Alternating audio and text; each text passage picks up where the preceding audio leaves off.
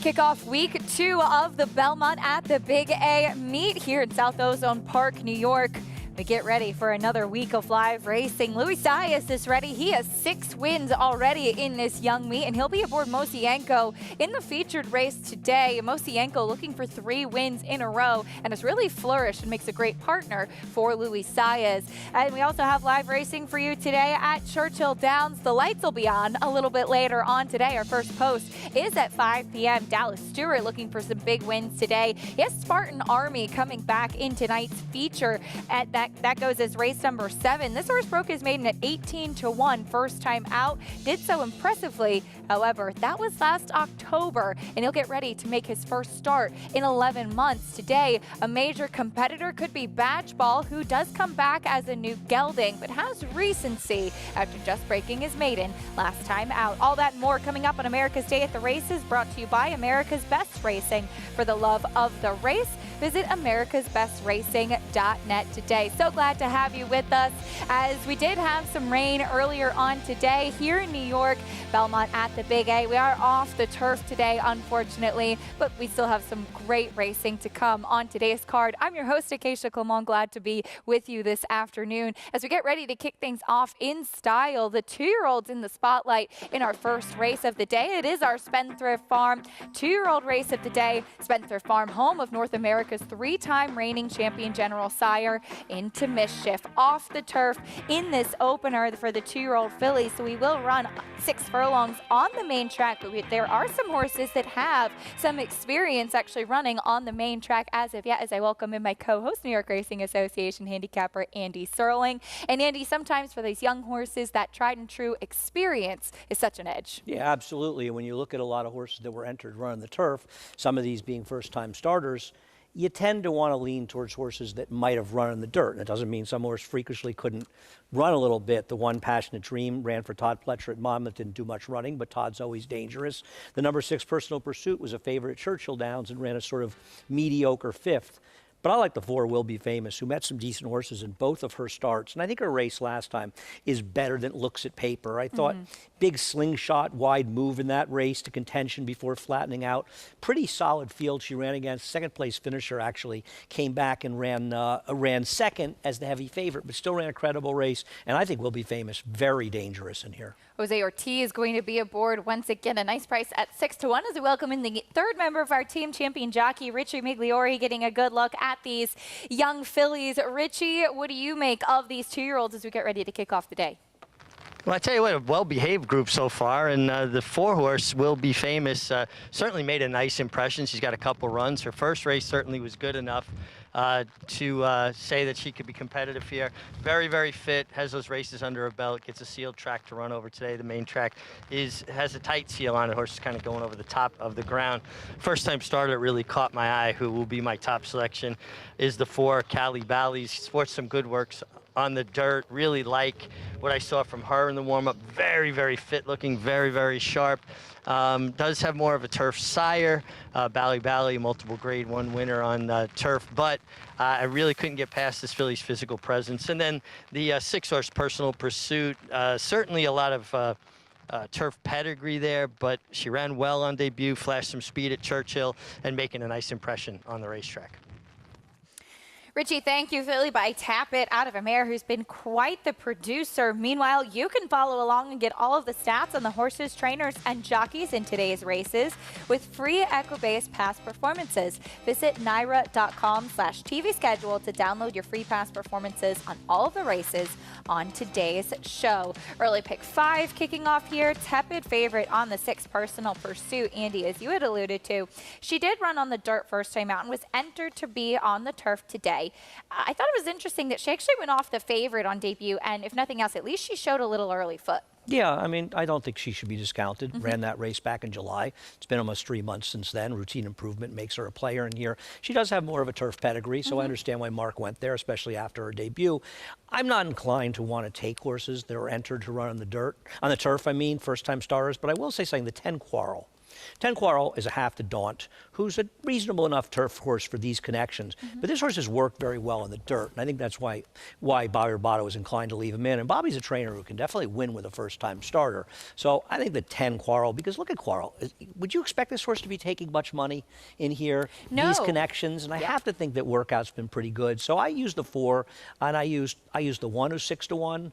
The 6, and I also use the 10. I'm going to let horses like the 5 beat me. The 8, who's more of seems like a turf horse, maybe they'll beat me. But in general, I want dirt types. And I think 5 to 1 and Will Be Famous is an extremely, extremely good price. A little bit surprised that she is such a big price, actually, as she had a really tough break last time too, kind of planted her feet and hit the gate pretty strong. Meanwhile, Passionate Dream, she broke from the rail on debut too, and while she wasn't, it didn't appear that she was asked very hard out of the gate.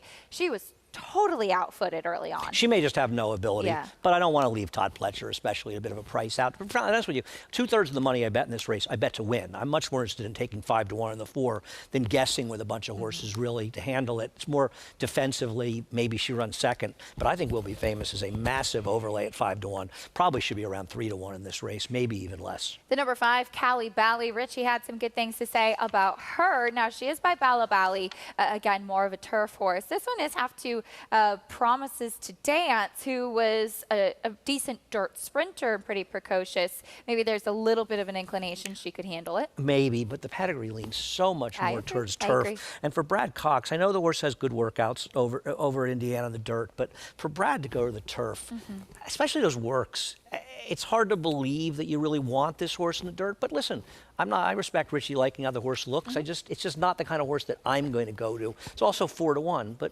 listen, Brad Cox wins a lot of races, but I just prefer, in general, to stay away from horses that run around the turf that have not shown they can run in the dirt. And I think Will Be Famous is a lot better than she shows in her dirt races. I think her running lines don't do a service to how well she's run in those races. We'll find out. 2-year-old filly by Will Take Charge Will Be Famous with Jose Ortiz now at 5 to 1. Tepid favorite of Personal Pursuit at 3 to 1. 2-year-old fillies in the spotlight. It's our Spencer Farm 2-year-old race of the day to kick off the afternoon. Belmont at the Big A. John and Brielle standing by with the rest of the load and call.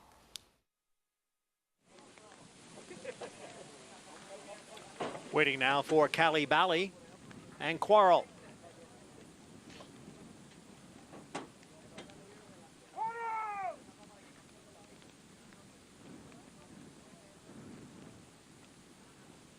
There in the gate.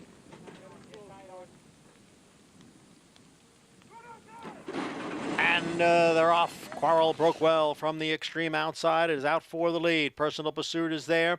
Will Be Famous down on the inside in between horses. Callie Bally. So it's 4 of them vying for the lead with Passionate Dream sitting behind in 5th. Night Saber is on the outside in 6th, followed by Tap It Up and a 4-way Stop. Callie Bally has come away with the lead now by a half length. On the outside is Personal Pursuit running in 2nd through a quarter over the good and sealed track in 23 seconds. Quarrel is now running in 3rd. Tap It Up has advanced into 4th as Will Be Famous drops back down at the rail. On the outside is Night Saber along with 4-way Stop. At the back of the pack is Passionate Dream. Up front, it is now Personal Pursuit, and on the outside it is Quarrel. Callie Bally has dropped out of it. Half mile and 47 and 4. The field is in the stretch. On the inside, Personal Pursuit, and on the outside, it is Quarrel as they come down for the 8th pole. Personal Pursuit has the lead with Quarrel on the outside. It's Personal Pursuit in front as they pass the 16th pole. Quarrel is 2nd. It's a huge break back to the rest of the field, and Personal Pursuit has won the opener. Quarrel was 2nd, and way back to finish 3rd was 4-way Stop. Personal Pursuit with Louis Saez in the opener, but you could see even on that gallop out, she was a little bit tough to handle there in the stretch, Andy. We did see her exchanging a few bumps with Quarrel as those two dueled down to the wire. Yeah, Saez came out a little bit. I'd have to see the head on. He's not a rider that you see doing a ton of herding out there. Looked like Quarrel, who was very well meant, was going to get the best of him, but I don't think anything major went on, but we'd have to see once again the head on.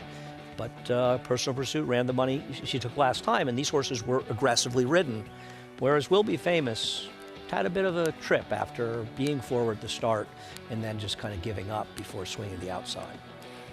It was 6-10, two horses that took quite a bit of money. Andy talked about Quarrel and how she looked intriguing given the fact that she was bet down to 7-2. She was second best in here, but we'll take a look at the head-on as, of course, these two way ahead of the rest of the field. It seemed from the original pan shot like the 6 did come out a little bit. What do you make of that? That was nothing. I mean, maybe the 10 came in a little bit, maybe the 6 came out a little bit. Yeah, I mean, on a track like this that's sealed, that seemed like inconsequential, but it was nice to appreciate the guy showing the head on. Absolutely, our team's so great back in the truck getting everything queued up for us, and we so appreciate that. But worth taking a look at, as well as it seems that the number 6, Personal Pursuit, she's still figuring things out. Still a young 2-year-old filly, 6'10", 8'9", still an official in the opener, Belmont at the Big A. We'll take a look at what else is still to come coming up on today's card. Today's races, as always, are presented by Claiborne Farm. Here's a look again. We are off the turf at Belmont at the Big A. Good main track we're dealing with right now. That featured allowance where Louis Saez and Mosienko will team up once again goes this race number 8. We also have races 1 through 8 at Churchill Downs, first post 5 p.m. today. Fast main track kicking off there, and that featured allowance goes as the 7th. You can join Naira Bets today and play all of the action on our program, plus a whole lot more while earning up to a $200 deposit match bonus. Sign up using promo code MATCH200 and you could earn up to a $200 deposit match right after your first deposit. Bet any track, anywhere, anytime. And join now at nairabets.com for your $200 deposit match. Race number 1 at Belmont at the Big A is in the books as we'll take a look at the feature coming up a little bit later on. Race number 8 goes as that featured allowance today, Andy, and it is on the main track, so you don't have to worry about the races coming off the turf for that feature going 6.5 furlongs. Taking a look at the field, Mosienko is 7-5 on the morning line, and this horse has really turned things around. She had a good second with Louis Saez in July at Saratoga, then back-to-back wins up at the Spa and doing it nicely. Can't say enough about the job that Dennis Laumann has done with this horse, who's owned by his daughter Stacy. She's been sensational. Did she turn around in Saratoga, and can she bring that form back to New York? That's really the biggest question, because she runs her last race. She's going to win this race. But how much do you trust her? Well, my experience with Dennis is when he gets horses going well, they continue to go well. So I expect her to be tough to beat. But listen, I'm not going to be surprised if Snicket or even Tuati get the job done in this race. They're coming out of efforts that are good enough if Mosienko doesn't run back to this race. I thought it was interesting. I spoke to Louis Saez back after that August win as he had ridden her aggressively back in July, setting the pace. And he said, I asked to have the opportunity to ride her back because I knew she wanted to be forward, but she doesn't want to set the pace. And he's really figured out the key to her. Meanwhile, he did see a couple of others in this race as Tuati and Byron Carroll will rematch as well. Back here to the opener, it has gone official. It was the number 6 with some dirt experience, Personal Pursuit for Mark Cassie's second-time starter. Getting the win, she was your tepid favorite, showing speed once again and pulling away over the number 10 Quarrel in our Spencer Farm 2-year-old race of the day. And I guess if you want to jump to conclusions, you look at that race and say, well, nobody made up any ground and the horses forward sort of extended. It wasn't off the turf 2-year-old maiden race, but I do think it's worth mentioning that nobody picked up any ground at all. In fact, they all seemed to lose ground. A long way back to the third-place finisher, 4-way stop. It was 6-10, 8-9 in the opener. Taking a look at the stretch once again, you can see these top 2 far away from the rest. Again, Personal Pursuit, she's still figuring things out a little bit. She seemed like she was keen going forward with Louis Saez as he picks up his 7th win of the meet, and he's standing by with Richie. Yeah, I'm here with Louis. Louis, you stayed pretty clean, not too much, no dirt on you, but she was a little bit green, huh? Looking around a little bit. Oh yeah, definitely. The plan with her was try to break and be in the clear. For a second, we thought to went to the lead, but she kind of get a little lost. So it was a good that we take a little hole and let Ilan take the lead, and we have a target. When we came to the top of the stretch, she kind of still a little green, but she keep going. So it was a pretty good race. Louis, the track's sealed pretty tight. How's it feel underneath you? It looks like it's in really good shape. It's really good, definitely. Yeah, it's nice. I don't see no water in the track. It's pretty tight and it's nice. It's pretty good. Louis, this was win 199 so far this year. So, I mean, just on the cusp of 200, and obviously it added those totals. Talk a little bit about the relationship between you and your agent, Kieran McLaughlin, and how well you guys have been doing for a while now. Oh wow, Mr. Kieran for me is like a blessing that I have. He's a pretty good guy, very nice person. Everybody love him, and we love him a lot. So we have a pretty good relationship. I'm so grateful to work with him. Louis, congratulations. Stay clean, and had a pretty good agent before, too, in Richard DePass, but continues on with another good agent in Kieran McLaughlin. Thank you so much. And all smiles, as always. So great to see such a positive attitude. We'll learn a little bit more about Louis Saez a little bit later on in the show. Richie, thank you. And Louis Saez, again, former terrific trainer as well, now turned great jockey agent, Kieran McLaughlin. Doesn't hurt to be Kieran and get Louis Saez as well. Absolutely. No disrespect to Kieran, who I'm very friendly with, but I think he would even say getting Louis Saez makes him look good. But Kieran has done a good job with a very good rider. They have teamed up to be pretty incredible together. Of course, to look back to last year with Essential Quality and that Belmont Stakes and Travers wins that they did get together. Louis Saez looking for another one with Shaolin in race number 2 here just the other day at Belmont at the Big A. He swept the early pick 3. Monshun, though, in the second race is currently your favorite at 7-5. We'll take a quick break, and when we come back, we'll take a look at the stakes action coming up this weekend. There's a look at Security Code looking to get back to the winner's circle. More on all of the stakes action coming up around the country after this on America's Day at the Races. Eclipse champion Blaine ranks among the nation's top sires at a fraction of the price. His recent top runners include these standout performers.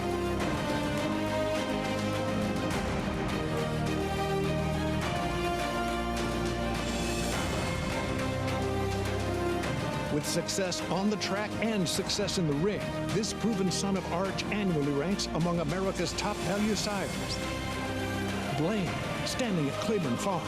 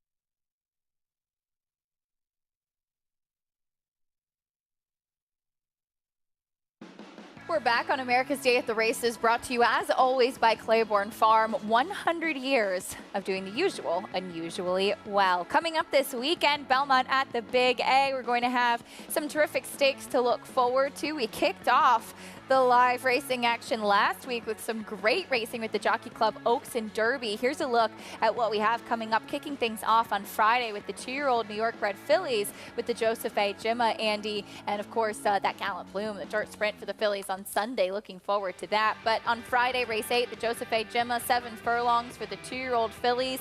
Taking a look at the field here, it'll be a fun one as we'll see who can take a step forward. Security Code broke her maiden last time out, just one of several nice runners for Phil Serpy, as we saw him have such a strong summer up at the spa. Boy, he did have a great summer up there, and obviously winning the Grade 1 spin away for him had to be the icing on the cake. And as huge a win as that was, he really had a terrific summer, and he was unlucky. There's a horse running, I think, is it tomorrow or Saturday on the turf that should have won. That would have won had it not been completely eliminated at the start. And Phil's horse is running very well.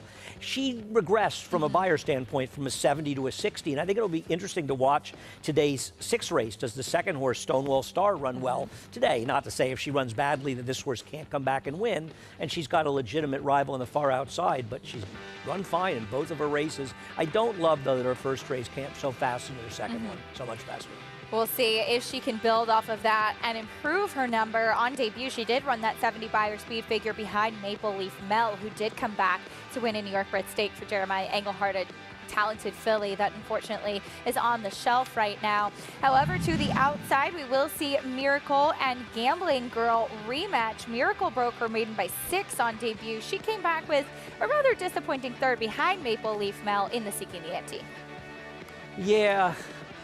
It was such a sloppy track. And the thing was, not just a sloppy track, it was really pouring early. And sometimes it's hard to judge if tracks are changing or not when you get that extreme rain. And she wasn't beating Mel anyway, but you have to give her a little bit of a pass. But we'll see. We'll see if she can run back to it. And, you know, if the horse that we just showed improves or runs back to her first race, Security Code, she's a major rival. I'm more inclined to like Miracle in this race, but I don't have a strong opinion. Great point about the track, and we'll see if Miracle can bounce back for that, as she was impressive on debut. Gambling Girl, the 2nd place finisher there, 3rd place finisher, I should say, came back to break her maiden by 10 in a slower race in her subsequent start. Taking a look at the Athenia, which will go on Saturday here at Belmont at the Big A. This is a race where I think everyone in this field is looking for that big win, so to speak, including California Queen, who is actually making her first start since October of last year when she finished 3rd in the UP Taylor. Yeah, she was cutting out ridiculously slow fractions in that race and still wasn't able to hold on. Less distance might be her friend in this race.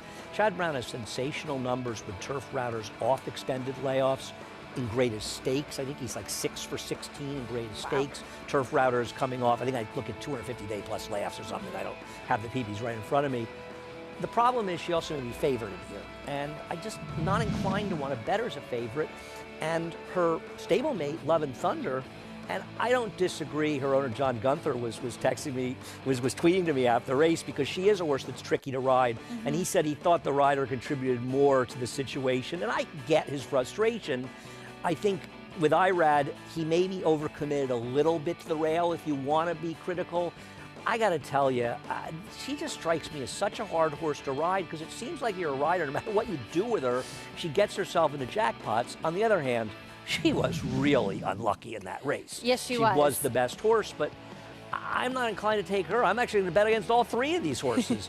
In a hurry, she won this race because the rider of Plum Ali was not in a hurry. Surprisingly. Plum Ali should have won this race. I would agree. And to be fair, Dylan Davis, who actually rode Plum Ali that day, was riding to instructions.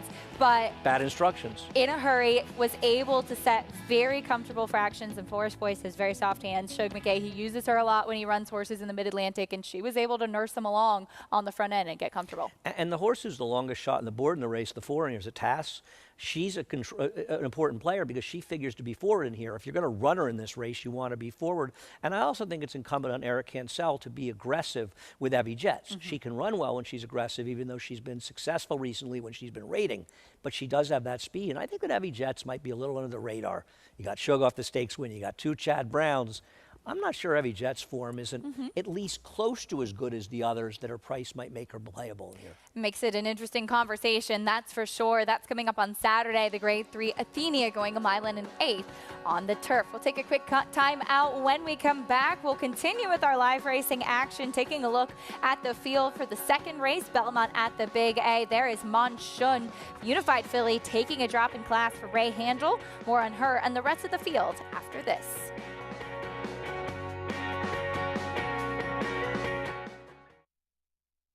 The sun shines bright on Caraconte. His first crops of racing age are showing brilliance on the racetrack with a high percentage of stakes winners. His versatility is evidenced by winners on all surfaces across the globe. And his offspring are lighting up the sales ring. With his biggest and best quality of books in the pipeline, the sun shines bright on this value sire. Caraconte, standing at Gainesway. Who you betting on? How about an app created specifically for horse racing? Naira Bets.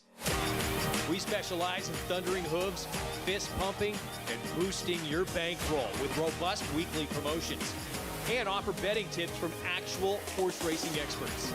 Bet all day and night, nationwide. Get the action and thrill of horse racing with Naira Bets. The momentum continues for War Dancer as Dancing Buck scores a decisive victory on the Saratoga turf. And it is the New York-bred Dancing Buck who wins it. And Elegant Dancer scores at Monmouth. It's War Dancer's Elegant Dancer, winning by 6 lengths. Interesting note on War Dancer I just got. He is the leading third crop sire for winners and earnings on turf. So he is certainly off to a blazing start at stud. Now with 34 wins in 2022 and over $4 million in progeny earnings, War Dancer is a sire on fire. RaceLens is the most in-depth product in horse racing with unique features found nowhere else. True odds, predictive analysis, and pace projection. RaceLens. It will change the way you follow horse racing and take your game to the next level.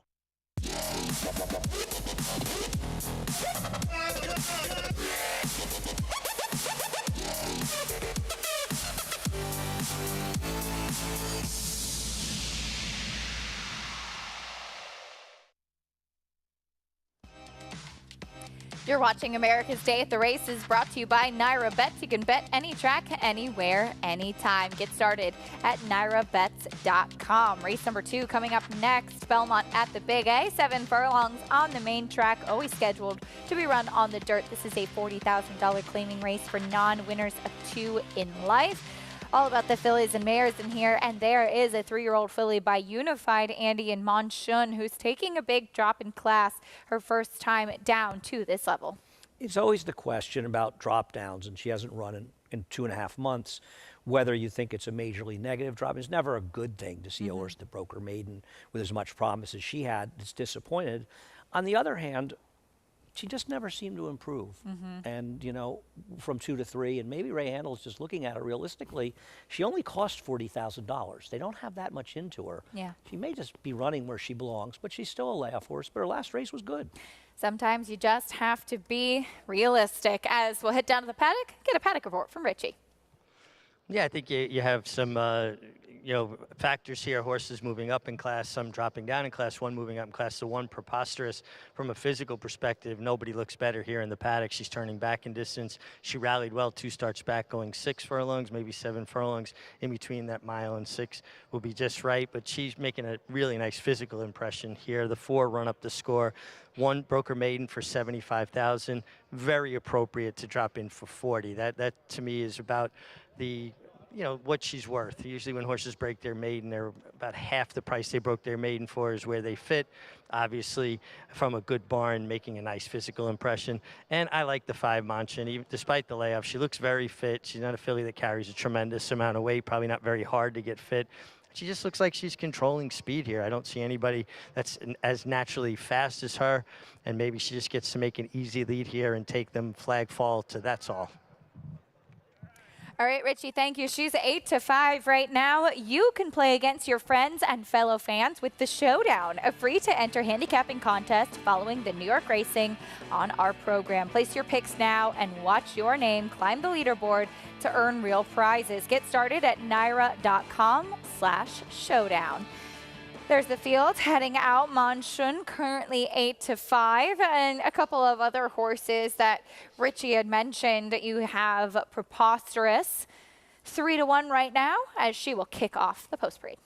Yeah, Preposterous comes out of a race where the winner is running back tomorrow, where the figure seemed a little bit high for some of the runners. I think it'll be interesting to see how she runs, but it's off a claim for Linda Rice, whose barn's been running fairly well recently. Here's Reigning Chick cutting back in distance. She has that one big figure in her second start in a stake, but she rode a gold rail that day. Here's the 3, Shaolin back to the dirt. Just doesn't seem good enough based on her races, too slow. Luis Saez looking for the early double. Manny Frankel will be aboard the 4, run up the score. Hard to know how much moisture, if any, there really is in the track with it sealed like this, and the amount of rain we got, I don't know. She appears to be better on a dry track. There's your favorite, Monshun. I don't see the drop down as massively negative and think she may be running where she belongs, but it's still a drop. And here's the 6, Belarus. Belarus is the one who comes out of that Preposterous race. I mean, this is one of the reasons I have a problem with the figure. Look at her numbers. Does she really have rated to run a 66? Now, maybe she improved for Rossi to pause off the maiden win, and she stepped forward. But given her prior record, it seemed to me, at least, like it could be a little on the high side. Damesenko, who won that race, did seem to be the big favorite in that spot and was dropping down. However, you do sometimes have to compare those races and see, does it really stack up as they move forward? Yeah, and I mean, it's hard to know. I mean, the figures are accurate, though I will say that talking to Andy Beyer quite a bit this summer, and he was up in Saratoga, this was the final week. And he made his heroic performance on Talking Horses. But yes, indeed. He was talking about the mile races, and he said he's just having a lot of trouble with them, and he said it's not a pace thing, it's just for some reason they had trouble, trying to make the right figs. And so I don't think they're always going to try to make the figures as accurate as they can. On the other hand, there are going to be numbers they're going to flag, and they're going to look at them and say, in retrospect, maybe this should have been higher, maybe it should have been lower. It's not a flaw that they change numbers. It's a flaw to not admit that a mistake was made and not change it, and in fact, they do that. We'll see. So I look a little at those mile numbers. They're doing the best they can. Sometimes they'll come a little fast, but listen, sometimes they look a little fast, and then they end up being accurate. We'll see. Monshun, meanwhile, there's your favorite, 9-5. She was one. We'll take a look actually at her debut. She won first time out in August of 2021 and then came back, and it looked like with that second in the Cicada, she could be one that would show something as a 3-year-old. I think your point is well taken, though, that maybe she just didn't take that step forward that you would have wanted after this debut. Right. It just feels like she was ready to roll first time out, and whatever happened. Also, don't forget she was out 7 months. Right. They are not 7 months because they're working the party circuit. And sometimes these horses will have issues. And I'm sure you've seen this, being as close as you are to the Clement barn. They'll have a 2-year-old, and the horse they'll think, or a maiden, an unraced horse, really love this horse. The horse got a little issue, going to come back. And by the time the horse comes back, they just can't run anymore, and vice versa. Sometimes they've got horses that don't show them anything, and then over time they start to come around. It works both ways. But I do think that a lot of times there just changes. You hear about workout horses. I'll hear a story. So-and-so's got this killer in his barn. I hear this in June. The horse debuts in October. And I'll see the trainer say, yeah, there was a time we thought this one was going to be really good. Also, to that point, with 2-year-olds, sometimes it's really a case of being able to strike while the iron is hot. Sure. If you have a one that's really precocious, ready to win early, like clearly Monshun was, and then maybe she had something behind the scenes, you sometimes end up kind of missing that window where you can really get the most out of them, and that often can be very early in their career when they're just a little bit further along than some of their foes. No, absolutely. Taking a look, meanwhile, at the number 4, run up the score. She took a few tries to break her maiden, and she did so last time out at Saratoga going the mile. She was able to wire the field that day and pull away for a maiden claiming $75,000, Andy, and now we'll try to make it 2 wins in a row. If they had let Acacia and I in a horse suit get in this race, I think we could have been somewhere in the superfecta. Yep. She wasn't beating much. No. But she cuts back a little bit. She's run respectively in her races. They're good connections. I'm not going to be surprised when she wins. She's the second choice. They're making Monchanavi favorite. I don't have a clever idea here. I thought the winner would be the 4 or 5. I understand that Preposterous, if you think she can run back to that race, you want to bet Linda Rice right now, and you could do worse than that. I could understand making case for her. I didn't particularly like Preposterous in here, though I have to admit I do love the name. It's a great name. It always makes me laugh. Preposterous, the number 1. For more on the rest of the field warming up, let's check in again with Richie. Thanks, Acacia. One of the horses that really caught my eye, just from a physical perspective, her warm-up was really, really good, was the 2-horse Reigning Chick. Man, did she make a nice impression. Left the pony with Irad Ortiz, really framed up beautifully, bowed her head, got into the bridle very nicely, and showed a great energy level. And maybe she'll appreciate getting the 7 furlongs. The only time she ran 7 furlongs was on debut. Broke her maiden against New York Breds that day impressively. She really caught my eye in a horse that wasn't on my radar, certainly put herself on my radar. The 5, even though she's a short price, is going to be my top selection, Munchin. Her best 2 races to me were her first start and then off a layoff in March in the Cicada, several months after breaking her maiden. So I'm not worried about, the time off. And I just think this is a realistic spot. When she broke her maiden, maybe she was just a little more precocious than what she was running with, and maybe she didn't improve, but seems like for 40,000 today, she's well meant here. And again, I think from a pace perspective, she just has an advantage. She should be able to make the lead pretty easily here and control things on the front end. All right, Richie, thank you. We'll see how this race does play out. 3-2 right now on your favorite as you get ready to kick off the early pick 4 here. And how about a shout out to our cameraman, Kyle Andy, who just came delivering a whole case of water to the set. Where would we be without him? Well, speak for yourself. I don't really like Kyle. Kyle is a great man. Kyle was actually living right by my mom this summer in Saratoga. I wouldn't have known that if he didn't walk by the porch when I was outside one dark day and I could hear his voice about a block half away. I actually think, Kyle, you've got a voice for radio, you got a face for radio, and you got a great voice. I think he means that as a compliment, Kyle. I'm not sure I did, but maybe. Not sure. Anyway, but we do appreciate the water trip. That was very nice. We would be lost without our great crew here behind the scenes that makes it possible to put on these shows every day. Just so much hard work going into it, and we really, really are very grateful. I'm interested to see how the pace plays out, because I tend to agree with, I think that the 5 is just faster than run up the score. One of the reasons Manny Franco has done as well as he has, and has done as well as he has for these connections especially, is that he's been aggressive. So I think he's going to look to come out running. Thank you, Kyle. And so we'll see. I agree, though. I think Munchin is naturally a faster horse. We'll see how they both play it. I do think they figure to be the 2 forward horses, and based on what we saw so far, and that was one race of a lot of horses that probably were running on the wrong surface, it might not be bad to be forward. A tough gauge off and off the turf 2-year-old race for sure, but something to just keep in the back of your mind as we move forward in this off the turf card. Of course, this is the Belmont at the Big A meet, but this Aqueduct racetrack over the years, that there are certain things that you've noticed when they do seal the track or we have a rainy day like this. Yeah, things have changed so much. I've been around a lot longer than you've been alive, and before we sealed tracks a lot in sloppy tracks, speed was always so dangerous in wet tracks. I'll say one thing around here, you see more fair track signs than it rained. There were days in Saratoga, there was a day, I think it was the 26th, where the Travers, where it was that sloppy day. And I thought the track was about as fair that day as any day we had the whole meet. And it's kind of impressive that they can get a wet track like that to play as fairly as it has. That's all you can ask, too, from a handicapping standpoint, is to have a fair racetrack to deal with. We'll see how this race number 2 plays out. Belmont at the Big A, Munchin, currently your favorite, still at 3-2 on that drop in class. Second choice with Run Up the Score, who did show speed last time out in a slow-paced race. They start to load in. Fillies and mares in the spotlight. Plenty more coming up. We've got a couple more 2-year-old races down the line as well in that 8th race allowance feature. And you and I will be on the desk together for quite a while for most of the Belmont at the Big A card. Well, given that I don't think we spent any time together since close to 3 months, since July at Belmont, it's nice to be back together. It is. When I'm back reporting up at Saratoga, I feel like I never see anybody else. I hear you guys all the time. It's amazing how little we see. The only time I ever talked to you this summer was when I'd stop by the winner's circle, sometimes when I wasn't on and you were. Race number 2, Belmont at the Big A. John Imbrial standing by with the call.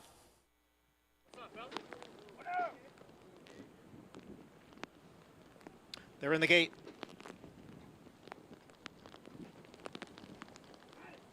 And they're off. Munchin breaks right on top and is quickly in front by a length and a half. Belarus on the outside in second. Run Up the Score is next in third. Then comes Shaolin in the blue blinkers racing in fourth. On the outside is Reigning Chick at the rail. Preposterous up the backstretch. Munchin leads here by almost 2 now, with Belarus in second. And then it's the duo of Run Up the Score and Shaolin. Those two are right together, third and fourth, and the quarter went in 23 and 4/5 seconds. And it is the favorite, Monshun, the leader here by 2. With Belarus in pursuit in second, the gray, Shaolin on the outside in third. Run Up the Score is down at the rail, then Reigning Chick and Preposterous, and now they're midway around the far turn. It is still Monshun who leads here by a length and a half. Belarus continues to chase in second, the half in 47 and 4, and now they're coming for the quarter pole, and it is Monshun, the leader by 3. Belarus is in second, farther back Shaolin, Run Up the Score down at the rail, Reigning Chick on the outside, and Preposterous.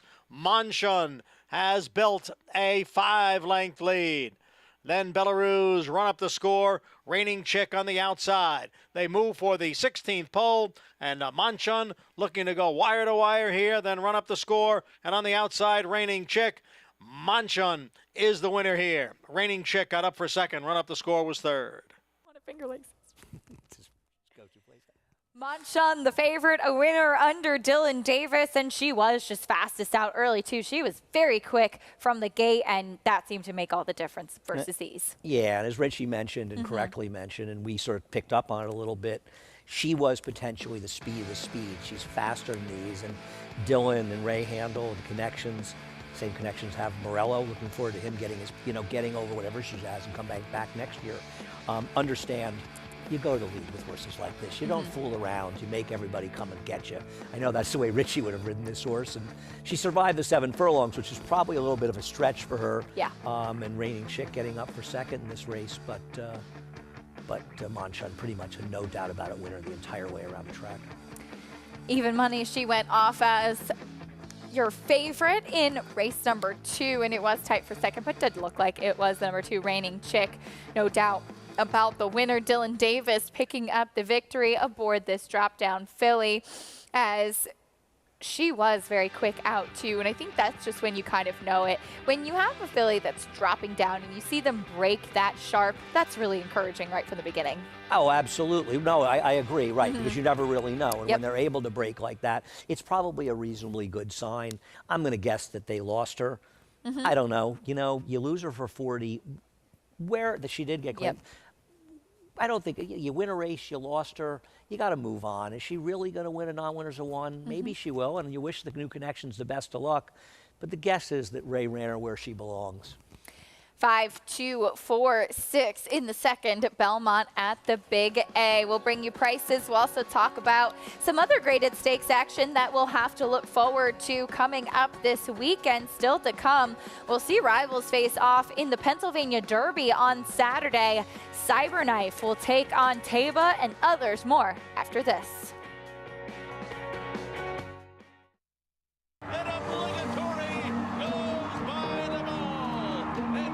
Here comes Malathon. Here comes Clariere on the outside. They're coming to the finish, and it's got to be Clariere. Nest, much the best. She won by better than 10 lengths.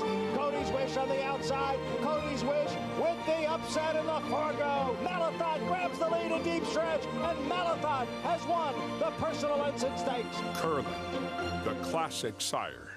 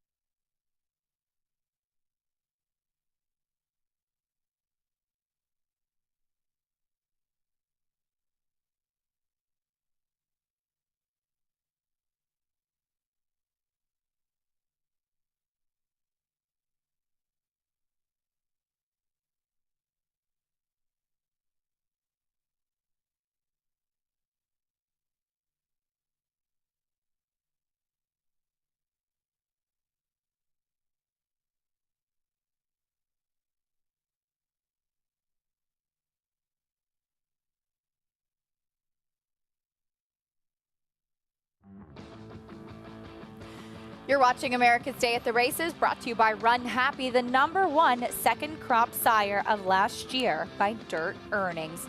Race number 2, Belmont at the Big A, is in the books. It was your favorite, the #5, Munshun, able to take them gate to wire and hold on under Dylan Davis.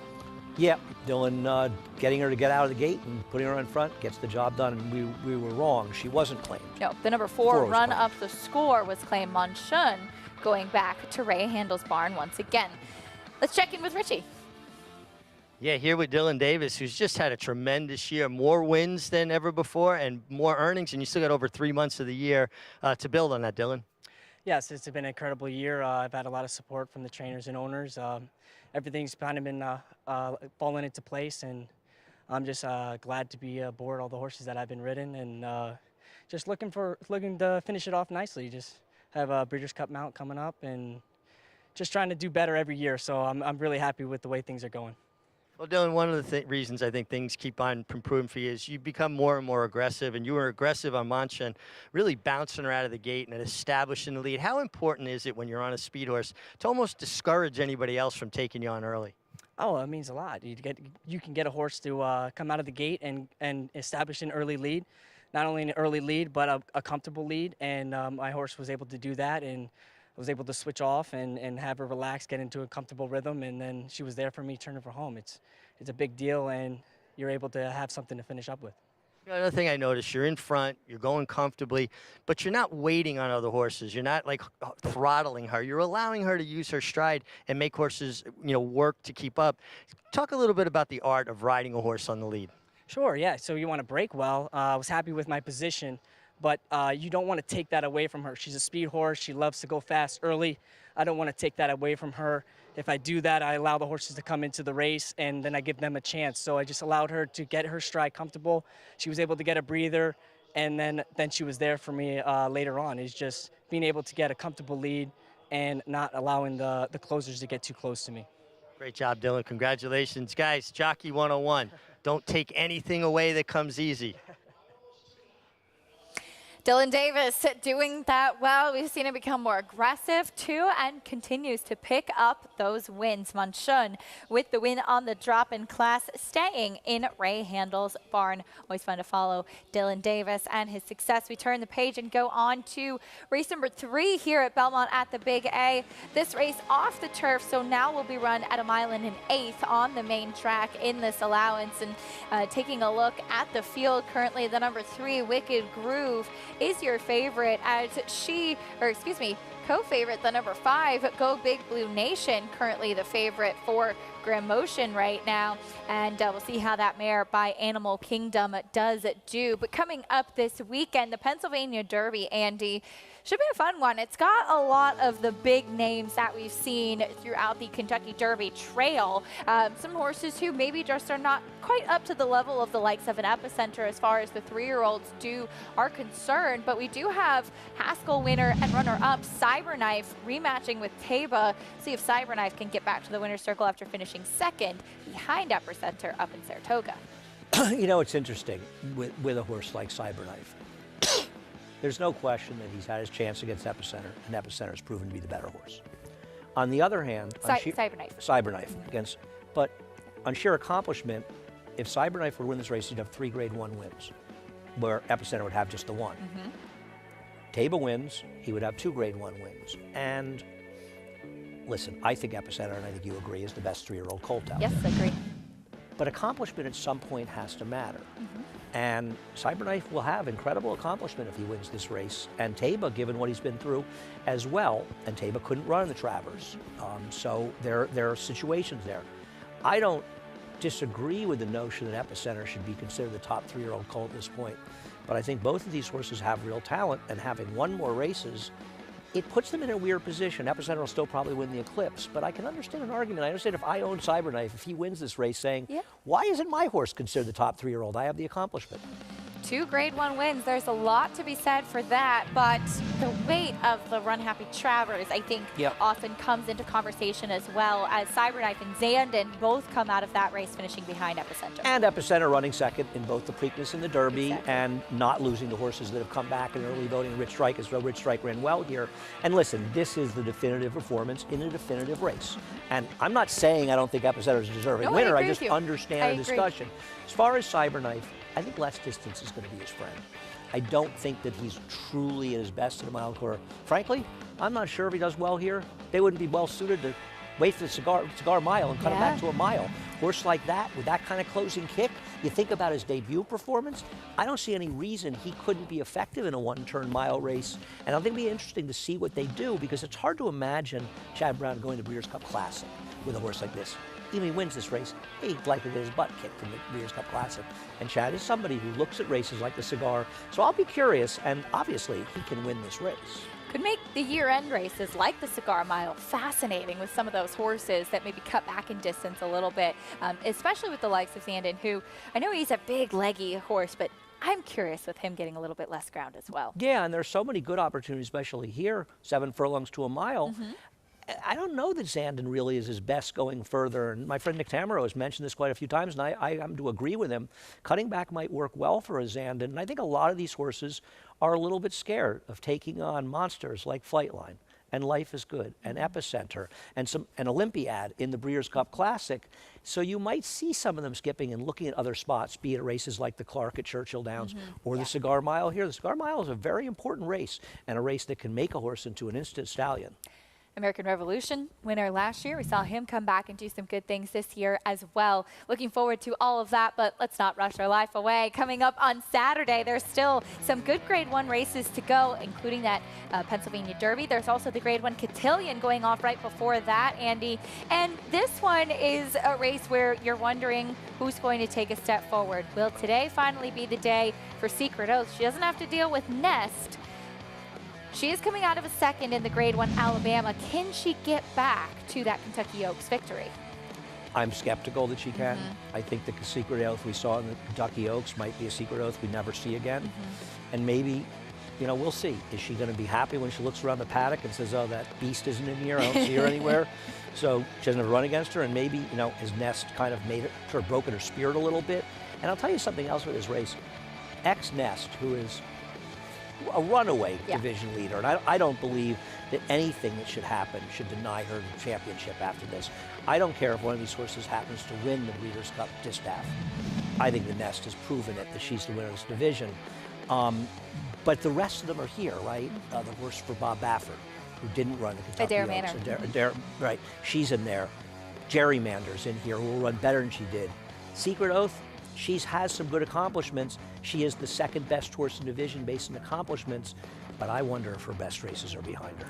You mentioned Adair Manor, filly by Uncle Mo, who we did see finishing second in the Black Eyed Susan behind Interstate Daydream. She was one that seemed to have quite a bit of promise at the start of the year, including that 13-length score back in February. Second in the Santa Anita Oaks and the Black Eyed Susan. That will be her first start since May. Yeah, and while she disappointed in Santa Anita Oaks, she ran very well that day. And I got to think that Bob Baffert's going to look to be aggressive with her. Now, Society on the outside is going to be aggressive as well, assuming she doesn't stumble like she did up in Saratoga in the CCA Oaks, and I doubt she will. I think she's dangerous. She's an absolute player in this race. This is a deep race. A lot of horses. It is. And frankly, it's really the horse on the rail, Green.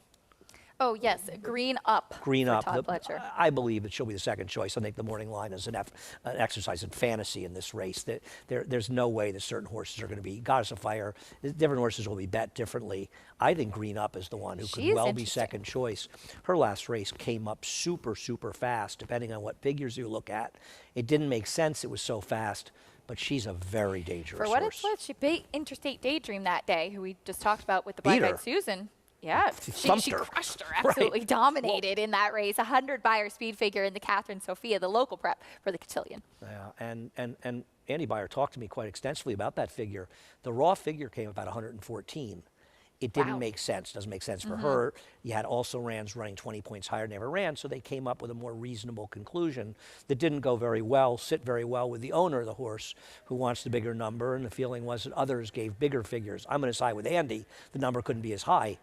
100's still a very high number. It's faster than Nest ran in winning the Alabama. Now, I don't think any of us believe she's better than Nest, but she ran a race that puts her in comparison to Nest. I don't think the 114, which would suggest that even on Nest's best day, she couldn't get within 5 lengths of her. That's not realistic, but she is a horse that's come alive at Parks.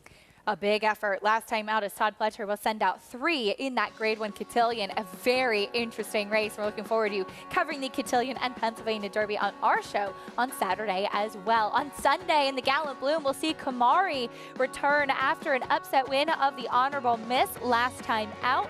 Can she make it 2 graded stakes wins in a row on the main track for Wesley Ward? More on her and the rest of the field after this.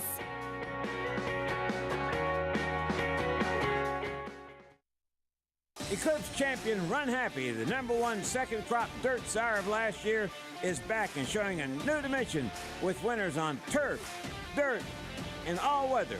Tabaline has really shouldered all the responsibility. What a deserved victory. Most impressive. Tabaline by 3 1/4. Somebody's Problem is on her way to winning the Prairie Meadows Debutante. Somebody's Problem by 2.5 3. Run Happy, price for value, and standing strong at Claiborne Farm.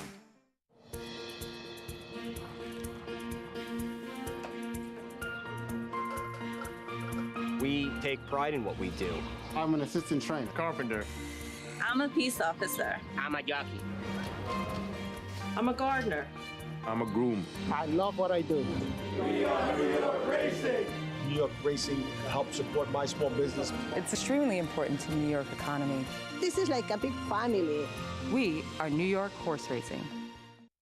Liam's Map, a 2-time Grade 1 winner with 6 consecutive triple-digit buyers, including a 114 to win the Breeders' Cup Dirt Mile. He's already taking the lead as a sire, with Grade 1 winners Basin, Wicked Whisper, Colonel Liam, and Juju's Map, plus multiple 6-figure yearling sales and 2-year-old sales up to $1.2 million. Proven on the track, proven in the sales ring. Liam's Map, only at Lane's End. Racetrack Television Network brings you every race, from every track, on every screen, every day. With monthly packages starting as low as $5, RTN gives you great value and access to more live HD streaming and race replays than anyone. Visit RTN.tv today to sign up and watch on almost any device, including Roku and Amazon Fire. RTN has packages that start at $5 per month.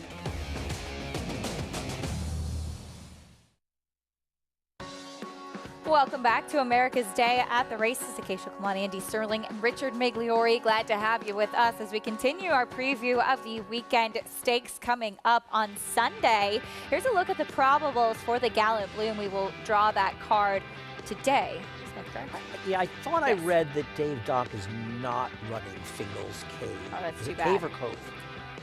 Could be. I'm not sure, but I thought I read that he wasn't running her. That Maybe would I'm make wrong. sense. Maybe I'm wrong. Kamari, meanwhile, she's obviously the big name with that big win that we saw in the Honorable Miss with her last time out. And she did get a good trip with this effort. But she's one that when she shows up, Andy, she's very, very talented. Yeah, this race came up very fast, a little surprisingly fast, to be honest with you.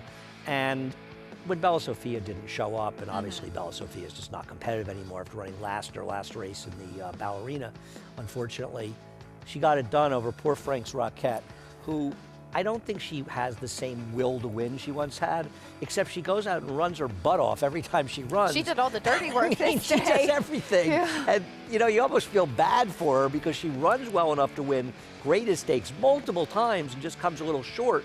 And she's not going to get the credit she deserves. It's a hard trier, but Kamari is already a Grade 1 winner. She runs, what, about three times a year for Wesley Ward? So you got to come out. You get a reason to come out the Big A. You get a rare glimpse of Kamari, but you won't get the price, though, you got out of the Honorable Miss. That's one drawback. That's for sure. She wasn't upset that day. Meanwhile, Lady Rocket for Brad Cox, taking a look at her in the Chicago. She does seem to kind of be the other now horse, so to speak. Yeah, until I see the PPs and can estimate how much speed is in the race, you got to be careful, because if she can get loose, she's very dangerous, as she was in Chicago.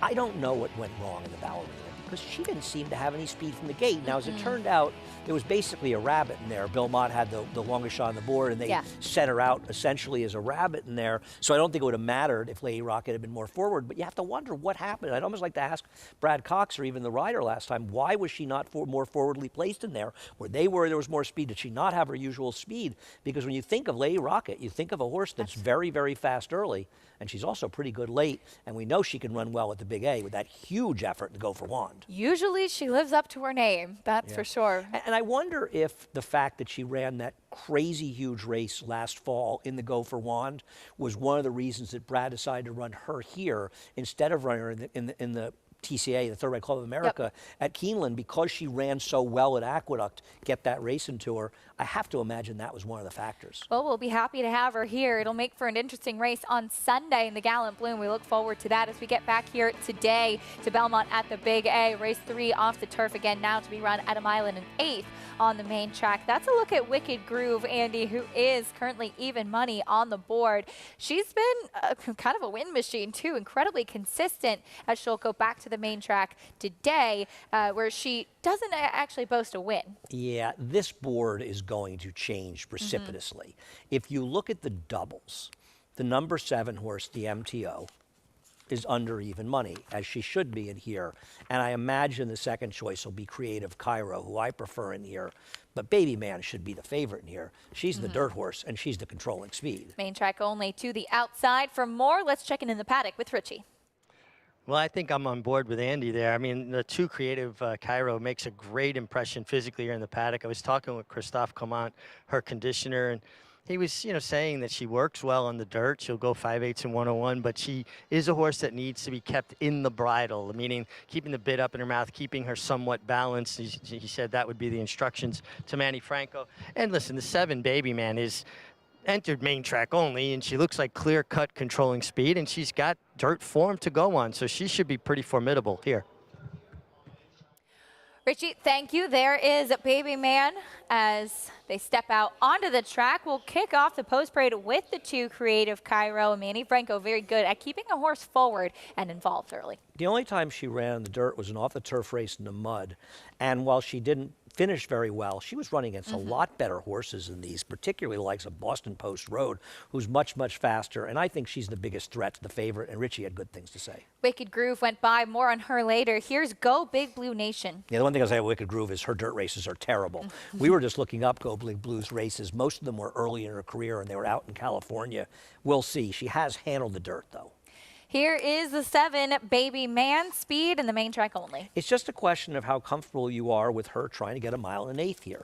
She is clearly the speed of these, and she's run okay races on the dirt before. But still, I'm a little skeptical of her getting the mile and an eighth here, but she may just be controlling. And if you like her, don't get excited. You're not getting 5-2. You're getting 4-5 or even money. Naira Bet Saturday contests are here. You can show off your handicapping skills in the $300 online live money contest on Saturdays, featuring racing from Belmont at the Big A. Win cash prizes and seats into next week's $300 contest. Always seems like so much fun. A great way to get involved. Registration ends at 5 p.m. on Friday. Visit naira.com/contest to learn more. There is the number 2 Creative Cairo. You mentioned her lone dirt start back in May. That was off of a layoff as well. And she was facing Boston Post Road, who's very talented. You could certainly think, too, that it was probably a bit shorter than she prefers. Yeah, no, I think that's reasonable to say, though she ran the way she ran. It was good to see she wasn't going that much farther. Yes. But I think in a race like this, in a 4-horse field, and that was a muddy sealed track, I know this is sealed, but it's not as wet. And I wonder if this is a track we're going to see them open it up as soon as we feel like any possible threat of rain's gone by, because it didn't seem like we got so much rain that it should be really wet. And I think the rain is pretty much stopping in a few minutes. So I won't be surprised if we open this track up. I'm curious to see how much moisture is actually in it. There is your current favorite, Wicked Groove. She comes off of a win last time out, and again, a really strong record, 6 for 16.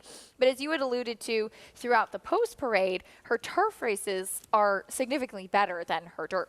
Her dirt races are atrocious. She should be the longest shot in the board in here. To me, she's far and away the least likely winner. And I think, unfortunately, people get themselves into trouble by betting horses based on their results, not looking at what surface they were on. She also ran well last time. She was fortunate. There were some tough trips in that race, and hers wasn't one of them. I'd be very surprised if she wins. To me, she's the least likely winner. I think if you're trying to beat the 7, you're doing it with a 2 or 5. And with that, the 7 Baby Man has gone over to 3-2 horses warming up on track. Let's check in again with Richie. Yeah, watching them warm up, not much of my impressions have changed from what I saw in the paddock. I really like the way the 2-horse looked in the paddock. I continue to like the way she looks warming up. I really taken with her. She's going to be my top selection, Creative Cairo. I know that she'll definitely get the 1 1/8. Her main rival, Baby Man, on the outside looks good too and should be loose on the lead in front. But I have questions about her staying the 1 1/8. And if she comes back a little bit, I think Creative Cairo could be the one that benefits the most, guys. All right, Richie, thank you. Baby Man, distance will be the question to the outside. And it's a smart move by trainers. Rudy Rodriguez taking advantage of entering a horse main track only, too. I think it's a move sometimes, Andy, that can get lost in the shuffle a little bit. And we see it in particular at Saratoga, but often throughout the year, and having the opportunity to have a dirt horse run against horses that are meant for the turf. Couldn't agree more. I think Rudy's very good at doing this. Linda Rice, somebody who looks to take advantage of that. And I think there are cases where their trainers don't do it as much as they should, because you can win an allowance race like this with a horse that's never going to be really competitive, especially in New York in that condition. But you get in there, you know, the purse is still the same. The purse for this race is $110,000. And I have to imagine there's some connections going, I got a non-winners of 1 that could have run in here that would be competitive with Baby Man. Yep. But I think you have to think about it in advance. And Rudy is somebody who's always thinking about it as much as any trainer here. Linda Rice, I would say, though, is the other one that's very, very much attuned to that. Very sharp, looking at the condition book and taking advantage of those spots. Here is the number 5, Go Big Blue Nation. As you mentioned, we had taken a look at her early dirt races. Started out going 4.5 furlongs as a 2-year-old on the dirt out in California, but did run fine going a mile on the main track, also out on the West Coast. And she improved a lot as a racehorse since then. Now she also improved as a turf horse, and she's primarily a turf horse, but I can understand why Graham Motion leave her in. She's handled the dirt. It's a huge purse race. 3rd is $11,000. And she's pretty much a cinch to get no worse than 3rd here. She's got a Speightstown Dam, Animal Kingdom. There is dirt pedigree on this horse, so I won't be surprised. Now, she's 7-2. She's an overlay. The board is skewed right now because for some reason, people continue to bet on Wicked Groove. I just don't understand it. Wicked Groove should be the longest shot in the board in this race. And this is where you find value in off-the-turf races because she's, I don't want to say she's a no-hoper, but she's a very unlikely winner. Her 1 dirt race was a $25,000 claiming race. She ran a 50 buyer. She ran an 80 buyer in her next 2 turf races. She's a turf horse, not a dirt horse. Do you think that this could be a little Irad Ortiz money in this spot? Maybe it is. And, you know, there probably isn't a huge amount in the pools right now, but you want to take advantage of those circumstances. Now, I haven't looked at exactas. I'm going to guess that in exactas, she's probably the longest shot on the board, as she should be. But the reality is the shortest exactas with the 7 on top should be 7-2 and then 7-5, in my opinion, at least. They probably are. There she is, Wicked Groove. She's very consistent, as mentioned, but taking a lot of attention for her races on turf and synthetic versus what she'll be running on today, which is the dirt. Baby Man, now your favorite to the outside. Okay, she's the second biggest exact. She's $7, and for $1, the 2 is 6, and the 5 is 8. So let's say you bet $2, right, and you get 6 or 8 if the bottom wins, or the bottom wins and the 3 isn't second. Yeah. So 6 and 8, roughly 7. So you're getting 5-2. If those prices hold up, you're effectively getting 5-2 on a 6-5 shot in a 4-horse field, and all you have to be right about is the 8 winning, obviously. But if you're betting this 7 to win, you're assuming I'm going to bet the horse to win, I'm going to lose, the horse loses. So let's assume the horse wins. Your bet is that the 2 or 5 will beat the 3, and you're turning a 6-5 shot based on the prices right now, and there's still a couple minutes to post. Right now, you're turning that horse into roughly a 5-2 shot. That is the very essence of value, and that's the way people can make money in this game, turning a 6-5 shot. Yeah. Because I'll put it this way, I don't love Baby Man, but if somebody said to me you can get 5-2 on the win pool, I would bet that. And I don't mind taking that. Now, obviously, it's an additional gamble. Your gamble is the 2 or 5 will beat the 3. I'm happy to gamble on that as well, and I think the value is there. all about finding value. And I think what you bring up as well is a great point about when you're betting, when you're handicapping, it's your own personal definition of value as well. It's going to be different for everybody, and it's the best way to move forward and gauge what you feel comfortable wagering on. Absolutely. There's some people look at a horse and say, I'm happy to take 2 to 1 on this horse. Sure. You or I might look at a horse and say, I wouldn't bet this horse under 4 to 1. It's hard to know unless you have an advanced computer model that gives you an idea. Sure. You're not going to really know their true percent chances of winning, and there are models out there that do that fairly accurately.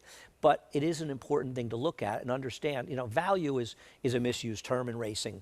This 10 to 1 shot's value. No, 10 to 1 is a long shot, if you want to call it that. It's not necessarily value. The horse should be 20 to 1. Sure. There might be an even money shot that should be 2 to 5. Maybe the 7 is value at 6 to 5. You know, I'm surprised she's this big a price. I actually thought she'd be 3 or 4 to 5 in here. It's up to you. You're right. It is and it isn't. The reality is there is an absolute. Out there somewhere, there is an absolute number that defines every horse's chances of winning. Yeah. And even with the takeout, there might be value somewhere along the way. But as a player, you have to decide what works for you. Such an interesting conversation to have, and so good to put to the test, in particular, on some of these off-the-turf cards as well. We'll see how this third race does play out, a 1 1/8 on the main track. And Baby Man take them every step of the way. We'll soon find out. Here's John and Brielle standing by with the call.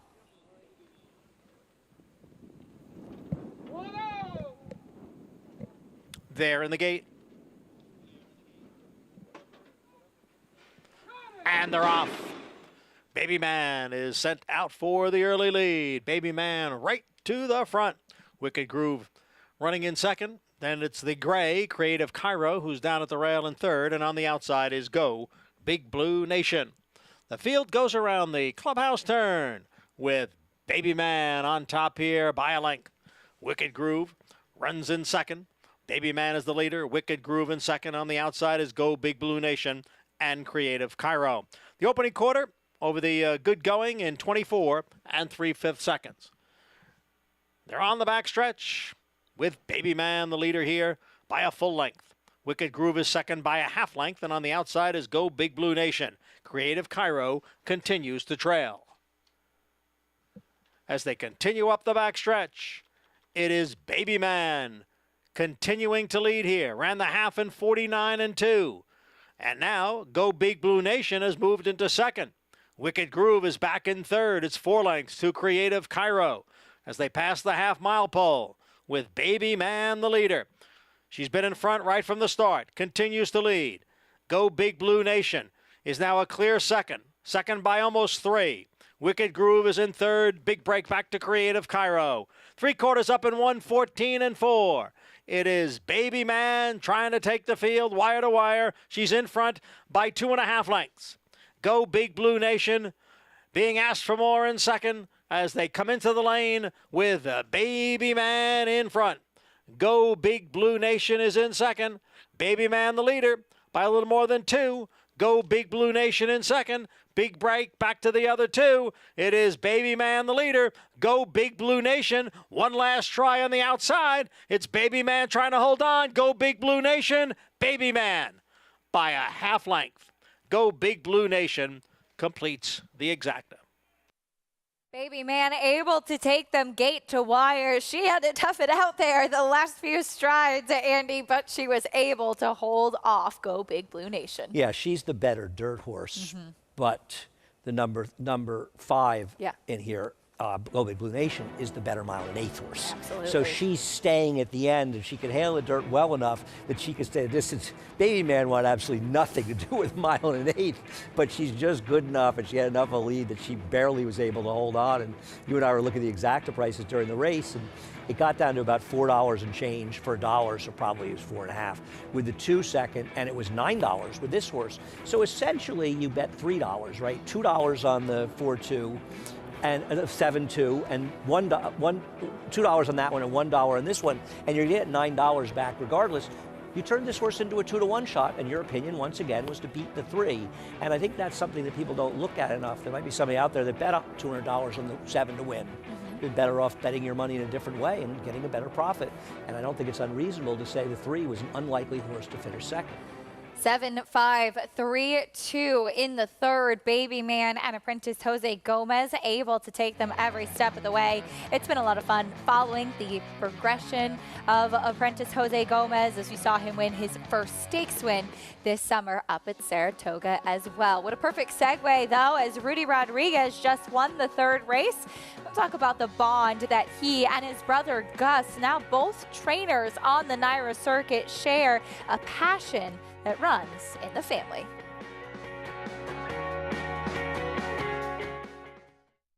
Catholic Boy. This dual surface star defeated a strong field in the Travers Stakes at Saratoga and became one of only 3 American 3-year-old colts in history to win Grade 1s on both dirt and turf, including the immortal Secretariat, a 6-time graded stakes winner from ages 2 to 4, and the fastest 3-year-old of his crop over 10 furlongs. One of the most accomplished sons of More Than Ready, he earned over $2 million on the track. Catholic Boy, standing at Claiborne Farm.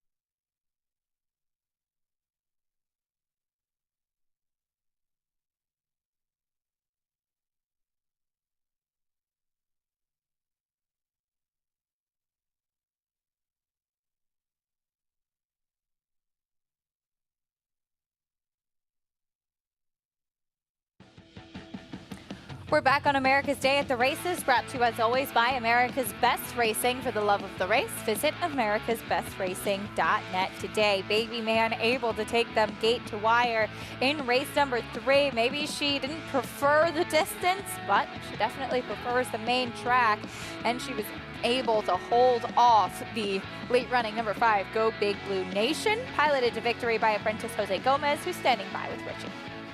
Thanks, Acacia. Jose, you got so comfortable on the lead with Baby Man. What's that feel like down the backstretch when your horse's ears are up, they're that settled, and you've got an easy lead? It's a good feeling, you know. That's the way she likes to run. So, you know, pretty simple playing, you know, short field. So it all came to. How much have you kind of learned how to feel how fast or slow you're going? Like, could you tell pretty much the pace you were setting? Yeah. You know, this just comes with time, you know, you start feeling it a little bit more. But, yeah, plus the seal track times today have been a little bit slower than normal. So, you know, we were comfortable.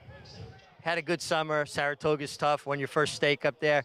How's it feel? Right now, you have to be the odds-on favorite to win the Eclipse Award as a champion apprentice. I know it's something that you really weren't thinking about, but is it something that now has kind of crept into your mind? Yeah, undeniably, yes. Shout out to my boy Barbosa. He's close to me, but you know, we're still trying. You know, keep learning, keep trying to ride, keep getting better. So we just try to keep going. And keep on smiling. A great job on the lead here, and I think Jose's been slugging it out with some of the heavy heads. I think that's got to carry a lot of weight, guys. It's been really fun following Jose Gomez on the circuit, Richie, and you can tell Richie's very proud of that young man too, and seeing how he's really held his own against the toughest riding colony in the country. I can understand why he's proud of him, watching him ride. I think we all are. You know, it's fun to watch apprentices here. There have been apprentices in the past that you've looked at and said, that person's going to make it, and they haven't. because it is a very tough switch. But then you saw guys like Irad. I remember Richie telling me the first time about Jose Ortiz. Yeah. When Richie saw him right out of town, he said, Irad's got a brother that might be better than he is. Yeah. Now, I don't say Jose's better than Irad, but he's certainly been a great jockey.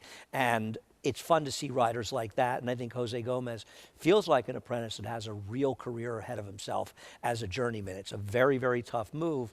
Guys like Richie who've done it and done it successfully, but there have been others that look terrific that just couldn't make the change. But Jose Gomez, smart young rider, good aggressive young rider.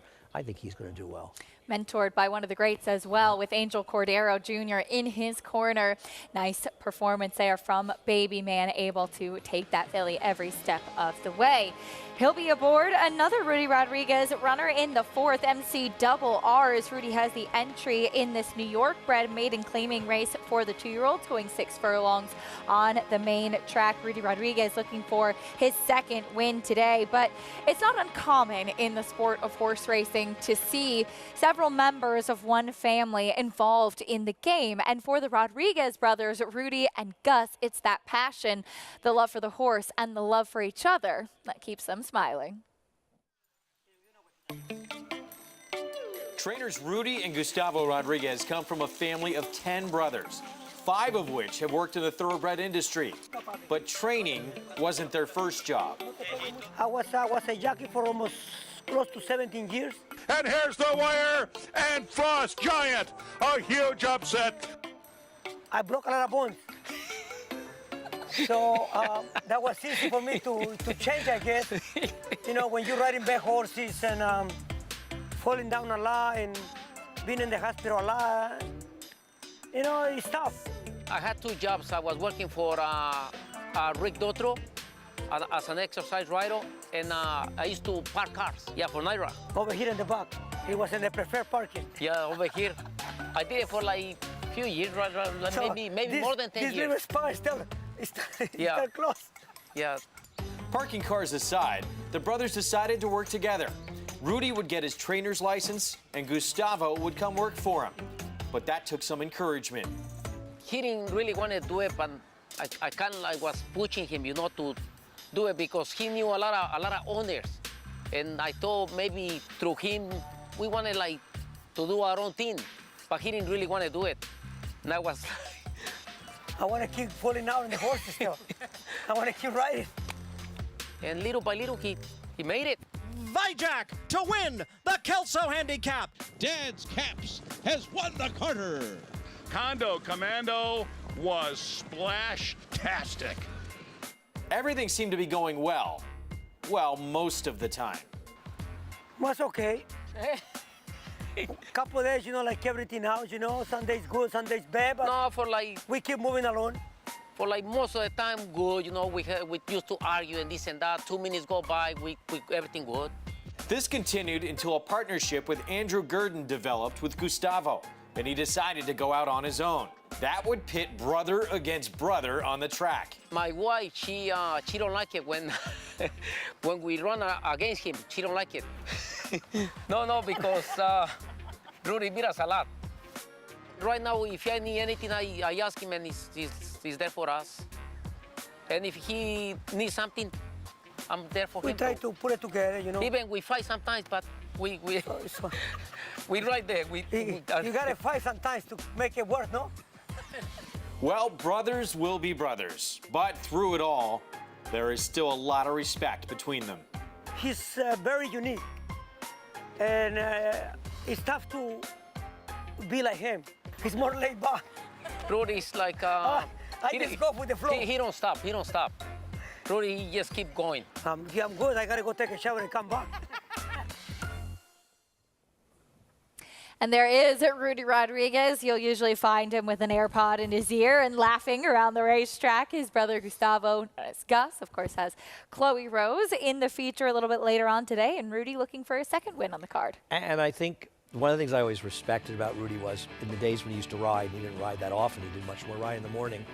You always saw Rudy hanging around the paddock area outside, hanging around with the fans and stuff, and Rudy's somebody that clearly loves the game.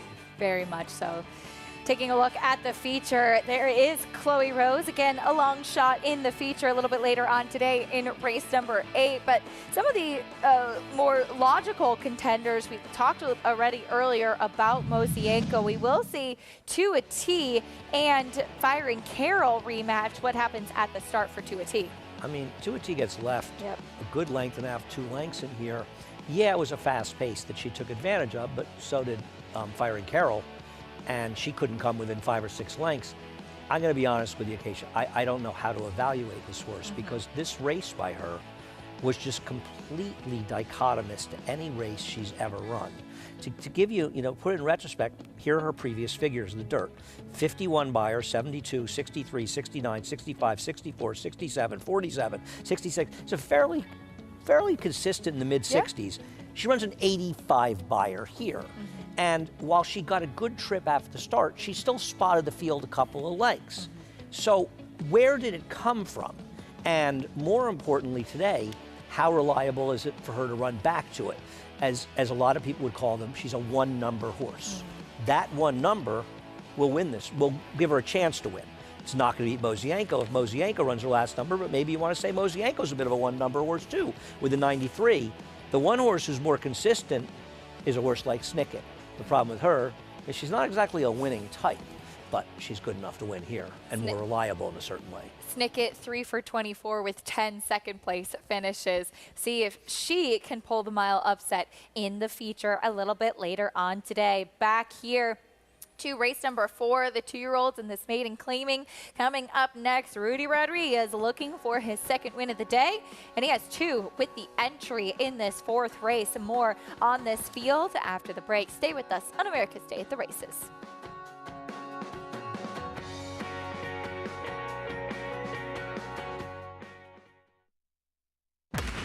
Oscar knows basketball. Oscar knows Kentucky fans are crazy. Oscar knows God is great. Life is Good now moves down to the inside, and they're coming for the finish. It is Life is Good still in front. Life is Good is the winner. Oscar knows life is good.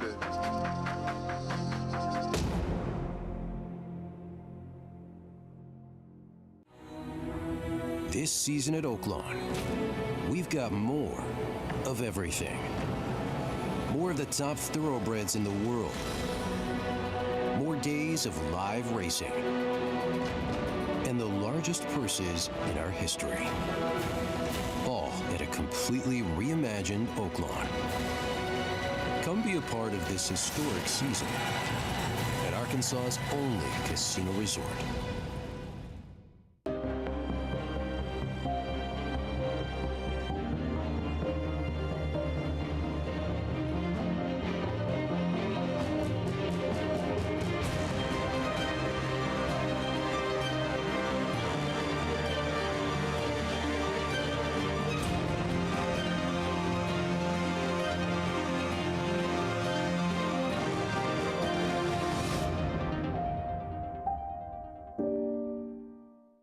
It's America's original sport, and no one covers it better than America'sBestRacing.net. From the sport to the lifestyle, the best races, horses, and destination venues, cocktails, gambling, fashion, and more. America'sBestRacing.net is a sport for you. Live it, love it, bet it.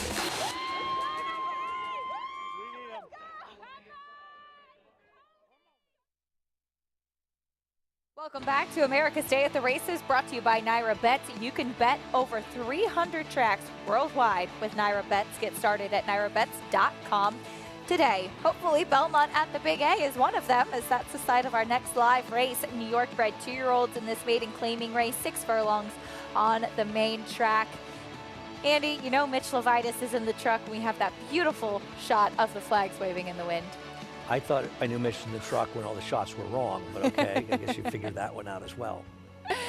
As we get ready for race number 4, the number 2 with no name is currently 2-1, as that one does take a drop in class. For more, though, on the rest of the field, we welcome in for the first time today Maggie Wolfendale joining us. And naturally, Maggie, it was a beautiful day yesterday with the sun shining when you and I were inside, and you're back out in the paddock today.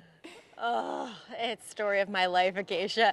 As we'll take a look at a horse not named with no name, whom I like in here. He looks fantastic. But taking a look at one of the Rudy Rodriguez trained parts of the entry, the plain one in here, Hot Rod Lincoln debuted on the turf and really did not do much running, to be fair. But taking a look at the pedigree, there is more dirt, and there's actually more long dirt. If you go back a generation, the dam actually have two horses that we should be familiar with around these parts, and Grump's Little Tots and Mischief Afoot. And this guy, speaking of foot, or his feet, he doesn't look like a turf horse in that department. And he's actually a nicely put together individual whom I didn't see first time out. Acacia, I know you probably did, but I like what I'm seeing from him here. He's fit, he's ready to go, he's well muscled, and I feel like he's going to be more effective on the main track here, though he's going to have to show that he can run at all. First and foremost. As we'll move on to some first-time starters, number 4, Saratoga Banker. This one sold for only $20,000 at the OBS April sale after working 10 and 3, so rightfully so, bringing that little amount of money. But he just did not wow me in that workout. Kind of carried his head high, never really lowered himself into stride. And while there's a frame there to be a decent horse, he's 9-2, so he is taking money. He just isn't molded into an athlete yet. He just looks soft. He does not look as though he's ready to fire first time out. So I would take the wait and see approach with this guy here, as we'll move on to a son of Mineshaft in number 7, Testadura, for Linda Rice. Now there's some precocity on the bottom side. The dam won her first start as a trio, albeit she was a Wesley Ward trainee. She's also great at stakes place at 2, and she developed into a decent dirt sprinter. She has not produced much, though. And if you go back a generation, again, the second dam A stakes winner at 2. I like the frame of this guy here.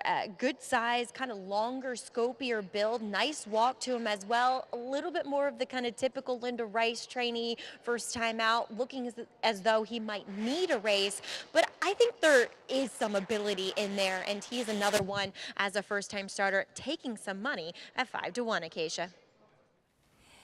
All right, Maggie, thank you. 6-1 on that cult by Mineshaft. The favorite continues to be the number 3 with no name on that drop in class. Want to remind everybody you can join Naira Bets today and play all the action on our program and more while earning up to a $200 deposit match bonus. Sign up with promo code MATCH200 and you could earn up to a $200 deposit match right after your first deposit. Bet any track, anywhere, anytime. Don't forget to join now at nairabets.com for your $200 deposit match. What do you make, Andy, of this drop-down runner for Mike Maker? The 2. I mean, this is not exactly the kind of horse I'm running to bet on, but on the other hand, I'm not going to be surprised when this horse is effective in here. There's really nobody that's run that's done much running. Now, that doesn't mean they're not going to improve. I'm taking a shot with the 3 Somama Beach, who ran at least on the pace last time and showed some ability there, whereas with no name, I mean, she improved a lot from her terrible debut in the slop. It's not really a sloppy track. It's a sealed, good track with not as much moisture, a very different track. Now, I'm not going to be surprised if she wins, but she's no great shakes, the favorite to me. And I thought Somama Beach, the kind of horse, could improve a lot in her second start. Testadura, Maggie was talking about, that's the one horse that kind of taking a little money that's sneaky. You don't think of Linda with winning with a lot of first-time starters. Yeah. And as I'm sure you looked up, not a lot of production from the dam, who only one of, I think, about 6 foals did any real running. But this is the kind of field where I don't know if pedigree is going to matter that much. What about the 1st or the 4 Saratoga Banker? And you have, this is a woman riding this horse, right? Yes, as Saratoga Banker will debut. I'm with Maggie, though. I did not like this sales workout. She went 10 and 3 at the OBS 2-year-old sale. It was awful. Yeah. I agree. It was a terrible work. Was not a fan on I that. agree. I wasn't impressed by that either. Yeah. On the other hand, let me ask a question. Are we used to looking at horses that end up in maiden special weight races? So maybe we look at these That's sales very true. and we have to say, well, this horse is running in a 40 that feels like these horses might be worth 20. So maybe I just have my sights set too high. And Madeline Rolland, I apologize for that. She's done very well at Monmouth. Indeed. We're happy to have her here. And, of course, Mike Deeney, based at Monmouth. He's had this horse at Monmouth coming in here. It does New make York sense, bred. given that he's a New York bred. Exactly.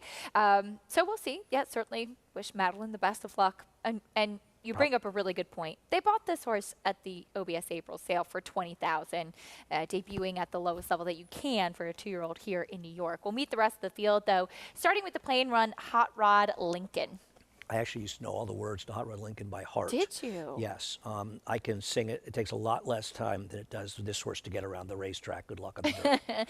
As Maggie mentioned, I was in the paddock on debut. Thought that he lacked some strength, so good to hear that he did get some good comments from Maggie in the paddock today. Here's MCRR. To be fair, the first race in the slop against Andiamo Ferenzi was fast enough to compete with these horses based on what we've seen, so probably the one that's getting bet here. Next will be the number 2, 9 to 5 now on With No Name. I don't understand how anybody could take a short price on anybody in this race.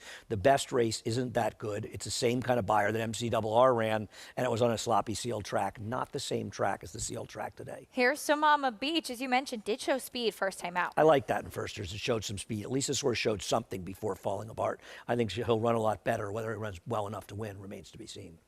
Also taking that drop in class. First time starter, Madeline Rolland aboard Saratoga Banker. Taking a little bit of money in this horse. I won't be surprised when he does some running here. There is the number 5, Destin Hoofman. I've been waiting for this name all day. I think it's hysterical. Yeah, it's a great name. It really is when you think of the sire Destin and then Hoofed, all that stuff. It's all good. On the other hand, not taking any money, though we've seen Rob Atras firsters outrun their odds. Here's another firster, Central Love. Not taking much money either, but for connections that you wouldn't expect to take much money. First time starters, we stick with that theme. Here is Testadora. There he is, coming along. The dam was good enough. I won't be surprised this one's a runner. Taking some nibbles. The doubles, I think, about $13 for $1. Next we go to scratch the 8. Here's another firster, Fast Study. This one actually has a little pedigree on the bottom side. Well, as a half to customer experience, a horse that started out with Klarovich, ran for other outfits and ran okay. The other two foals, though, were not much runners. The dam herself, I think her best buyer was 67. And Excalibrate, first time on the main track. Trying the dirt, hasn't done any running, really more of a turf pedigree on the dam side. We'll see, even though she's a flatter, we'll see if she can improve a lot. Fast Studies and Accelerate, have the Accelerates had much success? I don't feel like we've seen that many of them, though. I haven't seen many. I would say a modicum of success so far from the Accelerates, as he was a horse that he obviously had a lot of ability, but his best races we saw from him in his last year of racing too. Okay. You could take home your share of $10,000 when you bet Belmont at the Big A with Naira Bets. Hit the late pick 5 today, starting in race number 5, and you'll win a share of $10K. This bonus is available to new and existing players. All you have to do is opt in at nairabets.com.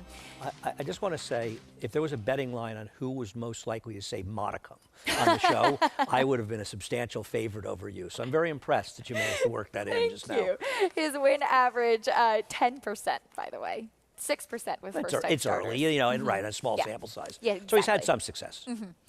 I've looked at a helicopter, I believe. Thank you, Mitch.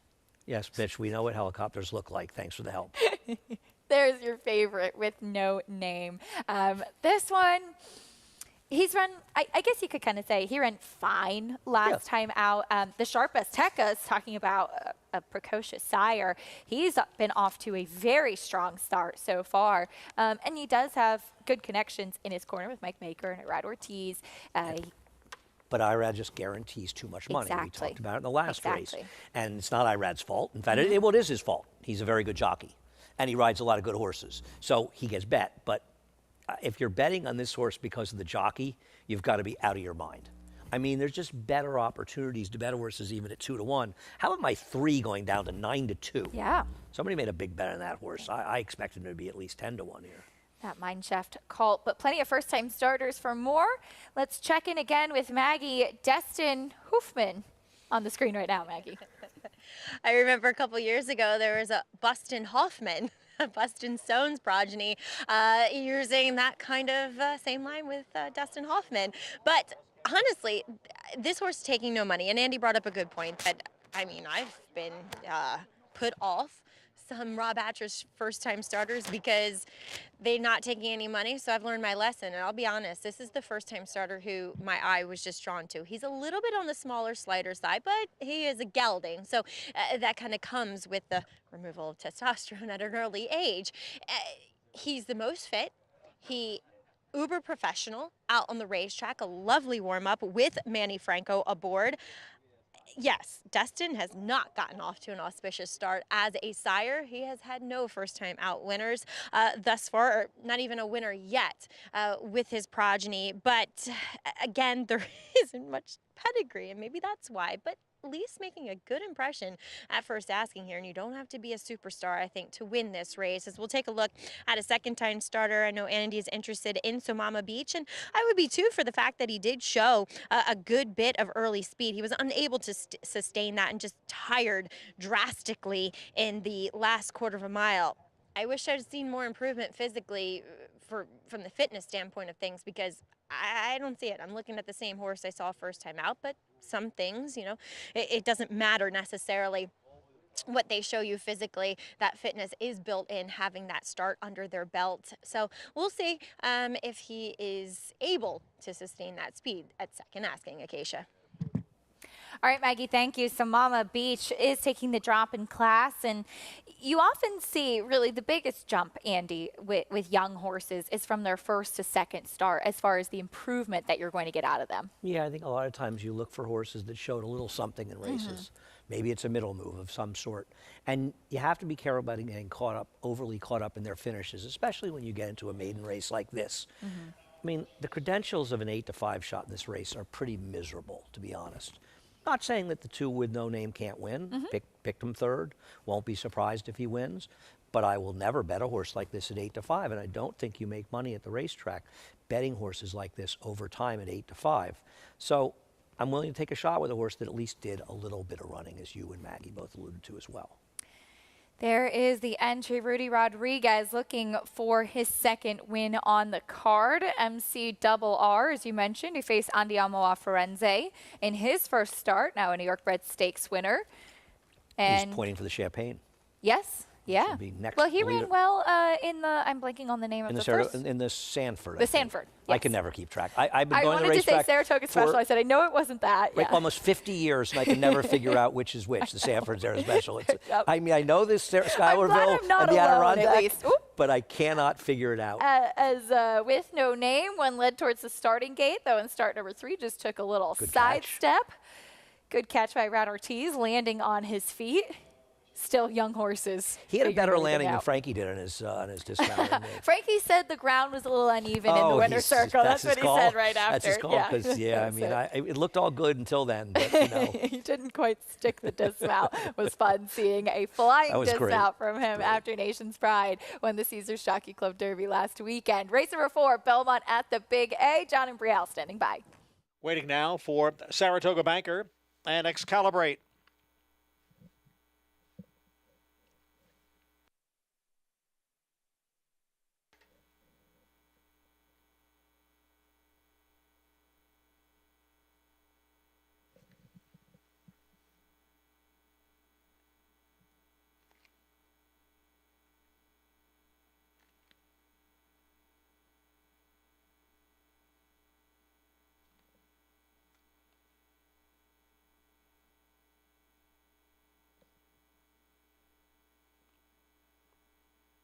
Saratoga Banker, once again, about to move into line. Waiting on Saratoga Banker and Excalibrate. Field of 10 two-year-old maidens sprinting at 6 furlongs. The main track remains good and sealed. Saratoga Banker has gone in. Excalibrate now moves up. And we are set for the start of the Pick 6.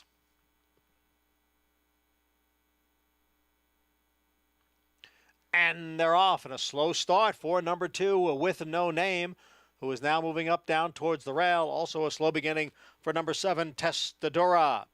Excalibrate and Somama Beach. Those two go out for the lead, and they quickly open up 3 lengths on MCRR, who's racing in third. Central Love is next in fourth. On the outside is Destin Hoofman, moving up from fifth. Hot Rod Lincoln is down at the rail in sixth. Break of 3 to Fast Study in seventh, followed by Testadora at the back of the pack with no name, along with Saratoga Banker, the quarter 23 and 2/5 seconds. So now moving up on the outside is MCRR to take over the lead. Destin Hoofman has moved up into second.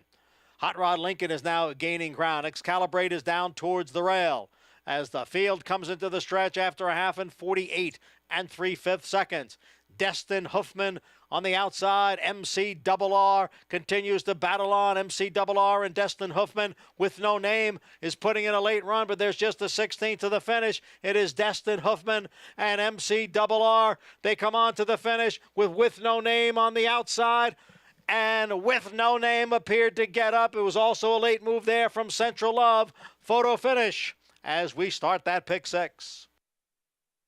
With no name, off slow, last early, and a flying move on the outside. Looked like he was able to get up in time. Well, he got the pace to run into in what was a pretty slow race. You got 9 to 5, you got the money here. But this was an odd race because Sonoma Beach went, but the long shot Excalibrate decided to go on a mission against that one. Pace got too heavy. When you look at the final time of 1:15.72, it shows you how quick 23:55 was the first quarter. Horses that made the moves at him, MCRR probably ran the best race, along with Destin Hoofman, that first-time starter, but the race just fell apart in the late stages, and the favorite with no name, was able to get up narrowly over Central Love, the long shot firster for Oscar Brera, whose horses have been running well lately. That one was 12 to 1, closing with your favorite. Looks like it was Irad Ortiz, and with no name. You can see how much dirt on his face. As we'll take a look at the start. You can see the number 2, and you even can hear it in John Embrial's call, just off slow. And to be fair, Andy, he hasn't shown any speed in his first 2 races, but he was pretty far back early on. Right, but the funny thing was, it wasn't one of those breaks where he broke a little slowly and dropped out of it. He actually got right back into it. Now you see Irad steadying him a little bit right there inside of the horse outside of him, but the reality is that the break didn't really matter because the pace came up so contested. And for these horses, the final time, relatively fast. Despite going 48.73, they came home in 1/100 slower than 27 seconds for the last quarter. Wow. So they were relatively moving up front for the quality of these horses, and that obviously worked in the favor of the first 2 finishers and against both the 1A and the 5, who ran well. And it's interesting with the 5, Maggie mentioned how she liked how the horse looked. But we also talked about how we've seen long shots from Rob Atras, first-time stars, run well. This horse was no exception. He doesn't get that first time out, but he actually does well with his first-time starters. And that horse finished 4th, Destin Hoofman, but he ran a very good race trying to get by MCRR when those two took over. It ended up being 2-6-1A-5 in the 4th at Belmont at the Big A. We'll bring you prices and more live racing after this. Stay with us on America's Day at the Races.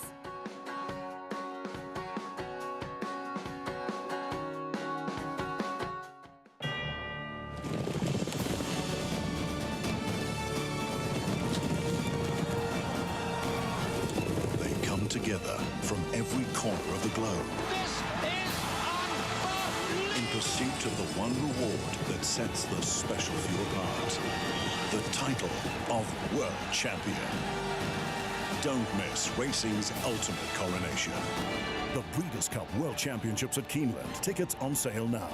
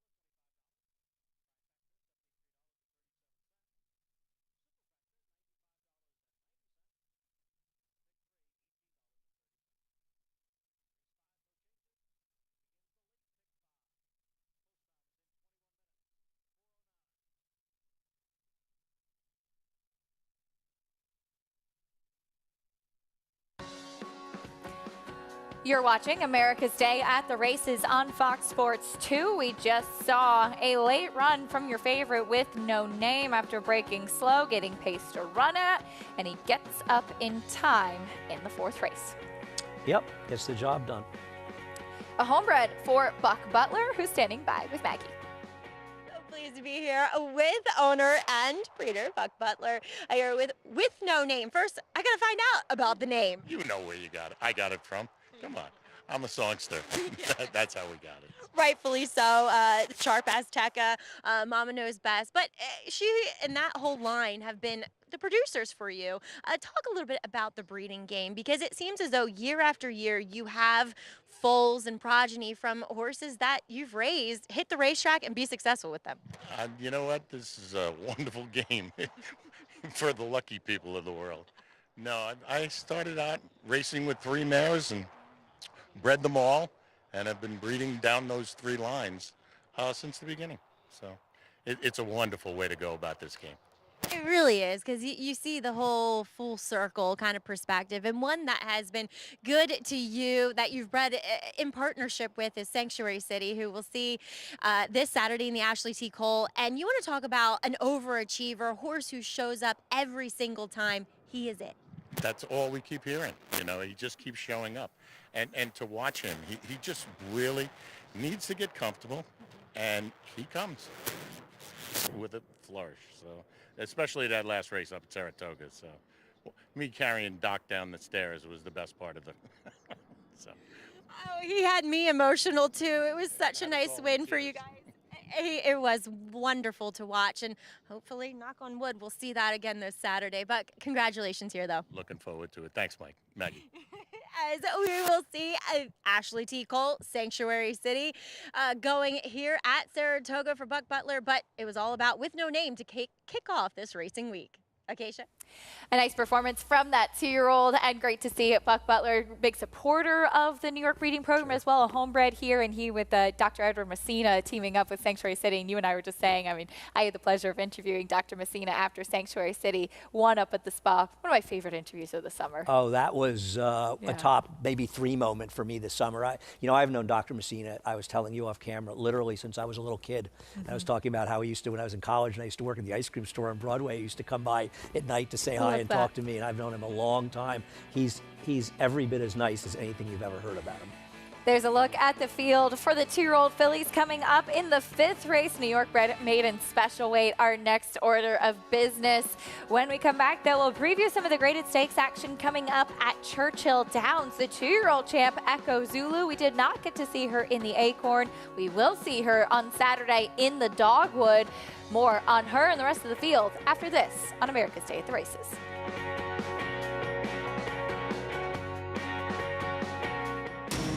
Every hair, every muscle, every contour, every pulse. In the juvenile, Essential Quality has won. in the Belmont, Essential Quality has won the Belmont Stakes.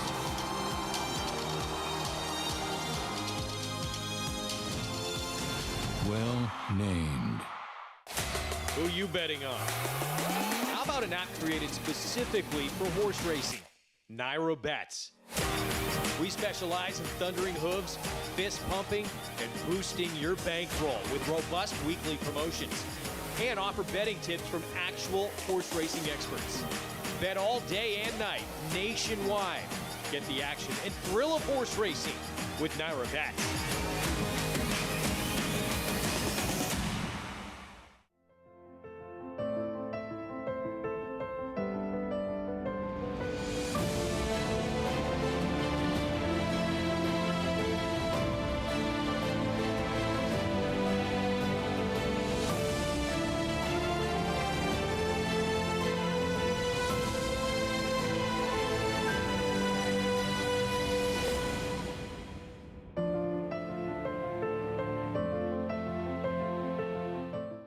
Racetrack Television Network brings you every race, from every track, on every screen, every day.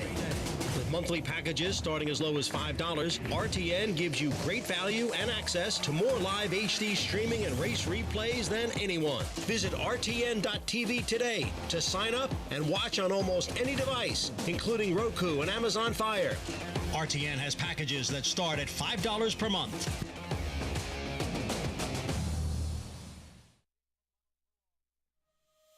Hi, Jim McInville here, and horse heaven is truly at Claiborne Farms in Paris, Kentucky. My horse, Run Happy, is in stall 1 at Claiborne Farms, and he's having the time of his life. Each of those horses on stall 1 are champion, North American champions in some division. So Run Happy certainly he was a champion sprinter after he won the Breeders' Cup Classic, and he's living up to the hype of stall 1 at Claiborne Farms so far. So we're very pleased, and we know he's going to make a really, really good sire one day. Now you've got Smile Happy, Happy Soul. You had Following Sea, which is great for Mac. I mean, you know, because he calls once a week. How's that Run Happy doing? And it's the best. When I see his phone number come up, I mean, I answer quick because it's going to be entertaining. You know, I think that was one of the reasons he got off to a semi-slow start was because people assume that they're going to be quick 2-year-olds just because he has so much speed. But really, that's not the case. You kind of have to let them come into their own. For the most part, big, strong horses, and they can run around a ground. You know, I think everybody expected because he was a sprinter there'd be 2-year-olds, and it didn't have to be that way. And when you see him, you know, he probably, you know, he's not really built like a sprinter. So you could see why he would be 2 turns. I think being a sprinter, people are expecting him to come out and be so very, very precocious and fast. And really, we've seen him excel really at longer distances. Smile Happy for one. You know, he won the Kentucky Jockey Club at 2, going 2 turns. But yeah, he's going to have a full book once again. And like I said, he's got a great group of 2-year-olds and a solid crop of yearlings. So the momentum should continue. Our program, as always, is brought to you by Run Happy, a sire whose progeny can carry his speed from all distances on all surfaces. Taking a look at what's coming up on Saturday at Churchill Downs, one of the features, the Grade 3 Dogwood. 4 stakes on tap on Saturday, but of course that Grade 3 dirt sprint for the fillies will be a highlight. And Echo Zulu, Andy, she is a filly who is absolutely sensational as a 2-year-old, undefeated champion, came back, made her first 3-year-old start, winning the Fairground Oaks. Unfortunately, a late scratch on track Belmont Stakes weekend in the Acorn. Does she have something to prove this weekend? Well, that's a great question. I mean, I don't know. She's the 2-year-old champion, so she's kind of already proven it. But I think what she hasn't shown conclusively is how much, if at all, she's improved from 2 to 3. Right. Now, this was not a terrific effort, but it was her first time around, the second time around 2 turns. She was able to control so easily in the Breeders' Cup. But her Kentucky Oaks, which she lost, might be the best race she ever ran because she was involved in a fast pace and she was fighting to the finish. And I think she showed her determination there, but now we haven't seen her since she was scratched on Belmont Day, and she hasn't run a race in 5 months or close to 5 months. And I think she may have a real rival for Cherie DeVoe, who had kind of missed time when Tarabi took her on in the Breeders' Cup last year. But it's good to see her back, and there's no chance she'd be coming back if she wasn't doing well. So I think she'll run well, but whether or not she wins, well, that's up probably the other horses, how well they can run. Tarabi second in the Grade 1 Spinaway behind Echo Zulu back as a 2-year-old, and did win the Wilton, the first race out of the Wilson shoot, the first weekend of Saratoga. Unfortunately, Tarabi. The Wilton and the Wilson. Exactly. Say that 10 Keep times that fast. straight. She doesn't run that often, Tarabi. Meanwhile, a filly who showed a lot of promise at the start of her career, and it seems like has really kind of got back on track with 3 straight victories, including the Grade 2 Prioress. Here's Wicked Halo. And a very good ride by Tyler Gaffalione. Now, this race ended up coming apart, but I also think the reason you had to be more forward with her was whether you liked the horse or not, the favorite was the horse in the lead in the pink cap and those dub silks. Now, she didn't end up running well, but you can't assume that before the race. She's the favorite and the one you have to keep an eye on. I wonder with Wicked Halo, is she really a horse that gets better with a little more distance? I think she might be very good around 6 to 6.5. I mean, I'm not saying she can't win this race. I don't want to split hairs too much, but I don't think she gets better with added distance. A filly by Gunrunner, as Actually, there are a couple gun runners in here. They're Echo everywhere. Zulu as well. They're everywhere, even gunning Mostly winning. as well. They just seem to be running and winning everywhere. You're absolutely right. Steve Asmussen and Winchell Thoroughbred certainly have a strong hold on that dogwood with those 2 chances. One of my favorite moments this summer, I had liked Wicked Halo in the prior race, and I saw Steve Asmussen after the race in the winner's circle, and I said to him, did you feel like the 6 furlongs was better for her? So did you intentionally skip the test, or was there some issue? And Steve said, skip? I don't skip races. No. And I laughed. It was funny. And he's right. One thing about Steve Asmussen, he runs. If it's a $5,000 claiming race or a grade 1, Steve Asmussen will be in the entry box if he can, absolutely, as that'll be fun for that big race coming up this weekend. Back here to Belmont at Big A, at Belmont at the Big A. The race number 5 is coming up next. There's a look at Silver Skillet, who is one who finished 4th on debut behind Miracle, who will see try the Joseph A. Jimma this weekend. She's co-favorite now with Stonewall Star, who finished behind Security Code, also in the Jimma. I thought Silver Skillet ran fine in that race. She had a little bit of trouble in there, and overall, I thought her effort was decent. It's interesting. She was basically the same price as Disruption. Now, Disruption, the 4, was more forwardly placed, but she had no run at the end. Silver Skillet ran better. I think she and Stonewall Star probably the 2 horses to beat. As we see the 1A Pebble Lane, she is feeling fresh out down there in the paddock as well. We'll get a paddock report from Maggie Wolfendale in a moment. Or excuse me, we will not. We'll hear from her trackside as we're going to take a quick pause. Welcome in our regional networks. Stay with us for a lot more 2-year-olds coming up on America's Day at the Races.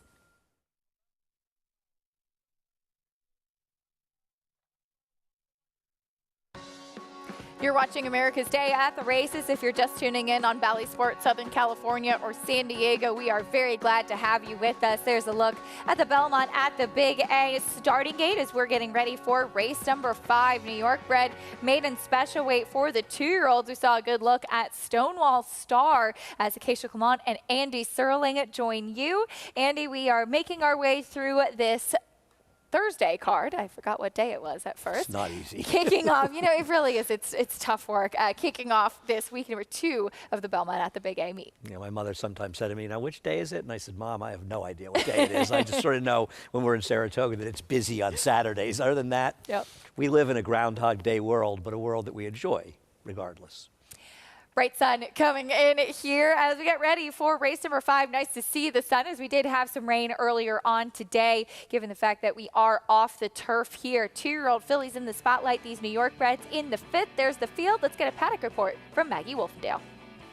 Well, you guys were talking about Silver Skillet coming out of that Miracle race. Another horse that participated in that event is number 4 in here. That's Disruption, as she's making her second start here as well. And I actually preferred her. I think I picked her that day, and she just didn't run very well. As she looked like one, though, that had to be hustled the entire way, or at least not had to be, just was hustled. And I'm wondering if she's a filly that, well, A, will show a bit more natural speed, but that also doesn't really want to be hustled, doesn't really want to be rushed off her feet, because she has this big, kind of elegant, loping type of walk, and she presents herself as a very laid-back type of individual. It's not like, you know, she's a sharp type. So I'm wondering if we'll see maybe, and I shouldn't say that we're going to see her from well off of it, as Pebble Lane continues to act up pretty badly here in the paddock.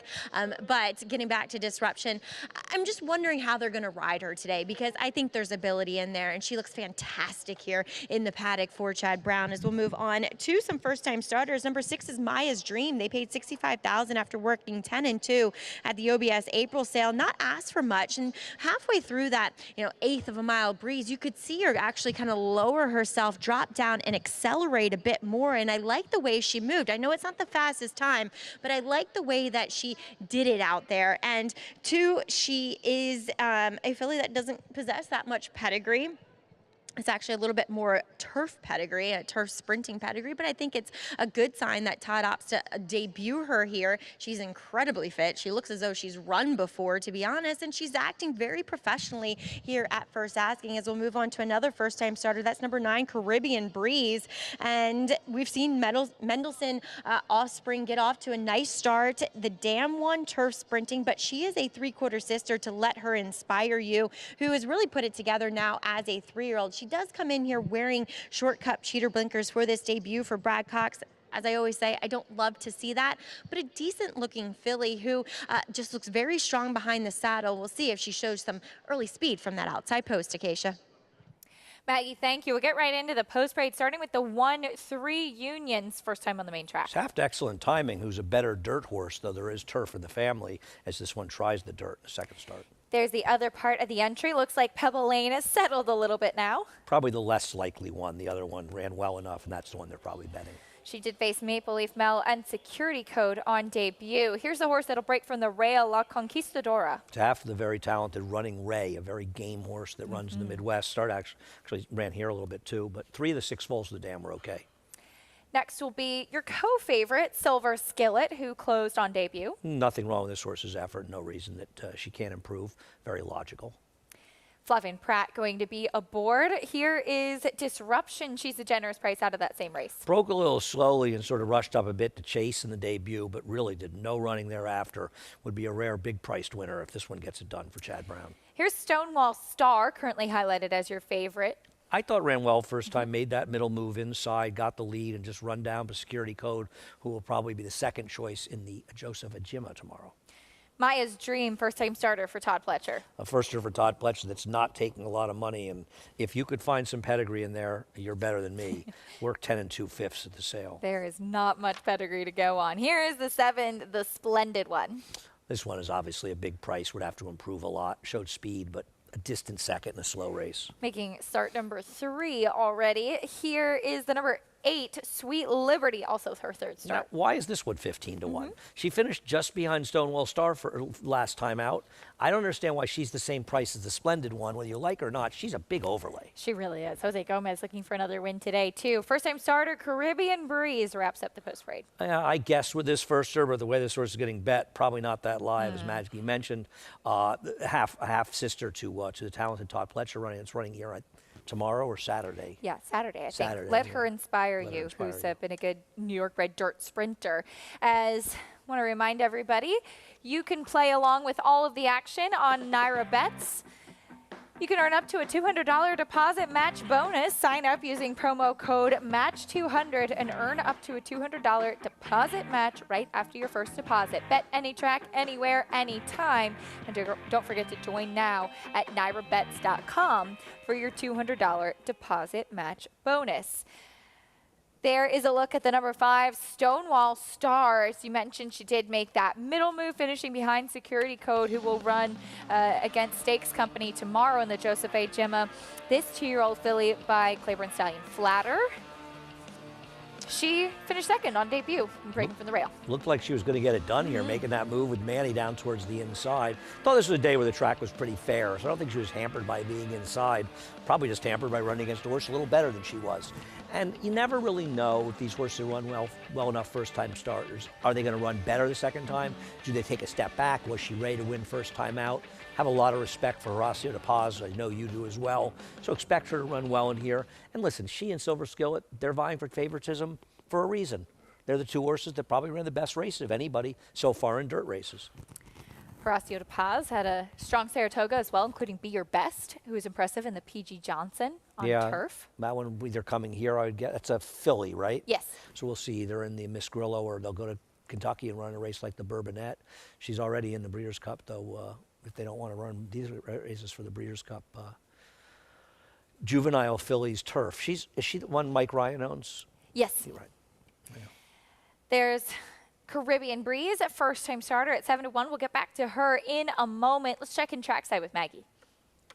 We'll take a look at Silver Skillet, who was taking quite a bit of money. And first time out, she looked as though she was a filly that had run before. She just came in very, very fit, and she broke well that day, as she looks as though she should have early speed. She's a bit on the smaller side, a filly that just looks quick and is actually a bit more on her toes here at second asking. And then she kind of got shuffled back in the running, checked a little bit around the turn, and had to be encouraged, but kept responding, which is always a favorable sign. I just think she is going to be more forwardly placed than what we saw in that debut, given the way she's acting and given her physical makeup, just being that smaller, handier type of filly. As we'll move on to number 8, Sweet Liberty, as like Andy said, she finished just behind your current favorite in number 5, Stonewall Star, who I liked, who I like again, and I have no problem with whatsoever, and feel as though she should be favored in here because I think Security Code is actually a very nice filly. But I'm just going to take the higher price of the two that hit the line pretty close together, as Sweet Liberty, yeah, she was further back, and she, though, then got to save ground and kind of scooted up the rail, but she just looks great out there in lower profile connections. She's a bigger, stronger filly. I always go for ones with these 2-year-old races that have that physical maturity to them. And Acacia, I know Andy pointedly corrected me, and maybe I'm confused and he's probably right, but let her inspire you. Practical Joke into Mischief. This is a Mendelssohn. Isn't there a little bit more than half of a relation? I could be wrong. Oh, I didn't think I corrected Maggie. I didn't. I don't. If I was, you're paranoid, Maggie. Practical Joke is sired by but yeah.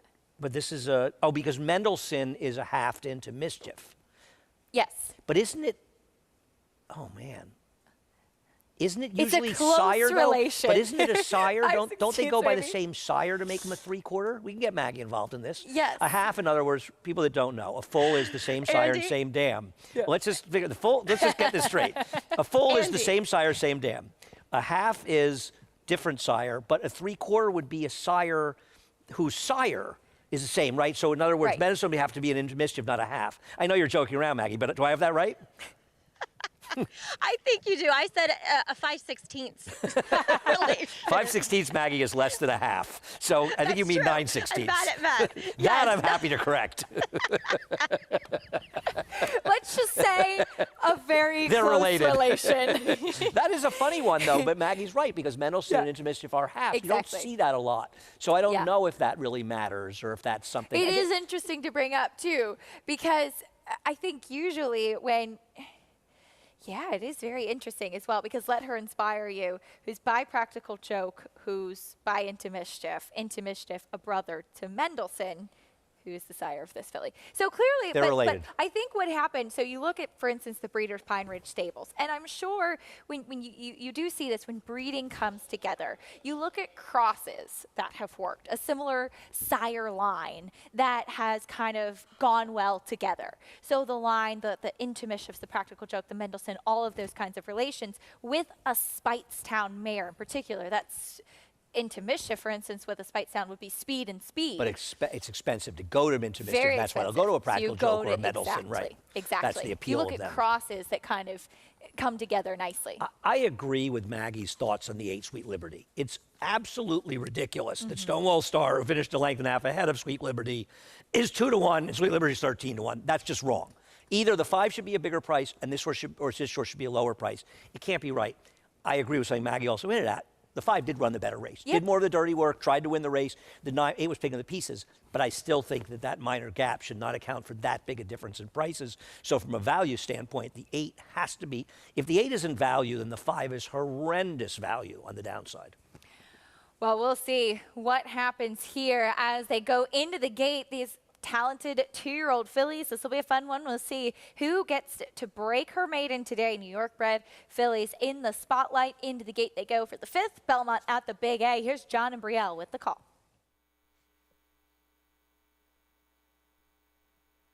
Waiting now for Stonewall Star and Caribbean Breeze. 2-year-old maiden fillies set to go 6 furlongs. Field of 10. And Caribbean Breeze moves into the gate, and they are all in line. and they're off. A bit of a stutter step start there for Silver Skillet. She's towards the back. Up front, it is 3 Unions and Stonewall Star with the Splendid One on the outside, racing in third. Disruption now gains up a spot into fourth, and on the outside is Sweet Liberty next in fifth. Then it's Maya's Dream in sixth. La Conquistadora runs in seventh. Then comes Silver Skillet along with Pebble Lane. And it is a huge break back to Caribbean Breeze, who trails the field in 10th. The quarter, 23 seconds. Stonewall Star leads here by a length. The Splendid One is on the outside. 3 Unions is down at the rail, racing in third. Then comes a Disruption next in fourth. Silver Skillet has advanced into fifth, but still with a lot to do as they come off the turn and enter the stretch, and it is Stonewall Star with the lead. Stonewall Star is now opened up by 4. Then 3 Unions. Disruption is gaining ground on the outside with a furlong to the finish. It is Stonewall Star in front. Disruption is in second. Silver Skillet has now moved into third. Stonewall Star gets her maiden star today as she graduates by 4 lengths. Disruption was second. Silver Skillet checked in third. It was the number 5, Stonewall Star, able to dictate on the front end, Andy, but she also kicked away late, impressively. She did. She actually ran very well to get it done. And you look at the time, you talk about that slower race last race. This race was a good 2.5 seconds faster than that one. That's 15 lengths, if you want to talk about it. I think the Disruption ran much better. The 3 Silver Skillet didn't break that well, and it can't compromise her. She ran decently to run third, but the winner was just much the best in here. She improved off her win. And it makes you wonder a little bit about that race. Does this move up the winner? Security code. Security code a little bit in the gym. Or this horse just move forward for Rossi de Paz. And nice to see Barry Schwartz with a nice looking 2-year-old New York bred as well. Very well could be. Affiliate by Flatter wins second time out. Manny Franco in the saddle, able to control comfortably on the front end. 5-4-3-1 in the fifth. Belmont at the Big A as Stonewall Star just kicked on away from the rest of her foes in this 5th race. Always fun with these New York bred fillies, 2-year-olds, as it's graduation day for Stonewall Star. We'll bring you prices and more after this. Stay with us on America's Day at the Races.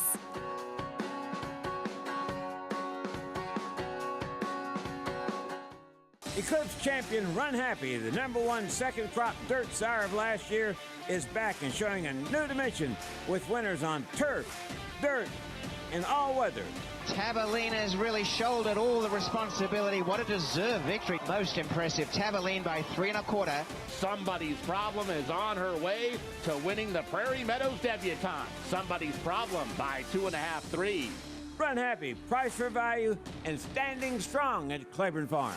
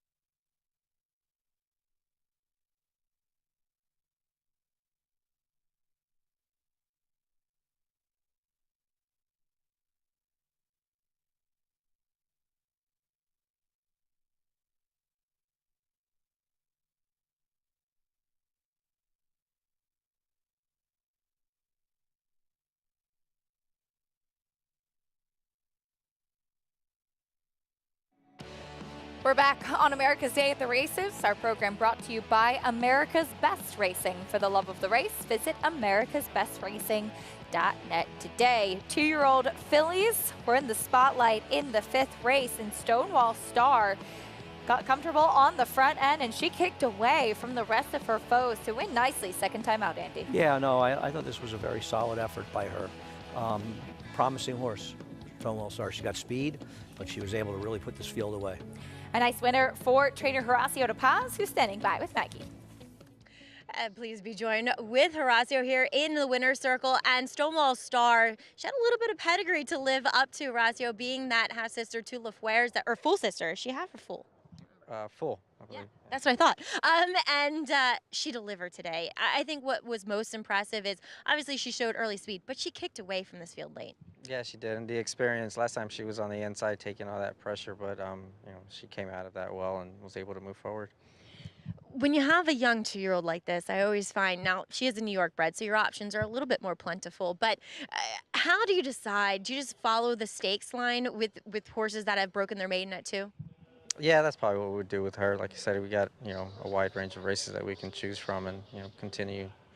New York bred program's good, so try to find some company there. Do you ever get excited after you win a race? I do.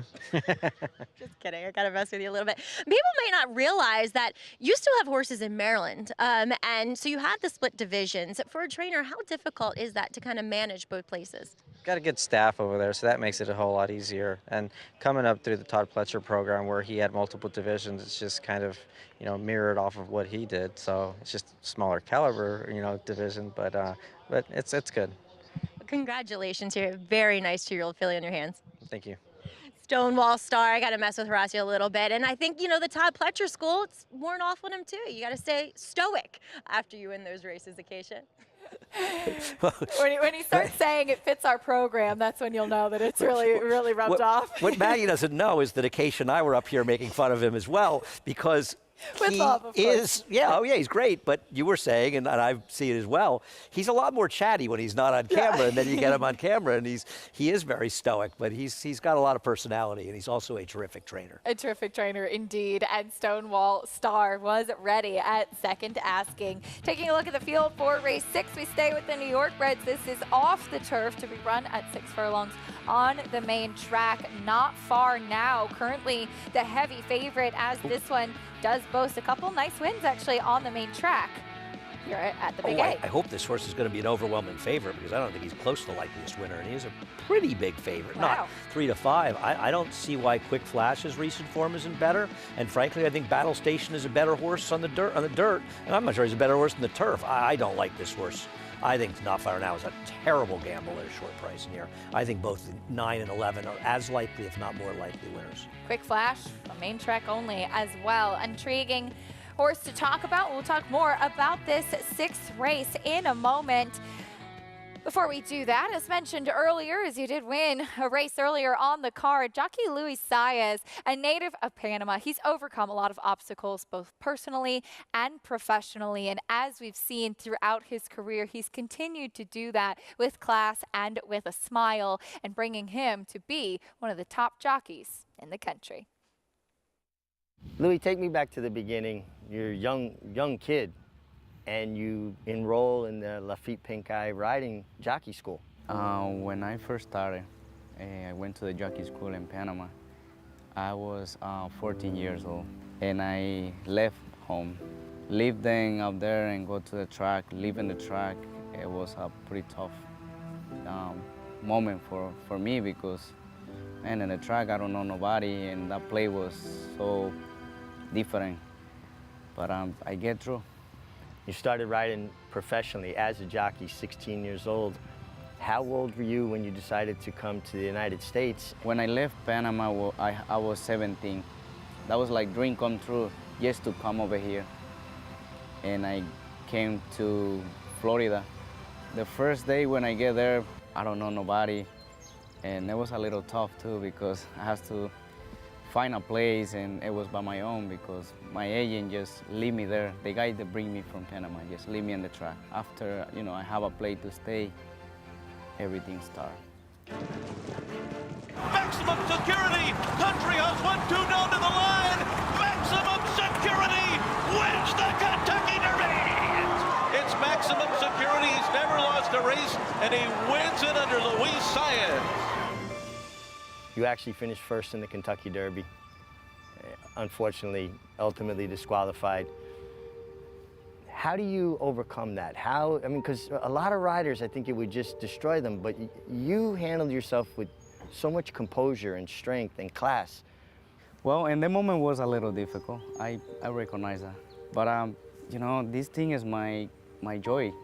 I love horse racing. I love the sport. I love the horses. And at that time, that happened, just happened. They stay way back, and I don't really, they don't really bother me. They're coming down for the finish. It is Essential Quality and Midnight Bourbon. Essential Quality has won. Last year, lead-in rider in Saratoga. The Colony, as good as it was last year, seems even stronger this year. Is this the best Colony you ever rode with? Oh yeah, definitely. This is the best Colony. Everybody here, they're pretty tough. Trainers, horses, jockeys, everybody want to win. Winning that title last year was something so special for us. We never thought we were going to be there, but we did it. And well, we have a good start this year. I know it's tough every year, but we just keep doing what we love, riding horses and try to win. Well, I see you out here every morning working. Is it a place that you do work more horses and you're out more mornings? You got to work here. Yeah, you got to work. And I really like it. I love it. I love to get out early, come over here, get a cup of coffee, a little coffee, and just enjoy the morning. It's beautiful here. Enjoy the moment. And I did. I really enjoyed it.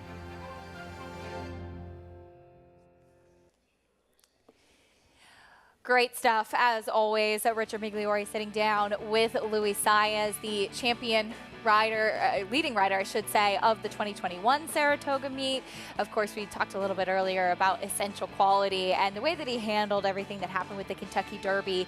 I think, Andy, him getting a horse like Essential Quality and that Belmont Stakes victory really was very sweet for him. He's a terrific rider, and you know, it's hard to even imagine the idea of riding the Kentucky Derby winner, feeling you won the race, and you did win the race. I agree with the disqualification, but it doesn't make it any less frustrating if you're Luis Saez. And no surprise that he handled it as well as he did, because you're around him a lot, I'm around him. He's a very, very nice man, and an excellent rider.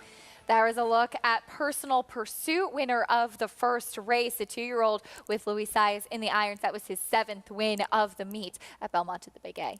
Yeah, you're never surprised. I mean, sometimes we forget because we spend a lot of time talking about Ira Ortiz or Joel Rosario and other riders. There's so many good riders here, and Luis is as good as anybody. He's a terrific rider. Now, his runner in this upcoming 6th race did scratch. This is an off-the-turf race, but I'm sure Luis Saez will have plenty more to say throughout the rest of this meet. Meanwhile, we'll kick off the late pick 4 from Belmont at the Big A with race number 6 after this. Stay with us on America's Day at the Races.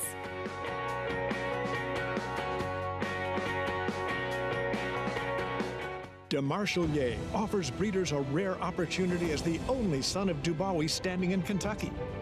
Dubawi, one of the world's most celebrated stallions, is now a sire of sires. His top sons at stud are making a name for themselves across the globe.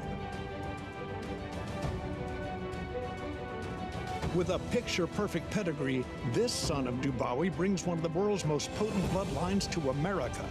DeMarchelier, standing at Claiborne Farm.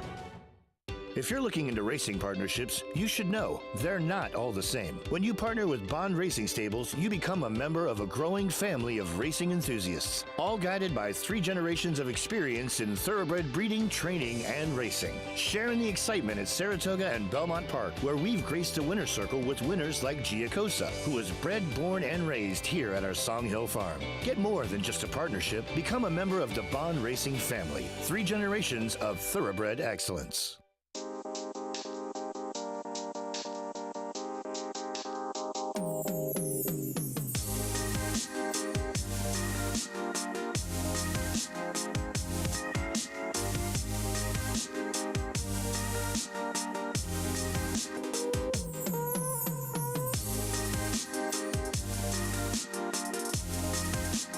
Stay fabulous.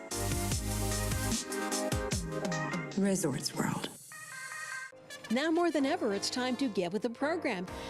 When shopping for your next race prospect, consider that New York breds start with an advantage. Our New York breds run for serious green. At Saratoga Race Meet, New York bred maidens run for up to $88,000. New York bred allowance horses run for up to $100,000. And New York bred owners can collect awards of up to $20,000 per horse per race. So get back with the program. Seriously.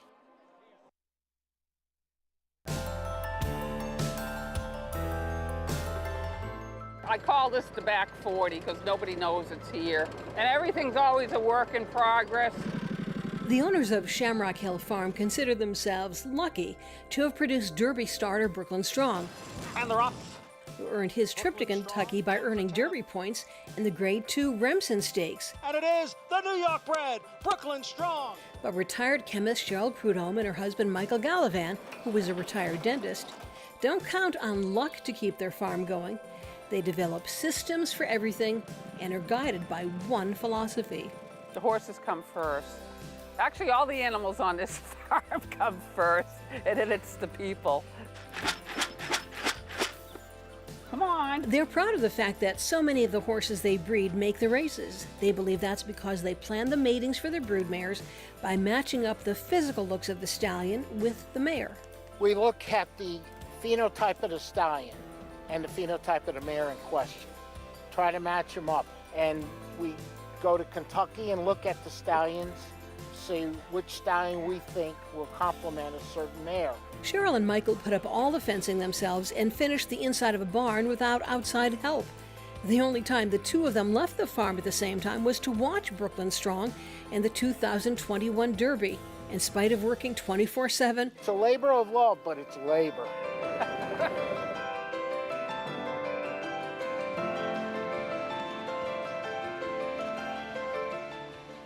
And as always, you can check out nybreds.com for more information on the New York Thoroughbred Breeding and Development Fund. We have a New York bred allowance race coming up here in the 6th. Off the turf, we'll be going 6 furlongs on the main track. Belmont at the Big A, still 4-5 on Not Far Now. He's such a cool horse, as we know. The one-eyed Not Far Now, first off the claim for Brad Cox. Let's go down to the paddock and check in with Maggie. Brad Cox really got the good end of the deal last time out in that 32 claimer where he won the race running down Not Far Now with 7 cents and claimed the winner, or excuse me, the second place finisher. As Not Far Now, he has shown proficiency on either surface, and you know, you kind of look at him and you think, oh, he definitely does look a bit more turf meant. So then you think, well, maybe a wet track, but he's proven that he can be effective, and he was effective going 7 furlongs, which I wouldn't have put together. Though, as he'll only have to do the 6 today, and he just looks as though he's thriving right now. He does show up with cotton in his ears, but he's always a horse that feels good, comes over here with great energy, very typical of a speed type, and he's wearing just a short cup cheater blinker with that one eye, and that's what he's always typically worn, at least for George Weaver, who had him previously, and Brad Cox just continuing hopefully the good vibes here with Not Far Now, as I can't take anything away from him here physically. As we'll move on to the outside with number 11, Quick Flash. He is definitely the more confirmed dirt horse, and with the track kind of drying out, as it has just completely done a 180 from earlier, it's back to being nearly summertime here with the sun shining and warmer weather. So he didn't necessarily care for the muddy sealed track last time out up at Saratoga. He just looks great, and Tally Lynch has kept this horse really looking good physically throughout his time in her barn. This is his 4th start for her, and look, he's going to be the one that is kind of in that stalking position, I would think, from the outside, and we'll see if he is able to reel in Not Far Now. But for me, Acacia, at least based upon appearances here in the paddock, it feels like they have the right horse. All right, Maggie, fair enough. 4-5 on Not Far Now. Andy, I know you were intrigued by a couple of the others that Maggie touched on, namely that horse right there, Quick Flash, who is kind of a tried and true dirt horse of the bunch. Yeah, I think Quick Flash is the horse to beat in this race, to be honest with you. He's a legitimate dirt horse. You know, you have to look carefully at Not Far Now. He has run well on the dirt. But he was running 69 Beyer, 75 Beyer. He went to the turf and he went right to an 85 Beyer. He's clearly a much better horse on the turf, and people are betting him based on his turf form, and this race is on the dirt. And Quick Flash has gotten past being a bit of a bridesmaid. Tally Lynch seems to have really improved him. I don't hold his last race against him. It was a wild pace, a big sloppy track. I don't think he ran nearly as badly as it looks, and I just think he's a more likely winner here. I boxed 9-11 and bet the 11 to win. Let's meet the rest of the field in this off-the-turf 6 race, starting with Not Far Now. Yeah, I think this is a case of people massively overbetting a horse on the dirt based on its turf form, and in my opinion, this horse is woefully overbet. Next horse in the field is the number 6, Mean Sap. He's really more of a turf horse as well, and Dave Donk is always happy to help us out, leave horses in. He's taking a shot to get a piece of the purse. Here is the number 7, Brew Pub. He does have a couple wins on the dirt. He's actually run okay on the turf, but he's more of a dirt horse as well, and I wouldn't be shocked if he got a piece. Next will be Battle Station. He's got a lot of back class and can run on either surface as well. Yeah, and he's run against better horses on the dirt, and I think he's being a bit overlooked as they're going so crazy for the one, which I just don't understand. Kendrick Armouche will be back aboard. Here is Quick Flash, main track only runner. Yeah, no, I think he's a super logical horse. I think all of his races since Tally Lynch claimed him have been good. And she's turns out to have a very good eye for horses she's claimed. Absolutely. She's had a, under the radar, she's been very, very sharp with her claims. And Quick Flash, who had so much hanging him, he seems to have gotten it over for her. Couldn't agree more, and our horses always look the picture of health as well. Meanwhile, coming up this weekend, we're going to see the Pennsylvania Derby contested at Parks on Saturday as we take a look at the field of 11. Some big names in here, some very talented runners, including the top 2 finishers from the Grade 1 Haskell. Cyberknife, already a 2-time Grade 1 winner, looking for a 3rd. He won the Haskell, and he showed, Andy, that he's really kind of mentally continued to put things together for Brad Cox, as I know that he had been a bit of a difficult horse towards the start of his career. One thing is a horse that's comfortable running inside of horses. Yes. So, you know, the rail is not a bad place for him, and that's a very helpful attribute for a horse, because a lot of horses aren't comfortable moving forward on the inside as he is. I don't think anyone would dispute that Taiba probably ran the better race. He was uncomfortable inside, and once Mike Smith got him to the outside, he started running again. They're both very good horses. Cyberknife's looking to win his 3rd Grade 1 this year, which would make him in a lot of ways sort of the leader of the division, certainly as far as accomplishment is concerned. And Taiba's looking for a 2nd. And I think a lot of people would kind of like to see Taiba, if he does well in this race, could he square off against Epicenter? Would they be going towards the Breeders' Cup Classic? Taiba 2nd. He's just making his 5th start of his career, still very lightly raced. Meanwhile, Cyberknife tried the Grade 1 Travers, finishing 2nd behind Epicenter. The 3rd place finisher that day was Zandon.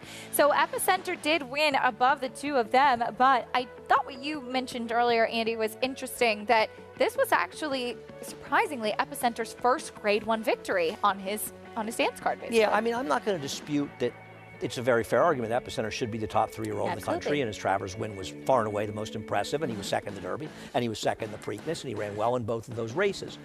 But I don't think you should discount accomplishment. And the fact that Cyberknife could win his 3rd Grade 1 with a victory gives him at least part of being in discussion. Now, Epicenter drowned Cyberknife in the Travers. Yeah. And I don't think that Cyberknife's connections would suggest they're a better horse than Epicenter. But I do think accomplishment has to count for something, that's all.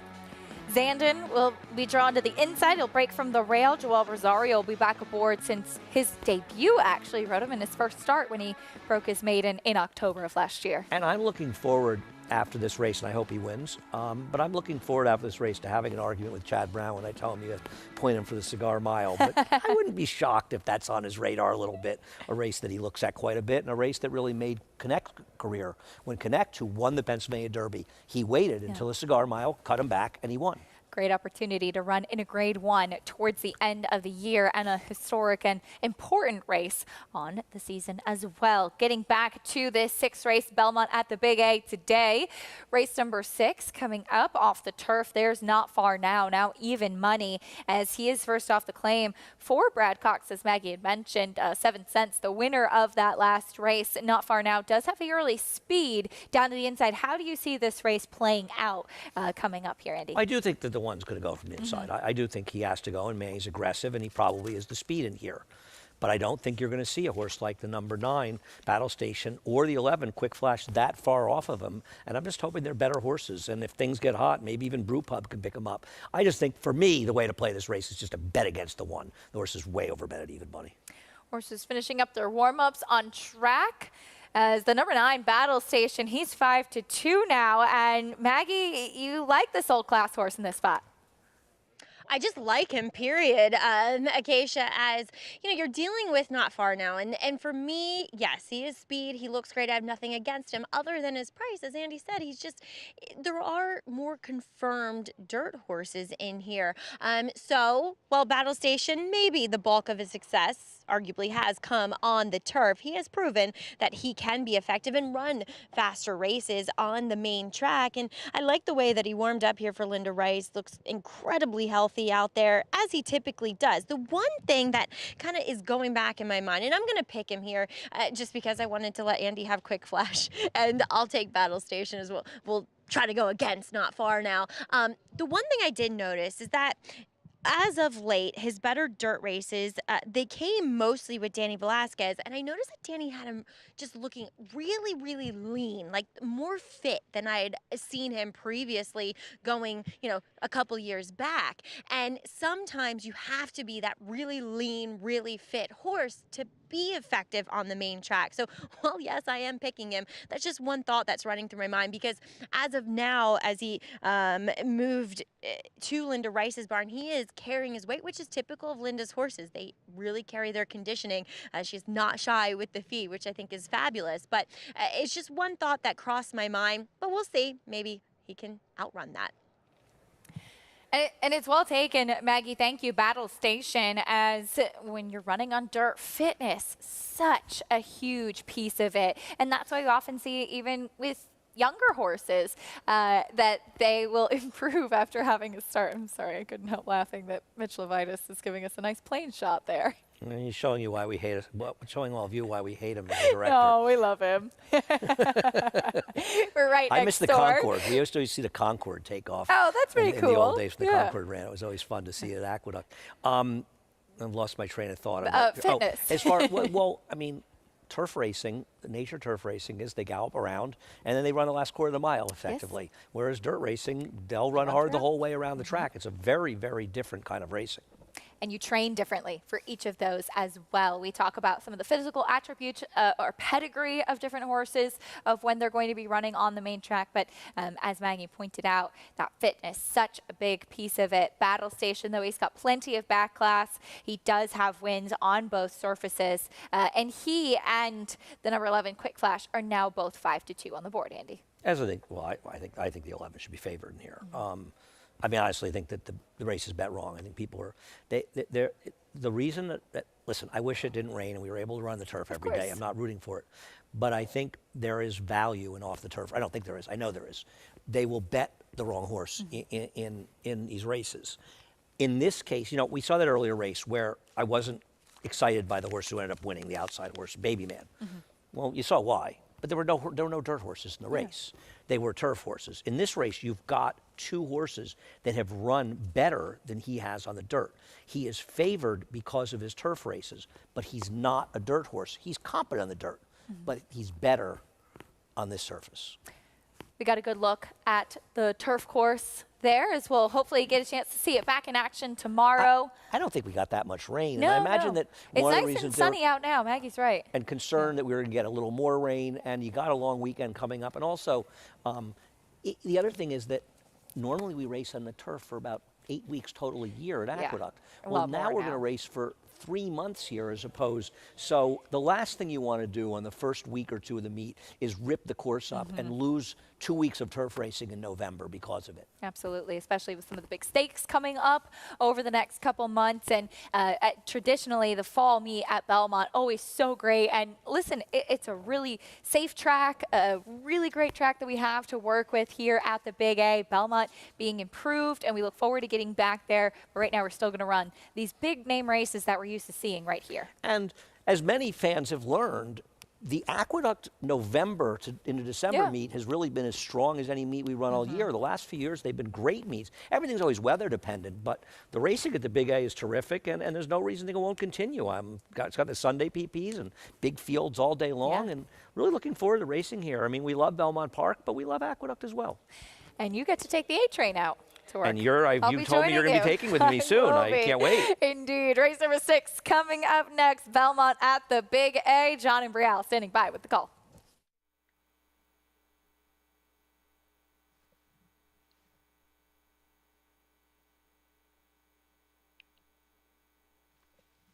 Set for the start of race 6.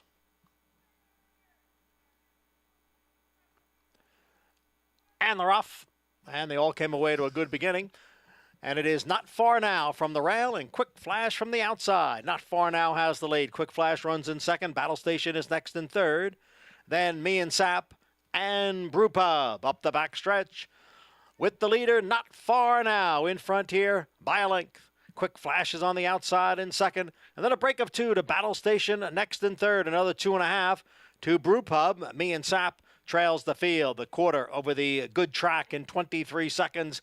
Not Far Now continues to lead. The lead is a length and a half. Quick Flash in second, but Battle Station now moves through on the inside. Battle Station moving up in to grab second. Quick Flash is now back in third as they go after Not Far Now at the top of the stretch. It is Not Far Now the leader. Battle Station picks up the chase on the outside now. The half in 46 3/5 seconds. And here is Battle Station now to take over the lead. Not Far Now has dropped back, and Brew Pub has come on. On the outside is Quick Flash, but it is Battle Station. A clear-cut winner here. Battle Station won by almost 3. Brew Pub was second. Big break back to Quick Flash in third. Not Far Now faded to fourth. Battle Station, plenty of back class. He finds the winner's circle again today. And I know Kendrick Carmouche has a real soft spot for this 7-year-old gelding by Warrior's Reward. Well, I mean, he also rode this horse with extreme confidence, sort of sitting there third. I think watching the race, you and I both could see the whole way that he was going to win the race. Yeah. He just seemed to have the horse. My 11 had absolutely no horse. He sort of Quick Flash gone the wrong way. But the 7, we talked about Brew Pub picking pieces for second. And the 1 was just a horrendous favorite, finished fourth, is not a dirt horse. And I think people were confused by seeing the horse having won in the dirt, but the figures were so much better on the turf. And this horse had simply run better races on the dirt. Battle Station getting some pats from Kendrick Carmouche as he had ridden this horse back as a 2-year-old. Won stakes on him up at Saratoga and continues to find the winner's circle with this 7-year-old gelding. A nice call by Maggie with Battle Station getting a win at 9-7, 11-1. He was best in this spot. Battle Station with the 9th win of his career in start number 50. We'll bring you prices in a bit. We have a lot more live racing to come. Stay with us for a lot more after this on America's Day at the Races.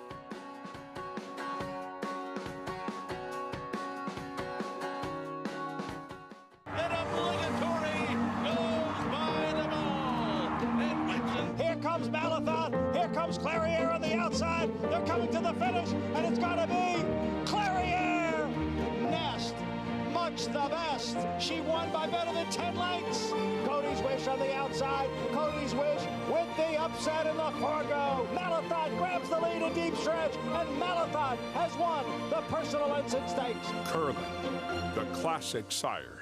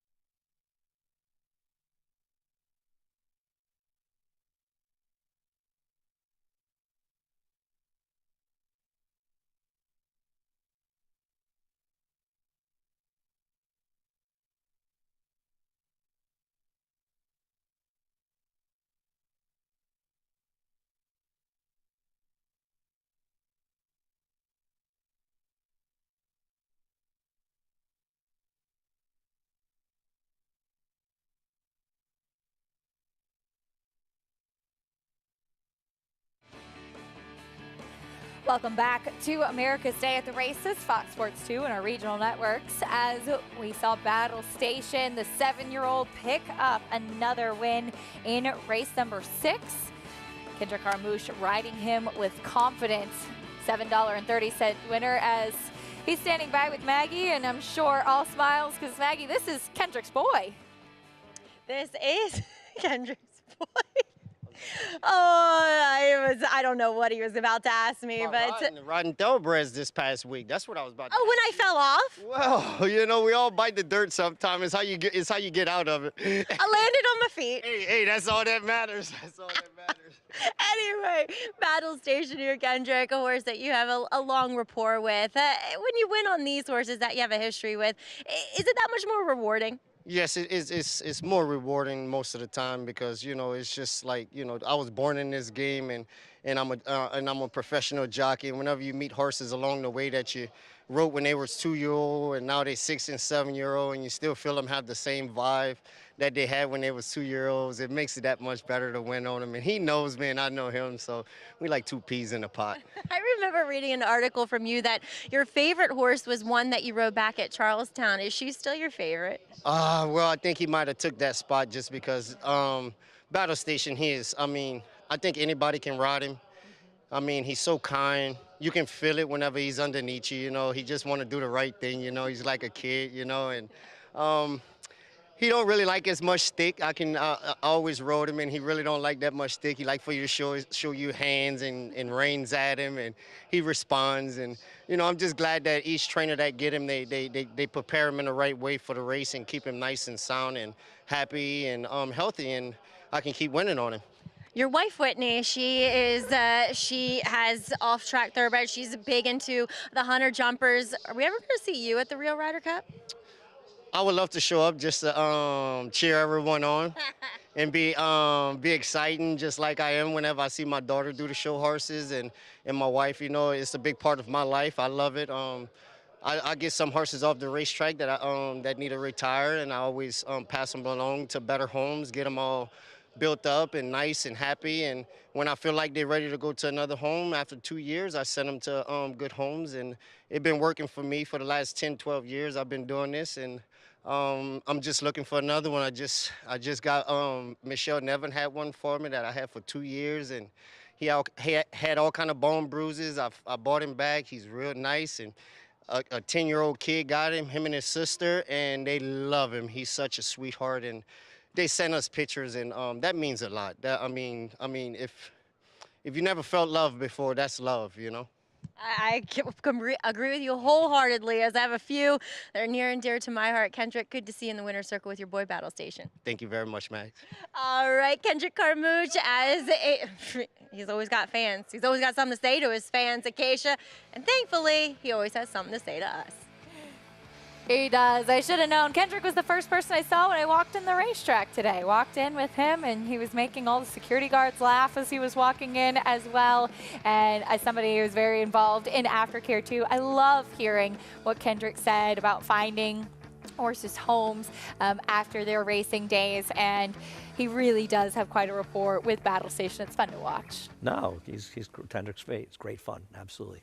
Always good to see. And I did just check. You can still donate to the Real Ryder Cup. So continue to support Maggie and all of the great riders who are doing so much work and raising money for such worthwhile causes with that competition put I know together. I felt guilty when I saw Maggie that I hadn't given, so I went right in my office and gave. I did give a little to somebody else, too. I felt Fair compelled enough. to It share. all goes to but a more great went to Maggie. cause. She got the most. It all goes to a great cause. That's the important thing. There's a look at horses getting the call for riders up as we get ready for the opener from Louisville. Kick off the live racing action at Churchill Downs. Good, better, best was just on your screen. We'll see who is the best after this.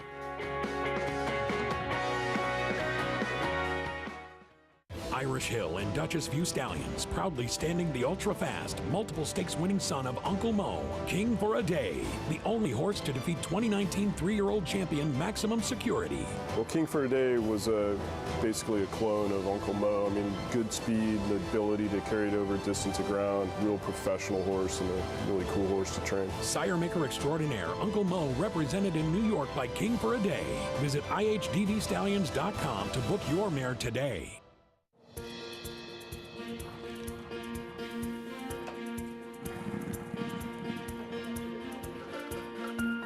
We take pride in what we do. For me, it's more of a passion than actual work. I'm an assistant trainer. Carpenter. I'm a peace officer. I'm a jockey. I'm a gardener. I'm a groom. Clocker. Assistant starter. Trainer. ESL teacher. I love what I do. There's so many jobs that come together every day. It's a collective effort that really makes this ball go round. We are New York Racing. I couldn't imagine working anywhere else. For me, riding horses in the morning is the best thing I can do. New York Racing helps support my small business. It's extremely important to the New York economy. Like my dream come true. This is like a big family. We are New York Horse Racing. Racetrack Television Network brings you every race, from every track, on every screen, every day. With monthly packages starting as low as $5, RTN gives you great value and access to more live HD streaming and race replays than anyone. Visit RTN.tv today to sign up and watch on almost any device, including Roku and Amazon Fire. RTN has packages that start at $5 per month.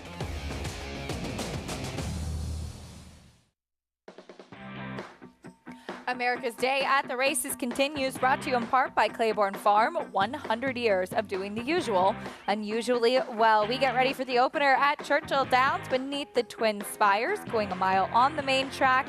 It's a maiden claiming for $30,000 for the 2-year-old fillies. Here's a look at the field. Bestseller, currently your heavy favorite down to the inside, Andy, as she will kick off the post parade. Hard to imagine that anybody should be a heavy favorite in this race, much less her. I don't know, is the Mike Maker, Tyler Gaffleone factor, I guess. We shall see. We'll see if it works here, as Mike Maker won a 2-year-old race here in New York. Here's the 2 free-spirited. Dropping down and stretching out is the theme of this race. I've got good stats with 2-year-old maiden special weight to maiden claimer drop downs for the trainer, John Ortiz, and I think this one's a big player. This one a homebred for Gary and Mary West. Here is Tattered Heart, also dropping down. Didn't do any running the one dirt race, tough to take. Seems to have trouble getting out of the gate as well. That one for Jason Barkley, 7-1 right now. We'll go to yet another drop-down runner. Here's Lucky Phoenix. Didn't get bet that much in the first race. And don't forget a drop down, but it was a restricted race based on purchase price. Just did no running for Eddie Camilli. Stretching out to the mile for the first time today, too. Here's the 5, good, better, best for Brad Cox. This is my choice, dropping down for the second start for Brad Cox. His numbers are okay, going maiden special to maiden claimer, second start with 2-year-olds. He's 13 for 40, high percentage, slightly low ROI, $1.85. At least it show a little early interest in that first race, too. Here's Unleash the Spirit. Yeah, there's just nothing to recommend about this horse based on any of the races it ran. Big price on the board, reflecting that as well. Top Mule, you can guess that she's a son, or she's a daughter, excuse me, of Army Mule. But not one of the fastest horses we'll see from Army Mule. Has had some success early. Trying to run off there in the post parade. Here's Miss Addie Lynn. Yeah, I mean, this horse just hasn't done any running for Wayne Lucas, but does drop down, but did run a maiden claiming race first time out. I'm going to box 2-5 in the exacta here. Getting some nice prices there as the favorite continues to be the one bestseller. There is the number 5, good, better, best, as we welcome in with us for the first time today, Paul LaDuca. You know the party's starting at Churchill Downs. Oh, we check in with Paul. Yeah, the party has started with a little zombie, Acacia and Andy. Yeah, a little zombie. And it's kind of looking at this first race, I feel like a zombie with these 2-year-old fillies dropping down to the lowest level here at Churchill Downs to 30,000 in a mile here. When you look at the one here, bestseller, this is the filly that has the best numbers in the race. So I think the public is just I guess they're just gravitating towards her. I guess, I mean, dropping down to 30. Now, the one time that she did drop down, it was on the turf. She did not break well. The time before that, she did go the mile distance, so she has experience going around 2 turns, although this is a 1-turn race. So she'll probably have the fitness. Now, the 2 and the 5 in here are the other 2 horses that are cutting back, or not cutting back, that are dropping down from big barns. John Ortiz is having himself a very nice year, and the 2's taking here some sneaky money here for Ray Luke Gutierrez, his main man up. And then the 5, good, better, best. Here's the confusion with me with the 5. Here's a horse first time out that was 11.5 to 1 in a big field. and did not run at all. So your second start out, you drop in for 30 for Mr. Michael Dubb. And when Mr. Michael Dubb drops his horses, he knows how to cut his losses here and there, and if they win this purse, they probably get out on this horse. And the last two works are almost too slow to believe. So are they playing possum with the 5, or is the 5 the horse to beat in here? I'm kind of thinking that the latter here, the 5's the horse to beat. So I'm with Andy here on the Brad Cox and Mike Dubb runner here. Good, better, best. Now co-favored, in fact, at 9-5. Paulie, thank you. Good, better, best. And he's right. This filly did not take any money first time out. She showed a little early interest and then just completely backed up in there. But Florent Giroux, Brad Cox, they team up to win a lot of races together. And this filly looks like she might have just found her right spot as she ticks over to favoritism. Right, but I'm not betting her at 9-5. Yeah. I was going to bet her in 3-1, 7-2 range. I'd rather bet the 2 at 4-1, so I boxed 2-5 in this race. Is the exact bet against the 1.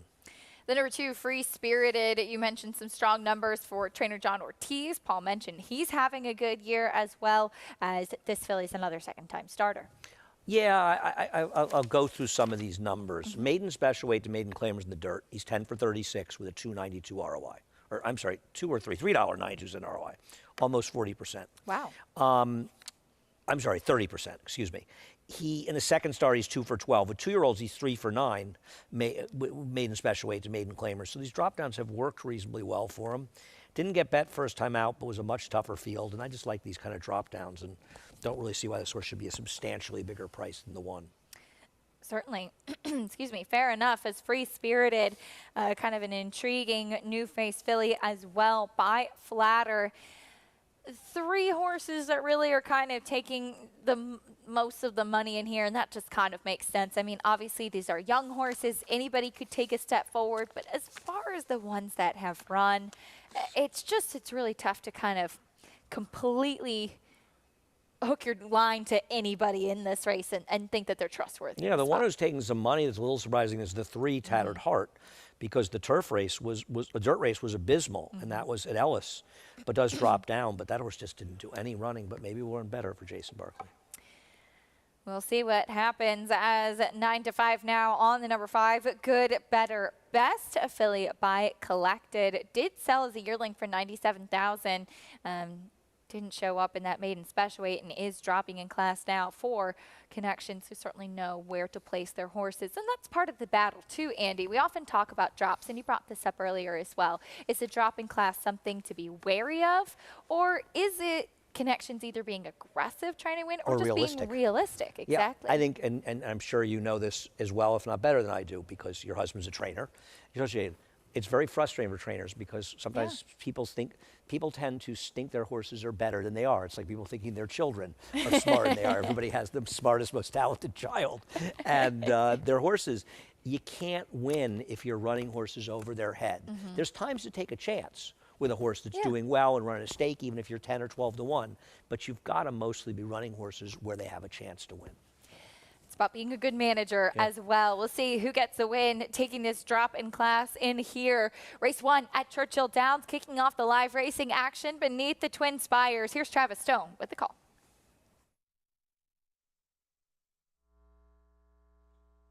They're in the gate, and they're off. Unleashed a Spirit veered out at the start. Good, better, best is there. Lucky Phoenix showing some speed. Tattered Heart down toward the rail. Top Mule comes on, and farther out it's Miss Addie Lynn. But good, better, best is the quickest one early and opens up as they race up the chute. Top Mule is there. Miss Addie Lynn not far behind, and Tattered Heart is right there in behind 4th. 2 lengths back to Lucky Phoenix, who comes away 5th. Free Spirited is now 6th. Bestsellers all the way back in 7th and is 8 lengths off the lead. Unleashed a Spirit is the trailer. So down the backstretch run, the opening quarter, 23-1.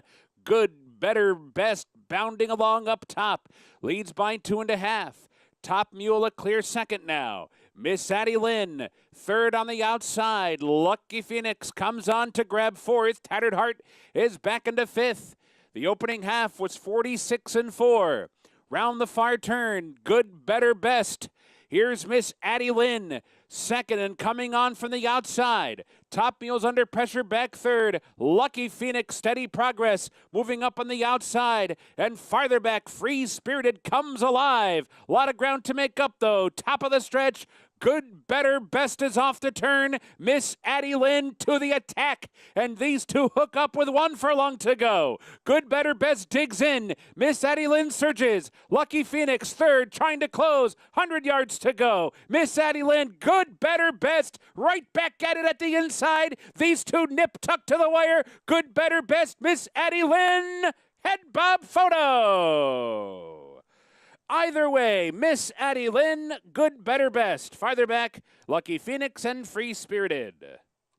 A tight photo finish between a big price, Miss Addie Lynn to the outside, and a shorter price, good, better, best, who tried to take them every step of the way, Andy. These two were dueling down to the wire, and it looked like it was the number 8 outside. Like Lukey got the money, and it feels like Wayne Lucas. This reminds me of that horse that won the maiden claimer at Saratoga that came back on to win. Yes. I can't think of the name now, but ran back at the Hopeful, Yep. actually. And I actually had picked that horse, and one of the reasons I said was, these just seem to be the kind of weird horses that Wayne Lucas wins with. These drop downs, and this one would run a maiden claimer first time, but did drop down after getting a 1 buyer, losing by 33 lengths going this mile distance last time. 33 and a half lengths. Yeah, I thought it was 33, okay, Acacia? I counted it out, you know. Gets the job done over the 5, who ran a winning race, but did not hold on.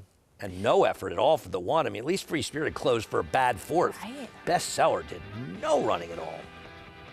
Florent Giroux put good, better, best on the front. He opened up. It looked like that was going to be the winning move from that 2-year-old filly by Collected. And then Miss Addie Lynn came alongside her under Rafael Bejarano.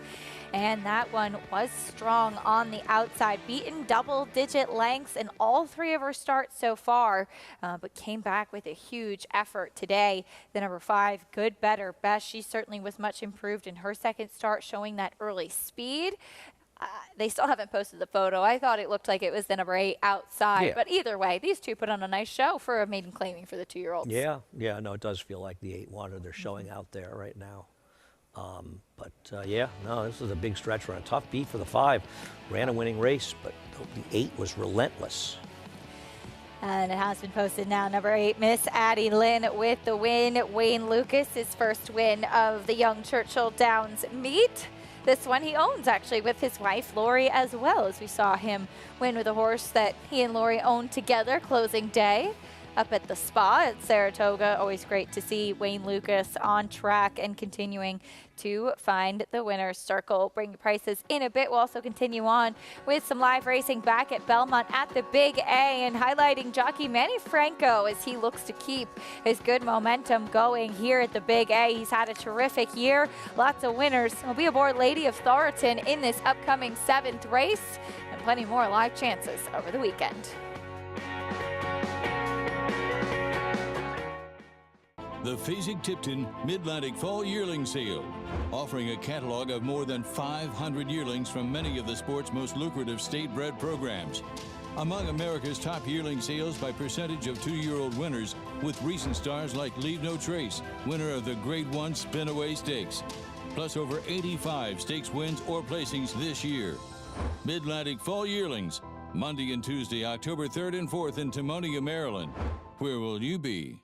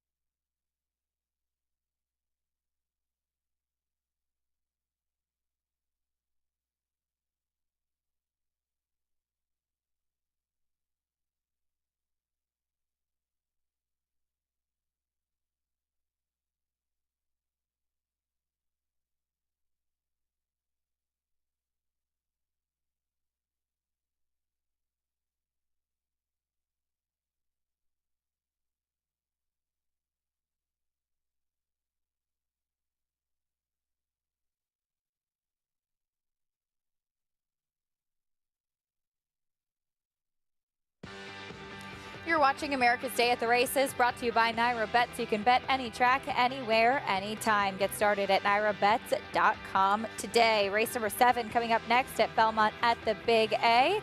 Off the turf for a mile and a 16th in the starter allowance. Kicking off the post parade here, Andy, with the number 2, Rosemary Potatoes. Yeah, she's improved a little bit on the turf, but she's not a horse that's ever run well on the dirt. Going back to the main track today, again with this off the turf race. Here's the number 4 up next, maybe later. I actually think she's the horse to beat and picked her. I know she failed at some short price and dirt races, but honestly, there were better fields than she's facing today. I think she's logical. Still your favorite, 6-5 on Dreamful, her first start since May. This makes the last horse, who was a terrible price, 7-5, look like an overlay. I mean, I have no idea why anybody's betting a Kitten's Joy here. It feels like Brad Cox giving her a race off the layoff and left her in. Maybe. But I'd be very surprised if she's effective. Next we go to the number 9, Lady of Thornton, Manny Franco aboard. Not really a dirt horse, more of a turf horse, but has won in the dirt, but in slow races. Here's the 11, Accept Temptation. I know she lost at 20 cents to the dollar in a maiden dirt race, but she's actually handled the dirt fine and is not impossible. Trevor McCarthy will be aboard the 12, Raffinity. Not quite sure I get her. She looks a little slow, but she is Rudy Rodriguez off the claim. And Dylan Davis aboard the 13, Carrick. She's an overlay at 15-1 right now. She's run races fast enough, though her last was abysmal. And finally, here is the number 14, Red Ortiz. You know, she beat a terrible field last time, but maybe dirt is the right surface. I'm more about the 4 with race horses like the 11, 14, and a little 13. Back at Churchill Downs, Miss Addie Lynn goes to the winner's circle, led in by Lori Lucas. And there's Wayne. You can usually spot him with the cowboy hat. Always great to see in the winner's circle. And this house horse is Lori the breeder as well. Yeah, congrats here. Big price here, and Wayne wins with some funny horses. He probably had a few bucks on her as well. I bet he did. He's a man who's been known to like to bet $1 or 2. Yeah, absolutely. Miss Addie Lynn out-gaming the number 5, Good, Better, Best, these 2-year-old fillies. Miss Addie Lynn gets to break her maiden for the Lucas family. Filly by Connect getting her first win of her career. $45.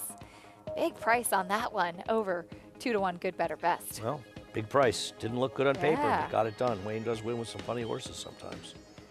Back at Belmont at the Big A, this horse is a short price, the number 5 for Brad Cox, Dreamful. She hasn't started since May. She won her first race stateside after coming in from Ireland. That was on the turf at Indiana, and she's not found the winner's circle since. I'm guessing that she's being bet off of those synthetic races, but she really doesn't have any dirt form or pedigree to go off of. Well, yeah, I think she's honestly being bet, and I know I sound like a broken record because people are constantly mishandicapping off the turf races, and they fail to take surface into account.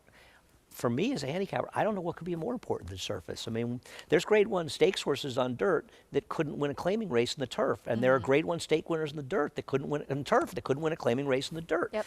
It's just very different horses, and while he's run well in synthetics, run well in turf as well. It's Kitten's Joy from an arch mare. This pedigree is screaming turf, and it's not like, you know, Brad Cox wouldn't have run this horse in the dirt. He's taken a shot. And the other thing is the horse is off of a near 5-month layoff. So Brad Cox probably wants to get a race into her anyway, so he doesn't mind leaving her in. She is currently 6-5. Maggie, what do you make of Dreamful trying the main track?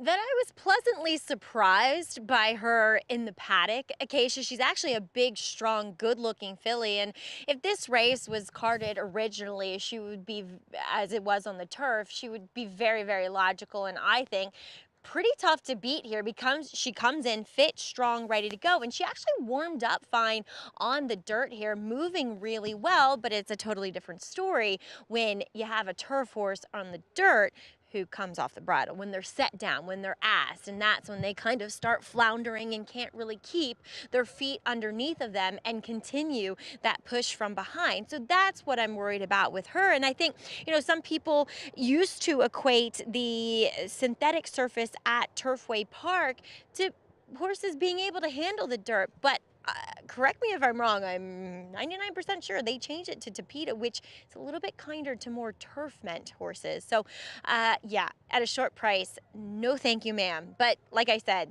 it's a shame because she did look ready to fire here in this spot. As we'll move on to the horse that I'll pick, and that's number 4, Maybe Later. She looks sensational here for Bill Morey. Not that she looked poor before. And I will say that I liked when Linda Rice picked her up and switched her to the turf, but she really didn't run that well. She does have more of a turf hoof, but, you know, when the proof is in the pudding or the proof is in the PPs, then you got to kind of go by that. And she looks great on the racetrack. So we'll see how Maybe Later does. Let's take a look at one that draws in off the AEs. And I was totally of the same mindset as Andy, except Temptation, number 11 in here.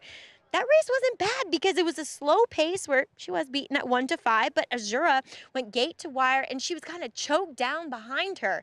But then I saw her in the paddock, and you couldn't ask a filly to look more turf-meant than what she does. Just a massive paddle of a foot on her, very long, lanky, and angular. So I'm not sure if she's going to love the dirt surface here at the Big A. As we'll also take a look at number 14, Spooky Road, first off the claim for Linda Rice. And yeah, she looks slower on paper, though the majority of those races were on the turf. And yeah, it was not a great field, claiming 16 non-2 life. You're not going to have a great field, but she did trounce them that day. And furthermore, she's just improved physically. She's gotten much stronger behind. She's moving effortlessly and fluidly out on the racetrack, which, yeah, I don't love her as a win candidate here, but I think she'll make some noise first off the claim, Acacia.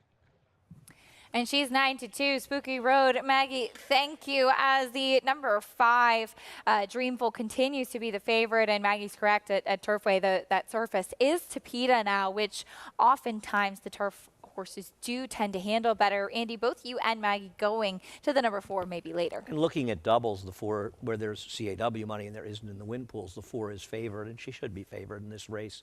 I like the 5 on the turf. I agree with Maggie. I mean, the turf, she was actually, I picked the 7 on turf, but I picked the 5 second, and she was the worst to beat. But this is not a turf race. And I think the question I think handicappers need to ask themselves is, if this was a scheduled dirt race and they were handicapping it, would they really bet the 5 in this race as the favorite? I wonder if they would. 3-2 now on the number 5, Dreamful Maybe Later. 2-1 off the claim for Bill Morey. And we'll see who gets back to the winner's circle in this upcoming 7th race. Into the gate they go. Belmont at the Big A. Up next, here's John and Brielle with the call. Final horse going in, Spooky Road. We are set for race 7. And they're off. Spooky Road broke well. So did Raffinity. And now moving up is Dreamful. So it's 3 of them right together. And those 3 are joined by Maybe Later and Rosemary Potatoes. 5 of them scrimmaging for the early lead. They've opened up 4 lengths on Lady of Thoroton. And on the outside is Carrick. And farther back in the field is Accept Temptation. They move up the backstretch through a quarter in 23 and 2/5 seconds. Maybe Later has come away with the lead with a Dreamful in between horses in second. And on the outside there is Spooky Road next in third. Gap of 3 to Raffinity, the gray, races in 4th. Rosemary Potatoes next in 5th, followed by Lady of Thoroton as the field goes into the far turn. And now Dreamful takes over the lead, with Spooky Road moving up on the outside to challenge Spooky Road and Dreamful. They are right together. Maybe Later has dropped back, about to be passed on the outside by Raffinity. Spooky Road on the outside, and Dreamful down at the rail. The half mile in 47 and 3 with a quarter of a mile to the finish. And it is Spooky Road and Dreamful battling it out. Spooky Road has the lead. Dreamful is now back running in second. Then comes Raffinity. And on the extreme outside is Carrick, who is gaining ground quickly inside the 8th pole. Here comes Carrick on the outside to challenge Spooky Road. It is Carrick who now takes the lead. Then Spooky Road and Raffinity, they come on for the finish. And Carrick comes from off the pace to win it. And it's a double for Dylan. Double for Dylan indeed. Carrick, disappointing effort last time out. She closes well under Dylan Davis to pick up another victory today. Certainly got some pace to run at this afternoon, Andy. Yeah, they were moving up front. I think we were all surprised to see maybe later get engaged in the pace. Not that she necessarily be there at the finish, but she did, and she helped heat the pace up. And it ended up being that the horse who was third, because actually Spooky Road got caught for second by Raffinity, who's a big price in here. But a big price on this one at 11 to 1 getting it done. So MTO's running 1-2, actually 1-2-3 here. Yeah. But you're going to see a very substantial exactas and try payoffs. And it does feel like, yeah, 13 got up, the 12 got up to beat the 14, whatever number it was. 13-12, it looked like. The number 13, Carrick, on the outside. The 12, Raffinity, was the gray in between horses, taking a long time to switch leads.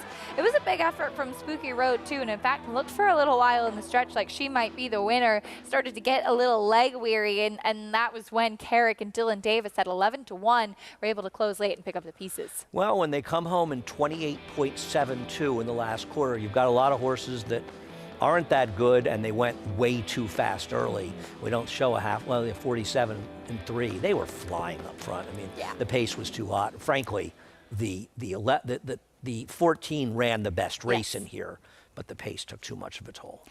The number 5, Dreamful, your favorite, will have to settle for fourth. As Maggie had touched on before the race, you could see her come off the bridle, was being asked by Louis Saez with nothing to offer late. Did end up hanging on for fourth, but it ended up being 13, 12, 14, and 5. The number 13, main track only runner Carrick and Dylan Davis get the win. Dylan Davis gets his second victory on the day. As time flies when you're having fun. That'll do it for us up here, Andy. It's been fun. Yes, it has. We'll see you tomorrow. Absolutely. Look forward to it. But don't go away. Greg Wolf and Richard Migliori coming up on the set to take you the rest of the way. Maggie sticking around, as is Paul. We'll have more live racing from Churchill Downs after this. And the prices from Belmont at the Big A. Thanks for joining us on America's Day at the Races. A lot more to come on the other side of this break.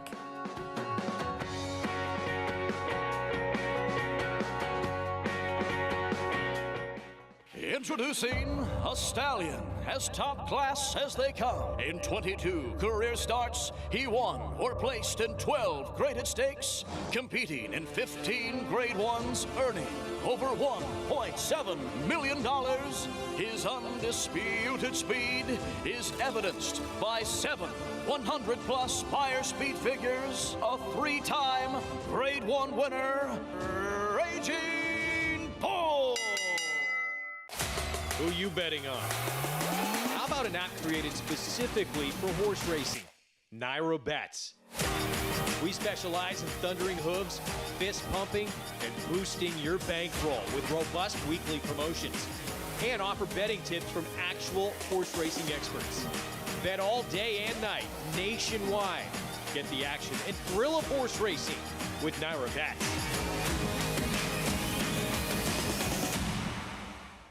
Tonalist, a 4-time Grade 1 winner with 11 triple-digit buyers, including the Belmont Stakes and the Cigar Mile. He's already living up to his potential as a sire with multiple graded stakes winners, including Grade 1 winner Country Grammar and Grade 2 winner Tonalist Shape, plus multiple 6-figure yearling and 2-year-old sales. Proven on the track, proven in the sales ring. Tonalist, standing at Lane's End. Hello, you've reached the offices of West Point Thoroughbreds. Please leave your name and your number, and we'll get back to you as soon as we can. Okay, starting to move now. He's fourth. He's on the outside now. He's pressing him now. There's the 1, the 7, and the 6. He's on the lead. There's another horse on the inside of him. He's pulling away. He's going to win this race.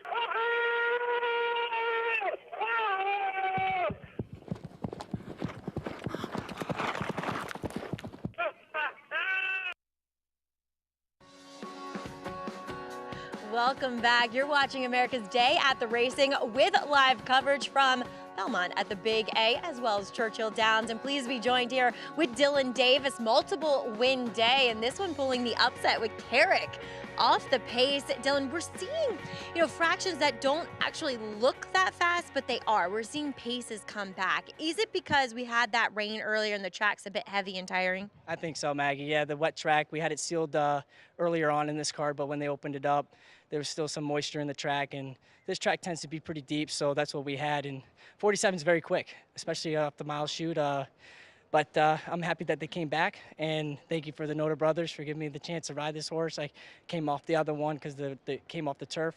But they told me I had a rider. She's like a bicycle. They weren't wrong, so I definitely got a breather off of her. But I'm happy that she was able to pick them up, and she was trying for me, so that was really nice. You're not breathing that hard. You're very fitting too. You said we got to be authentic, Mag. Here, you're pretty covered.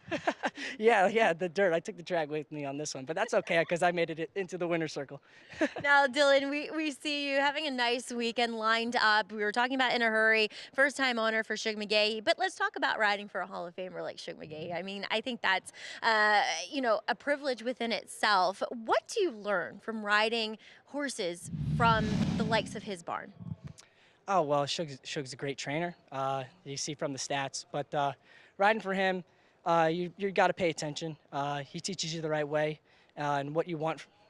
You try to figure out what you want from him as a rider to give out his best effort. But I'm always learning and adapting with different trainers. But riding for him, very privileged, like you said, and honored to be in the mix for his barn. And just happy, so just trying to keep him happy and get some winners. Yeah. It's all about keeping Shug happy. I can agree with you, Dylan. You're getting winners today. Congratulations on a nice day. Thank you, Maggie. All right, Dylan Davis aboard Carrick gets the win, upset 11-1. As no upsets upstairs, we're welcoming in Greg Wolf and Richard McGlory. He's coming back to the show. Hey, guys. Hey, Maggie, thank you. Good to be on the program here. Beautiful weather. And we're going to have, rarity for us. We don't get a lot of these night programs, but we're going to be going till 8:30 this evening. And nice to see Dylan. Multiple win afternoon here. Yeah, Dylan riding extremely well earlier in the day, basically wire to wire. Now from off the pace, Dylan certainly a rider that I would call a chameleon. Fits the horses he rides as opposed to having a style that makes the horses fit the way he wants to ride. He'll be on Fight on Lucy, going to be up against it in this next race at Aqueduct, Belmont at Aqueduct, I should say. Mosienko taking a lot of money. Interesting horse, huge figure last time out, but had never run a race close to that prior in her career. We go to Churchill Downs, though, right now. Race 2 is up next. It gets start for the pick 4. 30 maiden claiming mile race and led Tasso, not Ted Lasso, 10-1. Yeah, a horse that would just have to improve vastly. Does drop in class. You get Ricardo Santana for Steve Asmussen. Just started watching it, by the way. Very good. Housed at 6-5, the favorite. Yeah, Housed, a half to limitation, a Super Derby winner. Horse showed some run on the turf first time, but there's dirt pedigree there. Duplantis, Tom Drury Jr., equipment change, blinkers on. Yeah, real nice pedigree here as well. This is a half to Mosler. Also contested a Grade 1 winner. Mosler stands stud in Maryland at Country Life Farm. Nice looking horse. 10-1, Connect Me, Martin Garcia rides. Yeah, drops after showing brief speed after breaking out at the start. Yeah, took money first time out as well. Cambiasso, Keith DeSormo trains. Yeah, ran for 30 first time out on the dirt, then 2 races on the turf. Kind of think muddies up this form a little bit. Todd Pletcher, second time starter by Accelerates. Tyler Gaffley on aboard. Taking that big drop in Class 2 after breaking poorly on debut. We'll have to get out of the gate in better order. Accelerate, the classic winner. And the horse, bad out of the gate in that debut. If you correct that, could be completely different for start number 2. Midnight Dreaming, 7-1. Yeah, for our colleague Tom Amos, Mr. 4000, having a good meet there at Churchill. Affamato, blinkers on, start number 2, was 87-1 on the debut. Yeah, and really didn't show very much. Does add blinkers and drops, though. Homeschool, going to get back to dirt. Went on the turf last time out. Showed very little in the dirt debut, but it was a muddy track. Muddy track, but really is devoid of early speed. Would have to kind of get more involved. And a first-time starter gets in from the also eligible list here. Crack the Moon, Fausto Gutierrez trains. Yeah, definitely, especially on the female side of the family, a lot more turf pedigree there. Pick 4 starts here in the second race. Favorite, Housed at 7-5. Let's check in with Paul LaDuca. Thanks, Greg. Yeah, and Housed, I think it's the favorite, maybe just by default in here, because in the first race, Brad Cox had the favorite, and he got beat by a 20-1 shot. Dean Wayne Lucas coming off a one buyer in kind of a similar type race. You have a bunch of horses dropping in here in class, and you really don't know where to land. And, The 4 House, I get it. Richie hit the nail on the head. There is some dirt pedigree in this horse's family, and you get Florent Giroux aboard. He was aboard the horse in the first race. It just got nosed out at the wire. Duplantis to 5. Blinkers go on, and wow, he made a great appearance on the racetrack at 4-1 for Tommy Drury, who's very good with blinkers on. And from maiden special weight to maiden claim, he's around 20%. The horse I can't figure out that's not taking the money, and maybe everybody's thinking, okay, it's these other big barns. But, Tom Amoss is a pretty big barn, and I know that those races are restricted races. When you look down, you see that R, that means that the horse is sold for $50,000 or more to get in. This horse has the most races, has the most foundation, which won the first race. And you know what? The last race, Greg, the winner won by 17 lengths, and this horse looked like he was kind of finished, and I liked the way that he sort of came back. He was kind of relentless, and I think his 4th career start, he could be a horse here at least 7-1 with Rene Diaz, the bug boy. You get a little bit of weight aboard. And at 7-1, I just think it's a better price than taking a shot here on the 4 or the 5. All right, Paul, thank you. So 7-1, Midnight Dreaming for the Amoss barn. We'll see. Some of these races sometimes, I guess it's how they've run. There's a lot of factors that go into it. But you've had 3 starts. That is the big drop in class.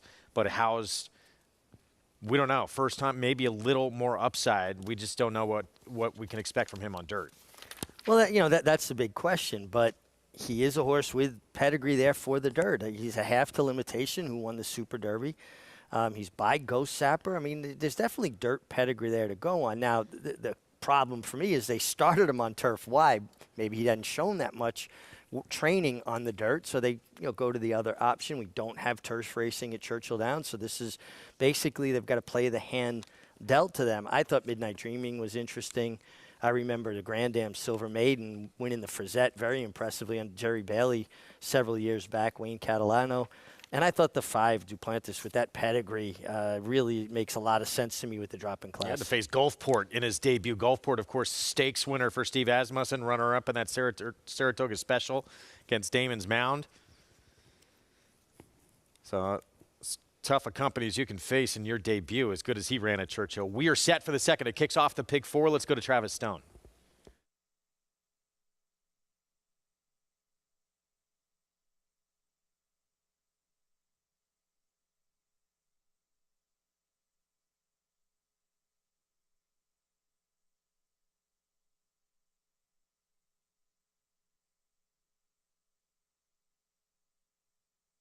They're in the gate. And they're off. Midnight Dreaming hustled out of there. Cambiasso showing some speed as well as they race up the chute. Housed is down toward the rail, and farther out, Crack the Moon comes on. And Crack the Moon comes on indeed. Strides out to lead by 2.5 lengths. So up the chute they go and onto the main track, and everybody's chasing Crack the Moon, who's keyed up on the lead. Affamato comes on to be second. Cambiasso toward the inside is racing third. Duplantis on the move from 4th. House down inside now 5th. Homeschool tailing off into 6th. In between, Connect Me's on the move from 7th, driven by pressure far outside 8th. Midnight Dreaming inside 9th. 5 back to Lead Tasso. The trailer, they're halfway home. Opening quarter, 22-3. Opening half in 46-1. The pace is honest as they round the turn. And Crack the Moon with a 3-length lead and 3 furlongs to go. Duplantis comes on now. Duplantis is a rallying second. Affamato's back racing third. Cambiasso in 4th. Housed is sent up outside 5th.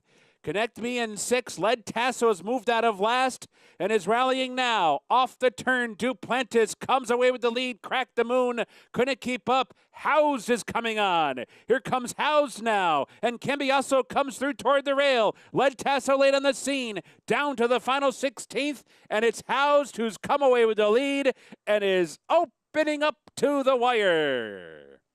Housed by 3.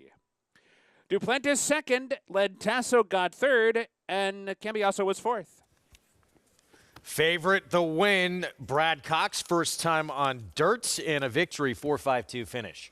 Yeah, very logical result. House showed ability first time, albeit on turf, but with a pedigree that said dirt shouldn't be a problem.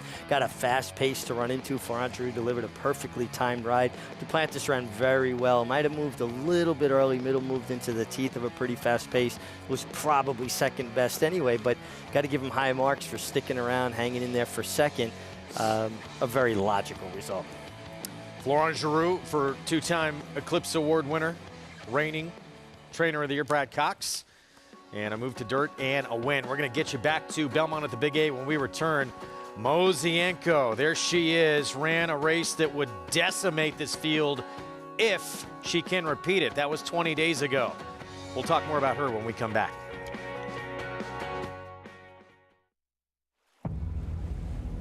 History remembers moments of extraordinary strength, skill, and determination. True greatness is forged by those who fulfill their destiny.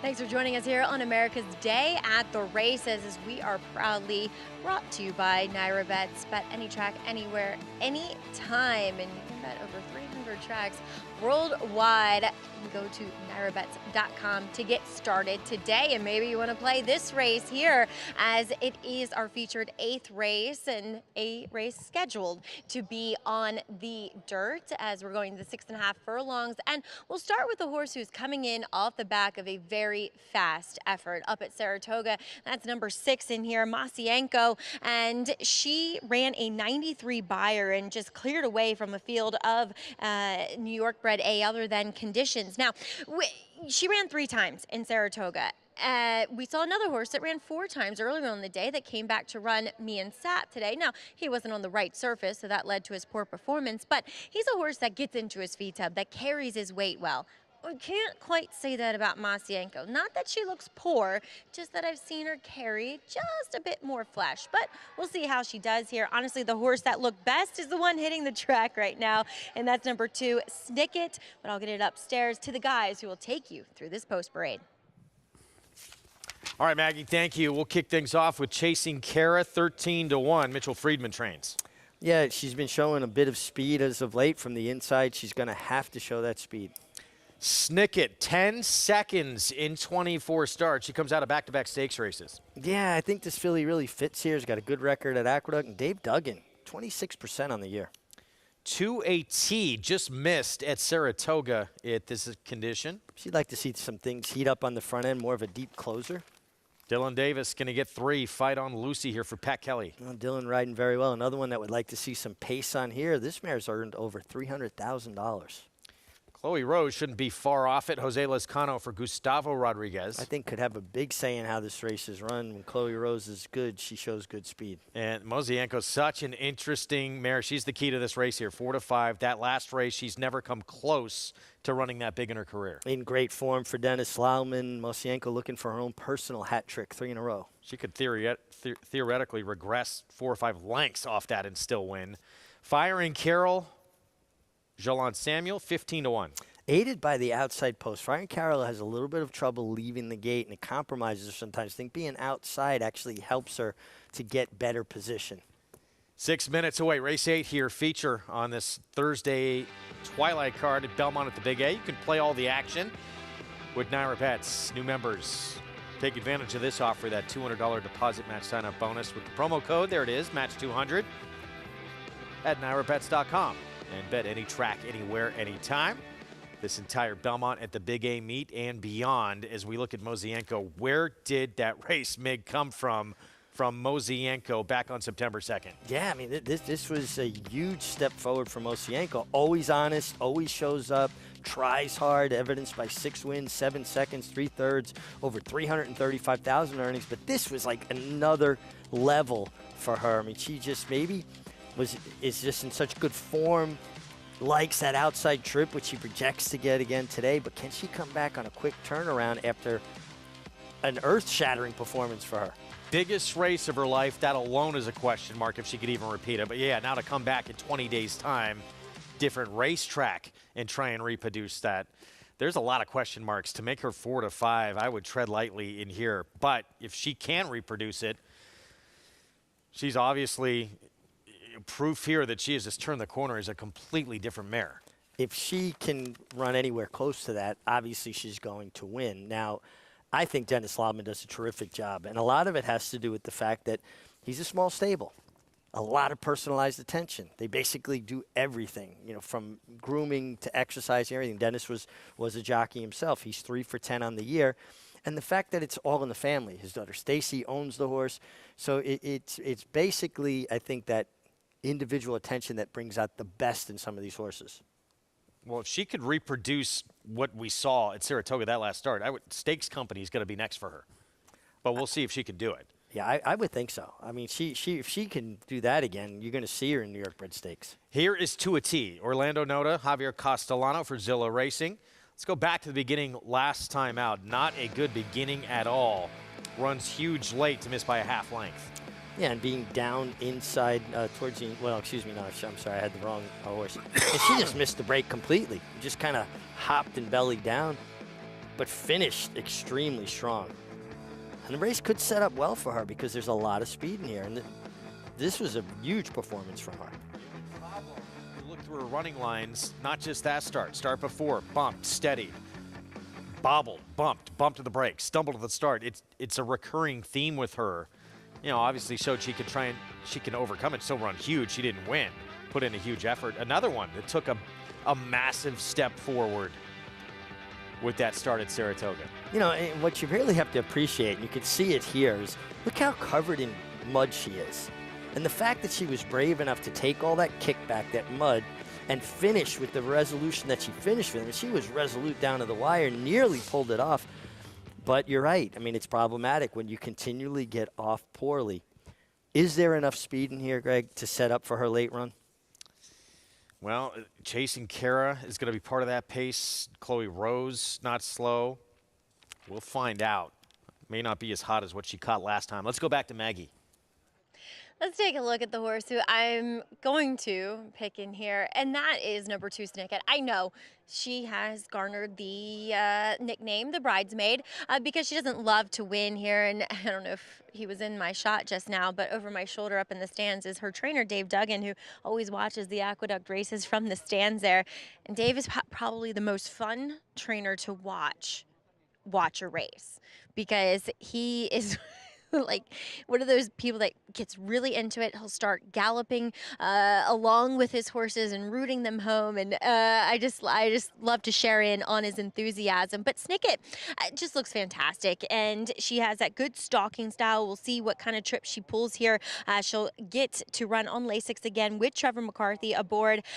She does put the front wraps back on, and I think that might have something to do with the fact that there is still some moisture left in the racetrack. If you look through her PPs, you'll see that Dave has applied them when she's run on any track less than fast. So I wouldn't put too much credence into that, and just has made an excellent impression throughout the preliminaries here. As we move on to a horse who my eye just kind of kept going back to, and she's a long shot, and rightfully so, but that's number 4, Fight on Lucy, who I think gets a very interesting rider change to Dylan Davis today, as she'll come off a little bit of a respite. I haven't seen her since Belmont, actually one of the last days up at Belmont, but better than ever. Always a filly, or excuse me, mare, that has carried her weight well, but she just looks more solid. Like everything's just rounded out and well muscled, and her coat is resplendent and just so shiny and healthy looking that I thought she was one, Greg, that might be able to outrun her odds. All right, Maggie, thanks. 16-1, Fight on Lucy. It would be number 3 for Dylan, but maybe not necessarily a win candidate, even if you don't think so. Want to use underneath at a price here, even if you like the 4-5 favorite. That would create value for you. Yeah, absolutely. A long shot underneath the big favorite. Honestly, I'm taking a little bit of a stand against Mosienko. I just wonder if she can rebound that quickly from such a huge effort. I thought the 7, Firing Carol, was a little bit interesting at a price. A horse that I think has races at times that would make her good enough to be in at least your exotics. Yeah, I mean, I'm with you. I think it's a race to play against this 4-5. Forget even coming back quick. That's just a race that's so out of character, and she has a long resume to look back at. I mean, 29 career starts. She's never come close to that kind of performance.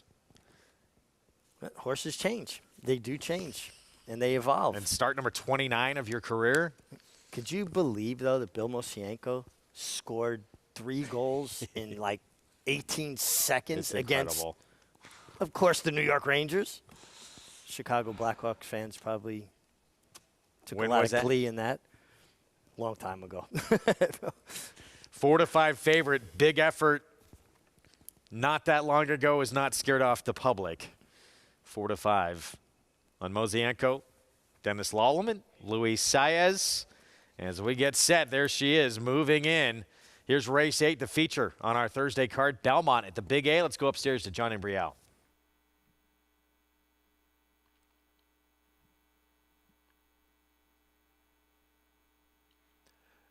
And they're off. And it is Chloe Rose out first. Snicket now moving up, chasing Kara down at the rail. 3 of them across. Mosienko sits just off of them in 4th. Then Fight on Lucy in 5th. To her inside is Tua T, who's moving up. And Firing Carol trails the field in 7th. It's Chasing Kara who leads by a length and a quarter. Snicket runs in 2nd. And then it is Chloe Rose. Widest of all there is Mosienko through a quarter in 23 seconds. Chasing Kara with the lead. And the lead is dwindling here as Snicket gets closer in 2nd. Mosienko's on the outside. Chloe Rose is right there. 4 of them stacked across the track. And Tua T is now right behind them in 5th. Then Fight on Lucy, and Firing Carol is the trailer. Up front, Mosienko on the outside. And alongside is Snicket. And now those two are right together after a half in 46-4. And it is Mosienko who has gone on to take the lead here. It's Mosienko in front. And on the outside is Tua T, who has moved into 2nd. Snicket is back running in 3rd. And then Fight on Lucy. It is Mosienko with a 4-length lead as they come on for the finish. And Mosienko continues in peak form here. And she won by 4.5 lengths. And the time was 1 minute 19 and 2/5 seconds. Well, no longer what they consider a one-number horse. Mosienko backs it up with another impressive win. Dennis Lallemand, Luis Saez. Dennis Lallemand is to be commended for the job he's done with Mosienko. This 5-year-old mare is in raging form, and she gets her natural hat trick 3 in a row. she was a winner every step of the way, Greg. Midway down the backstretch, I looked over you. I said, I guess Mosienko's just really good because she was just cruising in fourth early. She was a bit wide, but you could see the confidence that Luis Saez was riding it with, knowing he had a lot of horse underneath him. To a T, broke a bit slow again, but rallied gamely to get second. Snicket looks like, I believe she hung in there for third, just over Fight on Lucy, but Mosienko, she skated home. So Mosienko, she just dusts a mare who was second in the New York Bred Stakes last time out in Snicket with consummate ease. I think we're going to see some tougher spots for her going forward. I believe that Mosienko has stamped her ticket to try New York Bred Stakes Company now. The form she's in and as good as she's doing. And to me, she won with something left today. She just completely backed up her last performance with another big performance here. Mosienko is very good. And how about that? Named after someone who put together the quickest hat trick in history with a hat trick of her own. Yeah, our colleague, Michelle, you named this mare. And clever name, being by the stallion, Hat Trick, really came up with a good one there. It's one of the more clever names that I've seen in a while. 6-3, 2-4, 4-5 in the end on Mosienko in our feature on the Thursday card. Belmont at the Big A. When we come back, Brad Cox sending out 2 for Saturday's Grade 1 Pennsylvania Derby in the 3-year-old division. Cyberknife, Haskell winner, and stablemate Tawnyport, Grade 3 Ohio Derby winner. Can they get it done? We'll preview their chances coming up. Eclipse champion Run Happy, the #1 second crop dirt sire of last year, is back and showing a new dimension with winners on turf, dirt, and all weather. Tabalina's really shouldered all the responsibility. What a deserved victory. Most impressive. Tabalina by 3 1/4. Somebody's Problem is on her way to winning the Prairie Meadows Debutante. Somebody's Problem by 2.5, 3. Run Happy, price for value, and standing strong at Claiborne Farm. This season at Oaklawn, we've got more of everything. More of the top thoroughbreds in the world. More days of live racing. And the largest purses in our history. All at a completely reimagined Oaklawn. Come be a part of this historic season at Arkansas's only casino resort. Nobody taught me how to be fast.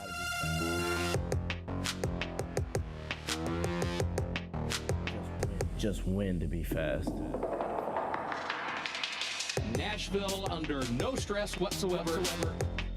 Simply incredible. Never asked for a thing. Track record.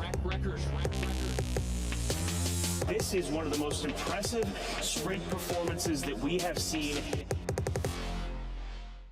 Racetrack Television Network brings you every race, from every track, on every screen, every day.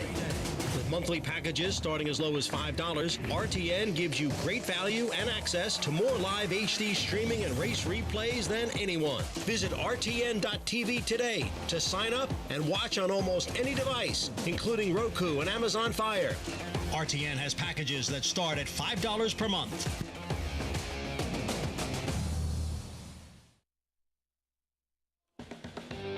We're back on America's Day of the Races on FS2. Regional networks out in Southern California. Program brought to you in part by legendary Claiborne Farm. 100 years of doing the usual unusually well. Mosienko has been unusually well the last 2 starts, 3 wins in a row, but the last 2 starts, she's been out of this world. 7th win of her career. Luis Saez aboard for trainer Dennis Lallman. Let's go downstairs to Maggie. So pleased to be joined here by trainer Dennis Lallman. And Dennis, the first thing I noticed when Mosienko came into the winner's circle, a little kiss on the nose. For you, these horses are very personal for you, and they're kind of like family. Of course, yeah. I mean, you know, we take good care of her, and you know, she's doing really good. She responds really good to all the care and everything we give her, you know.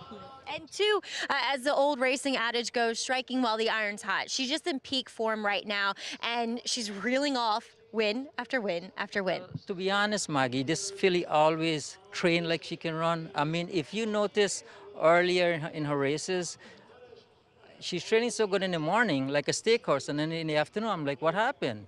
Earlier, and then if you notice, I changed blinkers a couple of times. I put her on Lasix, I take her off Lasix, just to figure out why, why is she not putting it together in the afternoon? She used to train very hard on, be very hard on herself in the morning. So I started to train her lightly. She started to relax a little more now, and she put everything together.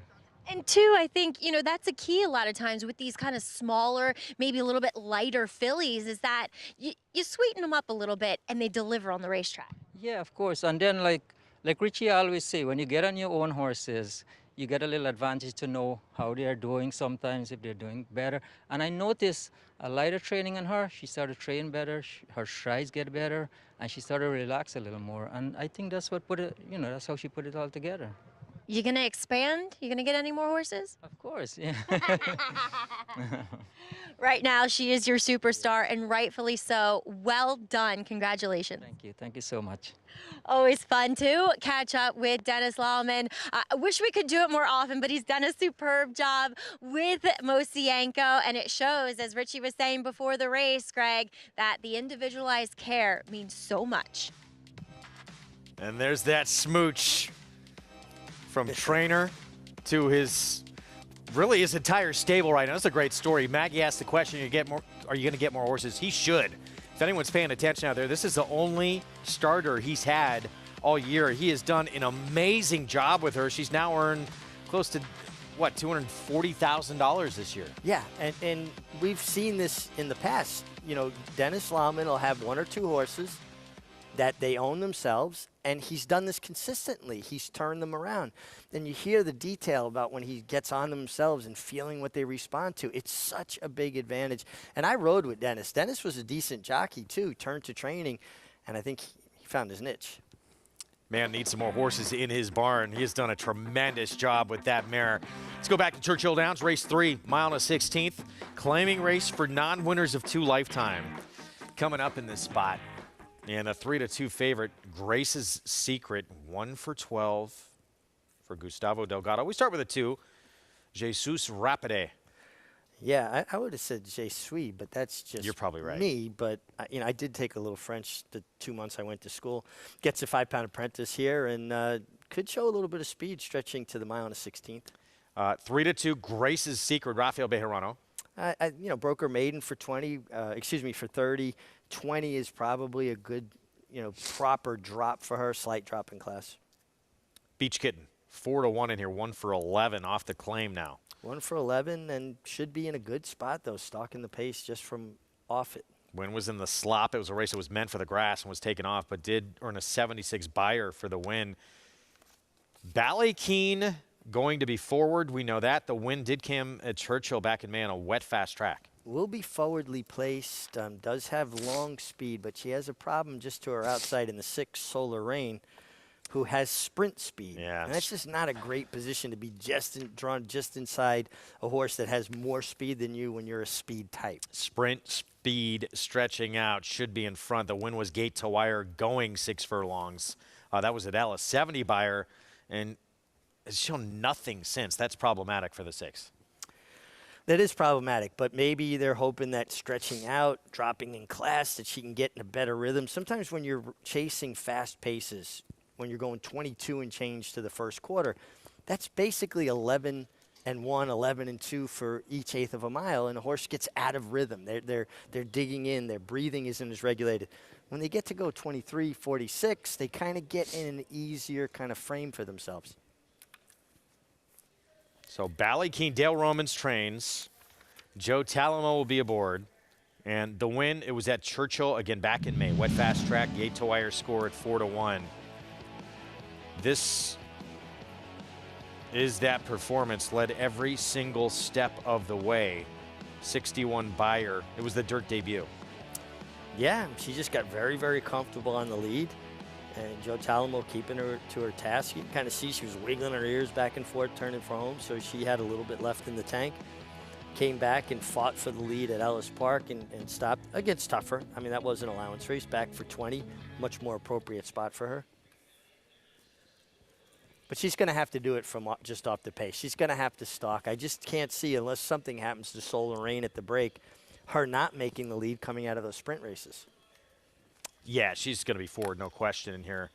But she has completely thrown in the towel in her last 2 starts. But she will get easier, no question, today. As we look at the 2, one more time. Yeah, je suis rapide. Thank you. It's like rolls over here. Je suis. Come I on. took Spanish. Well, like I said, it was about the 2 months I spent in high school. You went to the school of the racetrack. University of Belmont Park. Yes. So 7-2 on this one. Another one who went first time out at Churchill. It was at a mile. Was claimed out of that race. And Belterra, the next start, softer circuit, a race that was meant for the grass, but did move forward at least figure-wise. Yeah, no doubt. And now she gets back to Churchill Downs, the site of her only victory. Drops down. I mean, it is problematic how badly she was beat. Well, it was turf last time, but she is back to the dirt. So doesn't that kind of, doesn't that last race muddy up her form a little bit? I see no great reason to make Grace's Secret such a short. It took her 11 starts to break her maiden. She did it for maiden 30, and then she got drilled. I know she's dropping in class, but off that alone, you're going to make this horse 9-5? No, I agree with you. I think that the 2, Je suis rapide, is very logical here. Few ways to go in this race, it would seem, to make Grace's Secret short. Absolutely could win, but no one would surprise me in here. 3rd from Churchill. It's the start of the Derby City 6. Non-winners of 2 lifetime the condition. As Ballykeen for trainer Dale Romans with Joe Talamo about to step in. Can this horse apply any kind of pressure to the expected front runner, Solar Rain, the 6 outside? Let's go to Travis Stone. Here in the gate. And they're off. Ballykeen bounces out on top. Solar Rain for that outside post is sent on as well. So these 2 head to the opening turn together. It's Ballykeen down inside, cutting the corner and taking the early lead. Solar Rain is prompting on the outside in 2nd. 2 lengths back to Beach Kitten, who comes away 3rd. Je suis rapide toward the inside 4th and 5 lengths off the early lead. The early trailer is Grace's Secret, 6 lengths behind as they head for the backstretch run. Ballykeen the leader. Leads by a precise length as they turn. The opening quarter goes in 24 and 4/5 seconds. Solar Rain is a tracking 2nd. And Beach Kitten on the outside under a hold racing 3rd. 5 furlongs to go. 3 lengths back to Je suis rapide. And the trailer is still Grace's Secret. And Grace's Secret is still 8 lengths off the lead. 4 furlongs to go. Ballykeen heads for the far turn in control. Beach Kitten comes on to grab 2nd now. Beach Kitten is on the move from 2nd. Solar Rain is back into 3rd, and now Grace's Secret has given her cue, and she's rallying on the outside, was last earlier, 4th and now 3rd and closing in quickly. So round the far turn, Ballykeen fending off the challenge of Beach Kitten, but Grace's Secret looms in 3rd and is coming with a run. They're off the turn into the stretch. Ballykeen up against the rails, still in front, 3/16 to go. Grace's Secret is set down for the drive now and comes up on the outside. These 2 well separated by the 8th pole. Grace's Secret puts a nose in front. Ballykeen fights on but is back into 2nd, and they come for the wire. Grace's Secret's wandering about the track, but she won it. By 2 in the end, Ballykeen was 2nd. Je suis rapide was 3rd. A drunken sailor stretch run from Grace's Secret, inside, outside. She was all over the place. She's making a big move, though, around the turn. Yes, she did. She made a lot of ground up around the far turn, got to wandering in the stretch, and I think that's a good analogy. She kind of was staggering to the left, to the right. Ballykeen ran very well, got an easy lead when the 6 Solar Rain broke out at the start. Horses like water sometimes will flow to empty space, but the 3, Grace's Secret, well, it was no secret. Public was all over her, and Rafael Bejarano with another win. And Ballykeen, I mean, things worked out great for her, especially with that 6 not breaking well, breaking out, got the lead to herself, and could not close. This one too good. So, yeah, Grace's Secret, Public was right. Too good for this group, despite all that weaving in and out down the stretch. Gustavo Delgado, Rafael Bejarano, and the favorite wins the 3rd to start off the Derby City 6. We're going to take a timeout. Coming off a meet title at Saratoga, Irad Ortiz Jr. is picked up right where he left off. including the top percentage winning rider at the meet with those with at least 15 or more mounts. We'll be back. He's in the nightcap to come as well.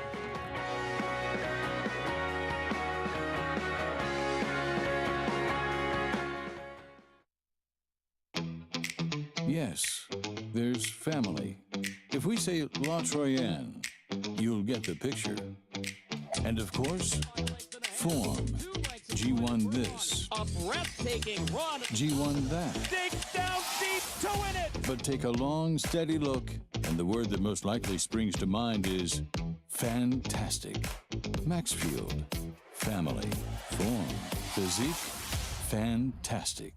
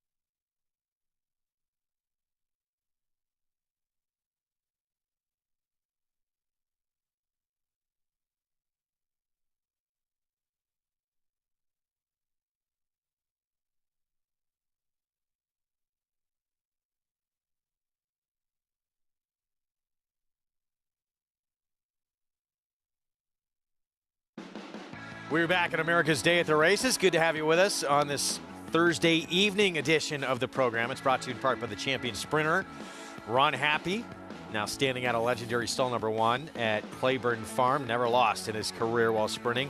Nightcap coming up at Belmont at the Big A. Scheduled for the grass, off the turf, obviously, 6 furlongs, 40 maiden claiming group as we look at Spicy Ginger, who his only start, her only start, I should say, came on dirt. Did not show a lot, but that was against Straight Maiden Company back at Belmont in June. Yeah, drops in class. Did finish with a little bit of interest. When I look at first-time starters, Greg, I always look for some place in the race where they showed some run.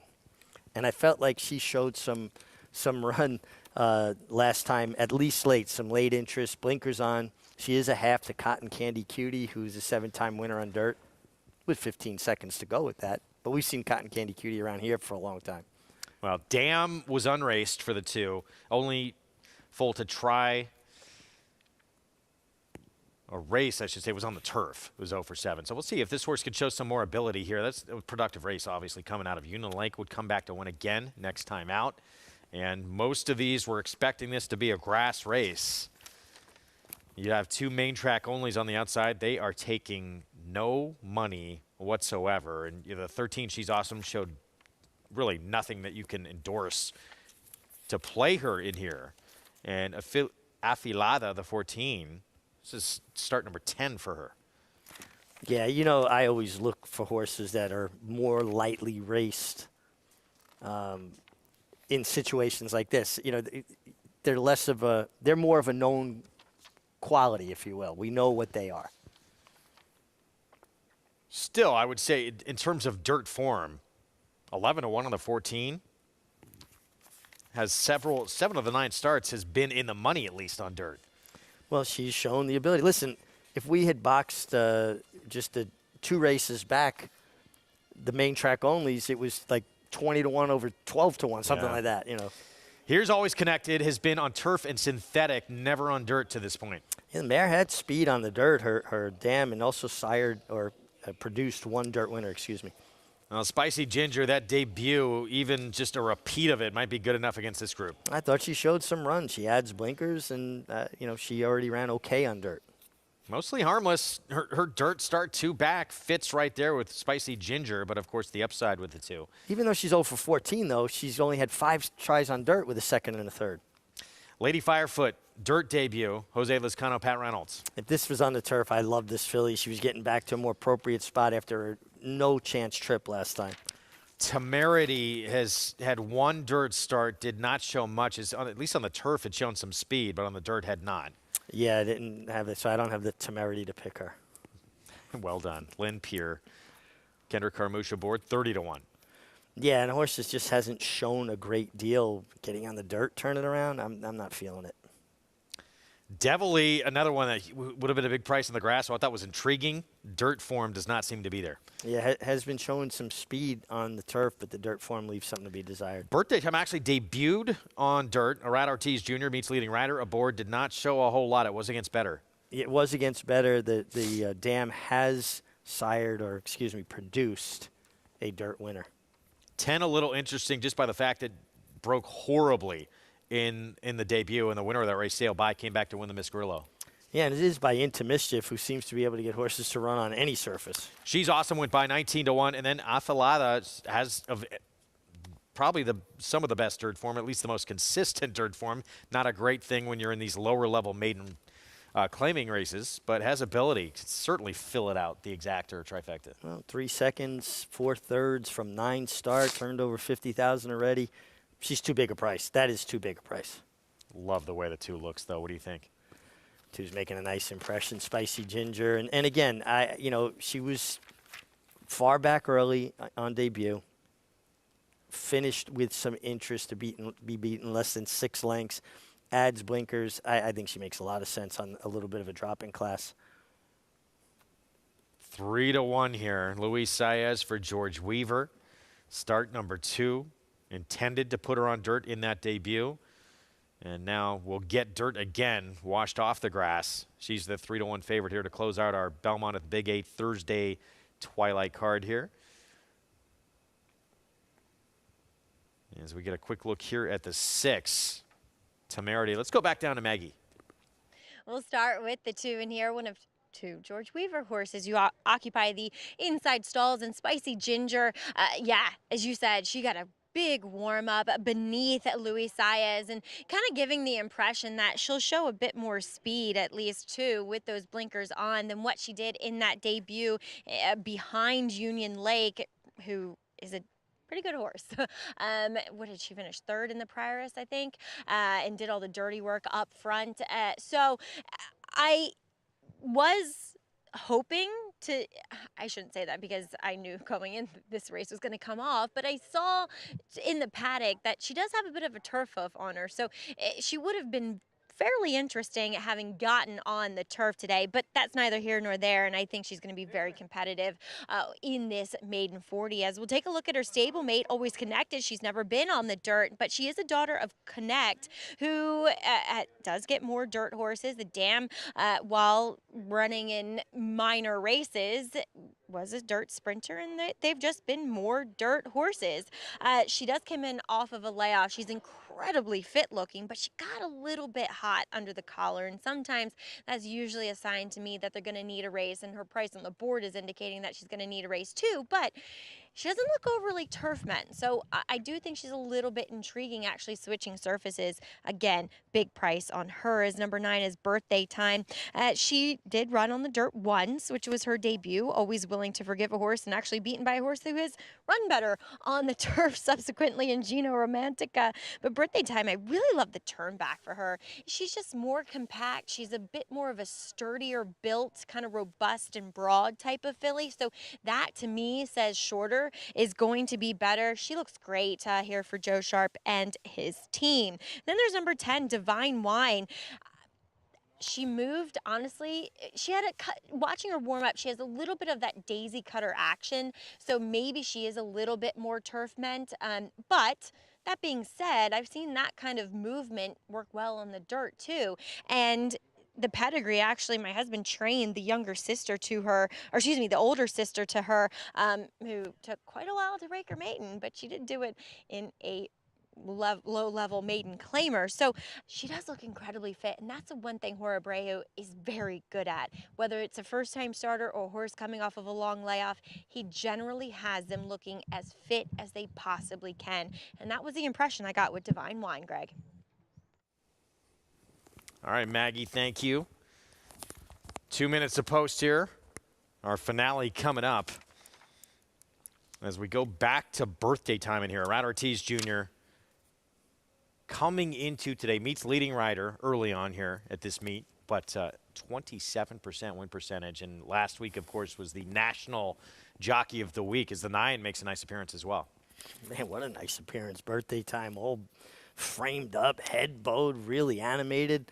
I mean, she's showing a lot of good energy there. That's when you want to look at a horse warming up and the things that we like to see, the positives, there it is right there. That should be the example. Sensational on the racetrack, appearance-wise. Her first start, it was on dirt. It was at Tampa. You can always forgive a debut. And it was back in March of this year. Did not show much at all. It was against Better. It was a straight maiden race. Again, it was the debut, so we can be forgiving. We shall see. In this group, obviously, you're not going to need much figure-wise to come away with the win here. Man, you see a horse warm up like that, you got to give them a long, hard look. She elevated vastly in my eyes watching that on the screen. And, you know, listen, in a perfect world, you like a horse on paper, and they kind of point themselves out from form or pedigree or, you know, whatever you see that attracts you. And then if you get one that warms up like that and you already like them on paper, that's the double check mark. You did like her on paper. I thought she had a chance on paper, but I elevated her in my eyes from the warm-up. But my point is that if you like one on paper and then see them warm up like that, have more confidence. Absolutely. And, anyone who says, oh, I don't look at horses, that's not part of my game, you should always try and evolve in this game as a handicapper. That absolutely something that you can learn, to look at horses, see how they're warming up, and see what horse. And it doesn't always work, but a lot of times horses will tout themselves, and it is a skill you can learn. Oh, absolutely. It's just like when you started reading the racing form, right? It wasn't easy. It didn't come natural, but you learn and you continue to work at it, and you don't dismiss something just because, well, I don't have that skill set. You can acquire that skill set. I totally agree. Here's the one, always connected. First time on dirt coming up. George Weaver, trainee. It's the stablemate next door, though, taking most of the attention. Another one that looked very good on the racetrack, Spicy Ginger, who's at 7-2 right now, was briefly favored, but wow, heavy favoritism now to the 9 birthday time, down to 2-1. Will be your favorite here for the nightcap. I think she showed a lot of interest the way she warmed up. She makes some sense on paper. I went to the outside, the 14, Afalata, because basically you talked me into it. Definitely a horse, I think, to get a piece of it here and use underneath at 12-1. That's too big a price. 2 in the 9, though, really looked good on the racetrack. We'll see how this transpires. Our final race of the evening here from Belmont at the Big A. A lot more coming up still from Churchill Downs. Let's go upstairs to John Embriel.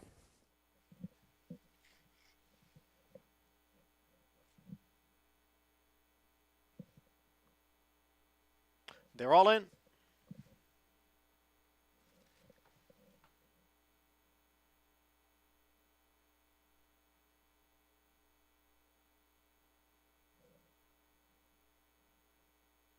The door is opened on one of the stalls.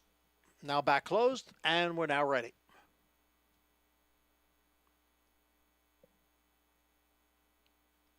And they're off. Slow starts for both Divine Wine and Mostly Harmless. It is Spicy Ginger out for the lead, always connected down at the rail. Lady Firefoot is up close, and then comes Devilly, along with She's Awesome on the extreme outside. Birthday Time is next in 6th, followed by Afilada in 7th. Mostly Harmless has advanced up into 8th, and it's Lynn Pierre in 9th. Followed by Temerity. Divine Wine is the trailer in 11th through a quarter in 23 and 1/5 seconds. Spicy Ginger is down at the rail with a narrow lead over Lady Firefoot. And then comes She's Awesome on the extreme outside in third. Birthday Time, and towards the rail is Devilly. The field is at the top of the stretch. It is Spicy Ginger, challenged here by Lady Firefoot, and She's Awesome on the outside. Devilly is now coming on through and moving up to challenge for the lead. Here comes Devilly, closest to the rail. On the outside is She's Awesome, and now there's a 16th to the finish. It's Devilly and She's Awesome, and these two will battle to the finish with Devilly getting the victory and getting the win at a big price, 14-1. Devilly, as you heard, big number there from John Imbrial, James Ferraro, Javier Castellano. Yeah, get Hall of Famer Javier Castellano at a huge price for Jimmy Ferraro, who's been training winners around here for as long as I could remember. Gets it done here. Devilly seemed to me like a little more turf meant, but she got to the dirt here and got it done under a nice ride from Javier, who has been riding well for an extended period of time since Belmont this past spring. Got to save that ground, came out, and got it done here. Is it the 13 on the outside? Yeah, she's awesome at 21-1. Getting second under 8-1 with a 4 in third, but she's awesome. Showed nothing in the debut at Saratoga this summer. Big drop in class, start number 2. So how about 14-1 over 21-1 exacta? And again, you know, She's Awesome, main track only, rounding out at a big number. Junior Alvarado for Steve Caceres. So Javier Castellano, nice ride here with Devilly, who gets it done in her 13th career start. Lucky 13 for the 3-year-old filly for the Ferraro barn. Javi aboard. 8, 13, 4, and 10 prices to wrap up our Belmont at the Big 8 card when we come back.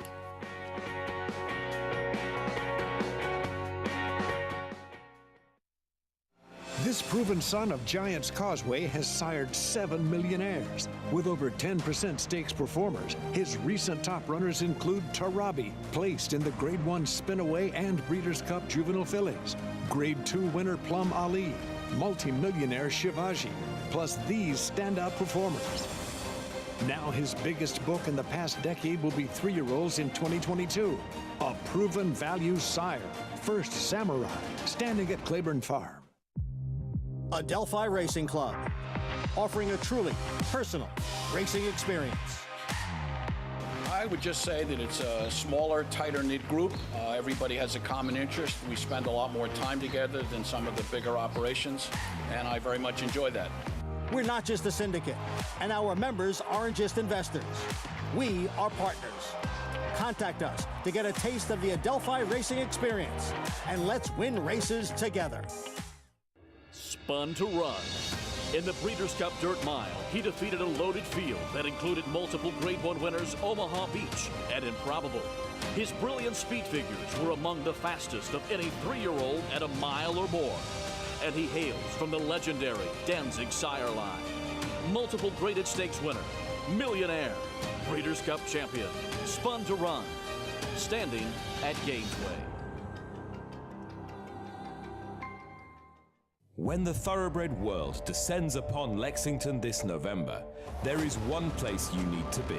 The place where history comes alive with every championship victory. He's authentic indeed! The place where the future is built with the fall of a gavel. The place that exists to be the heart of this industry. The center of it all. Home to the November breeding stock sale and 2022 Breeders' Cup, Keeneland.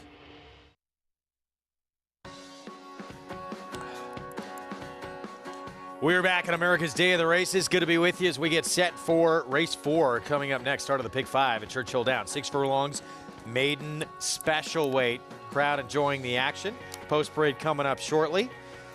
And we're going to see in a moment War Room, first time starter, taking a lot of money right now for Rudolph Brissett. We were told the 4 Arrogate Spirit. His dam produced multiple Grade 1 winners. Breeders' Cup Sprint winner Whitmore as well, flipped in the paddock. So we'll wait for an update on the 4. Here's Island Mischief. Island Mischief showed nothing on debut except that veered very sharply at the start. Will that make that big a difference? Sorry, and you just saw the 4 go through the screen. Lost the rider in the post parade. Did not flip in the paddock. Lost the rider there. As you saw, just zip through the screen there. And that's a dangerous situation. Appeal denied, Greg Foley. Yeah, closed well. First time going 5.5 after braking slow. Then broke well, showed speed and stopped. Will they revert back to rating tactics today? Ice Etude by Keen Ice debuting. Comes off a pretty sharp gate drill. Not taking any money on debut. And we'll try and find the 4. See if that horse remains in the race. The 5, it's a Bang Bang. Showed nothing on debut on dirt, then showed good speed on turf. Gets back to the dirt, though. 12-1. This Mount Kisco start number 4. The last 2 have been on turf. Yeah, first start showed absolutely nothing on dirt, and then the last start improved. Was it just a matter of a horse getting better? Well, here's the 7, the first-time starter who has taken all this money here, 8-5 for the debut. The dam produced a horse named Warrant, who was a Grade 3 winner. Routing was Grade 1 placed. He's a full to Warrant, as a matter of fact. And look at the workouts, a steady diet of 59s, meaning this horse has been working 5 furlongs in less than a minute consistently for a trainer who doesn't look for fast works. Mayan Bill Mott sends out at 3-1. Yeah, taking some money with a nice pedigree and gets a good outside draw. Jimmy Graham for Bill Mott. And that's your field. Waiting to see if we get a look here at Arrogate Spirit and if the outrider is able to catch up to that horse. Talked about the pedigree. Arrogate out of a Scat Daddy mare, Melody Spirit, who produced the great Whitmore, 15-time winner in his career, including that 2020 Breeders' Cup Sprint. Yeah, I mean, he's got a lot to live up to, but Whitmore was a bit of a handful himself. Now we see the rider, Tyler Gaffleone, back aboard, and hopefully he can stay in the middle of him. But Whitmore could be a handful to handle as well. So, sometimes good horses have their own ideas about things. So he's 5-1 right now. Let's check in with Paulie. Yeah, Greg, right before they came out in the post parade, he was acting just fine. And I think he got spooked by something. Either he saw the big screen or the tote board, and he reared up, and he dropped, actually, jockey Tyler Gaffleone. Now, Tyler landed on his feet. He did not flip over, and then he got loose. And he ran about, I would say, maybe a quarter of a mile, and the outrider did an unbelievable job to corral him and basically got him to settle down. So he basically got a warm-up. Since Tyler's been back aboard him, he's been acting normal and minding his matters, and Tyler didn't have to warm him up because he got a nice little sprint away from the post parade here. And I don't know how that's going to affect him in the race. You obviously don't want your horse to run off of the post parade, but he looked unbelievable. He kind of looks a little bit like Daddy. And listen, the word has been out on 3 runners. I walked into this racetrack. I heard the 7 was a stone runner, been working at Windstar for Rudy Brissett. Then I heard, walking about 15 minutes later, that the 8 could absolutely fly in here and Mayan. And then Ron Moquette came by and goes, hey, my Arrogate horse can run here a little bit as well. So I've heard steam on all the first-time stars near the 4, 7, 8, but probably the most showing up on the board is the 7 for Rudy Brissett. This is a horse by Constitution. First Samurai on the bottom side, but just working bullets at Windstar. And the tote board is, I guess, not maybe telling a lie in here, but, I landed on the 8 in here. Bill Mott had a monstrous meet here at Churchill Downs. And, Olympiad, and it goes on and on. This horse has been working fast here at Churchill. Bill Mott does not work his horses fast. So I think the 8's showing his hand here, Greg. Expensive son of Uncle Mo, the 8 Mayan. Thank you, Paulie. $650,000, son of Uncle Mo, getting set for the debut. Judd Mott horse with Jimmy Graham riding for Mott. Yeah, a big attractive son of Uncle Mo as well. And it seems like there's a lot of buzz about several horses in here. And it'll be interesting to see. We always get excited when we see maidens starting. Now, these are 3-year-olds, not 2-year-olds. Arrogate Spirit, like we said, half to Whitmore, who $4.5 million in career earnings for Whitmore. And then War Room, a full to Warrant by Constitution out of Whisper Number. So we got pedigrees, we got good-looking colts, we got top-class connections. Let's sit back, relax, and enjoy.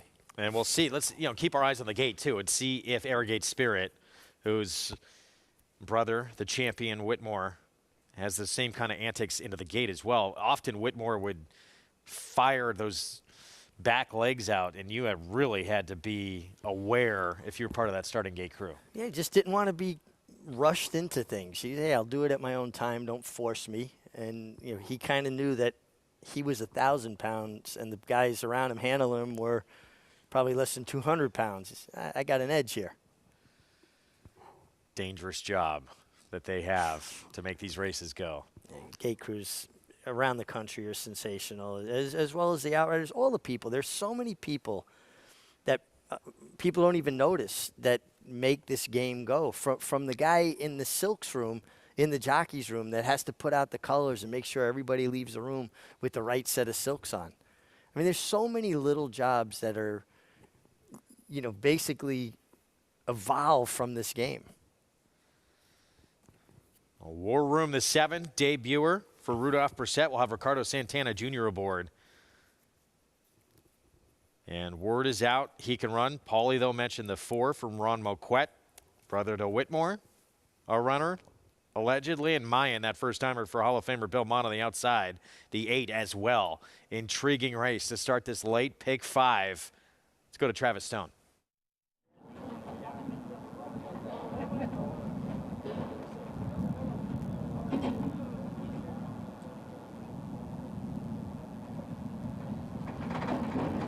They're in the gate. And they're off. Mount Kisco breaks alertly, slow into stride. Island Mischief at the back and down inside. It's a bang bang comes on through. It's a bang bang in front down the backstretch run. War Room comes on to be second. Mount Kisco's up close racing third. Irrigate Spirit is there. An appeal denied down toward the rail. And Mayans not far behind them. Tight pack up top. 8 lengths from there back to Isitude and slow starting Island Mischief. Far turn. Here's War Room looking for the lead. And War Room takes over willingly. With 3 furlongs to go, it's a bang bang is losing ground. Appeal denied is on the move now. Quickly up into second, and Mayan is there. 3 wide third, and Irrigate Spirit comes on 4 wide fourth. Quarter pole, War Room off the turn, appeal denied right alongside. These two shoulder to shoulder, and appeal denied has taken the lead right at the 3/16 and is opening up. War Room with no response late. Farther back, Isitude, who was way, way behind earlier, is now second. Time running out to catch Appeal Denied, and it will run out. Appeal Denied's going to win it, and cruises under the wire to win it by 2.5.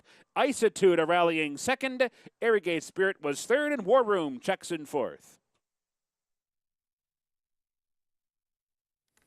Appeal denied, third time out. Greg Foley, this horse did very little running last time out. A little bit of early speed, but then completely checked out of it. Third time the charm. Third time the charm for all the stories, all the buzz, all the whispers. It was a horse making his third start in Appeal Denied who got it done, and a horse that didn't take much attention, a first-time starter. Isitude rallied well to be second at a big price. So Appeal Denied with the win, third time out. And you have the story horses, the 4 Irrigate Spirit, the 7 Worm, the 8 Mayan. None of them making an impact here. First time out. Yeah, War Room loomed up, took the lead around the turn. He was bet like he was supposed to be the second coming and had really no reaction. I think the 4 is a horse you want to keep an eye on. Irrigate Spirit wasn't in the most comfortable position heading in the far turn, in between horses, in some traffic. Got a lot of education and could really move forward off of that effort. Back to New York to wrap up action. Belmont at the Big A. Javier Castellano for James Ferraro. And a big price to close out this Thursday card. 13th time out for this horse. Got a real nice trip and a real nice ride from Javier Castellano. Was able to kind of wait, find the split, came through between horses, and finished very resolutely. Big try from the 13. She's Awesome. Showed nothing on debut, but improved a great deal in her second start. But Devilly got the best of it and had foundation to get it done. The 13th time was the charm. Terrific summer this season for the 4-time Eclipse Award winning rider, Javier Castellano. Rode so well. $30 winner. And look at the 50-cent trifecta, over $1,600. What are the exact at 813 for $1? $245. Pick 5 over 7,500. Here's the follow along. Mozienko for some, I know we thought was beatable and had questions, but for some made this a pick 4. Stonewall Star, Battle Station, extremely havable. 2 prices in there that were tough to come by. Stonewall Star was very impressive. Nice looking 2-year-old there for Barry Schwartz. Francisco Arrieta will have his story. It's been a huge 2022 for that young man who had unwavering faith that he would be successful in this game, and it has paid off.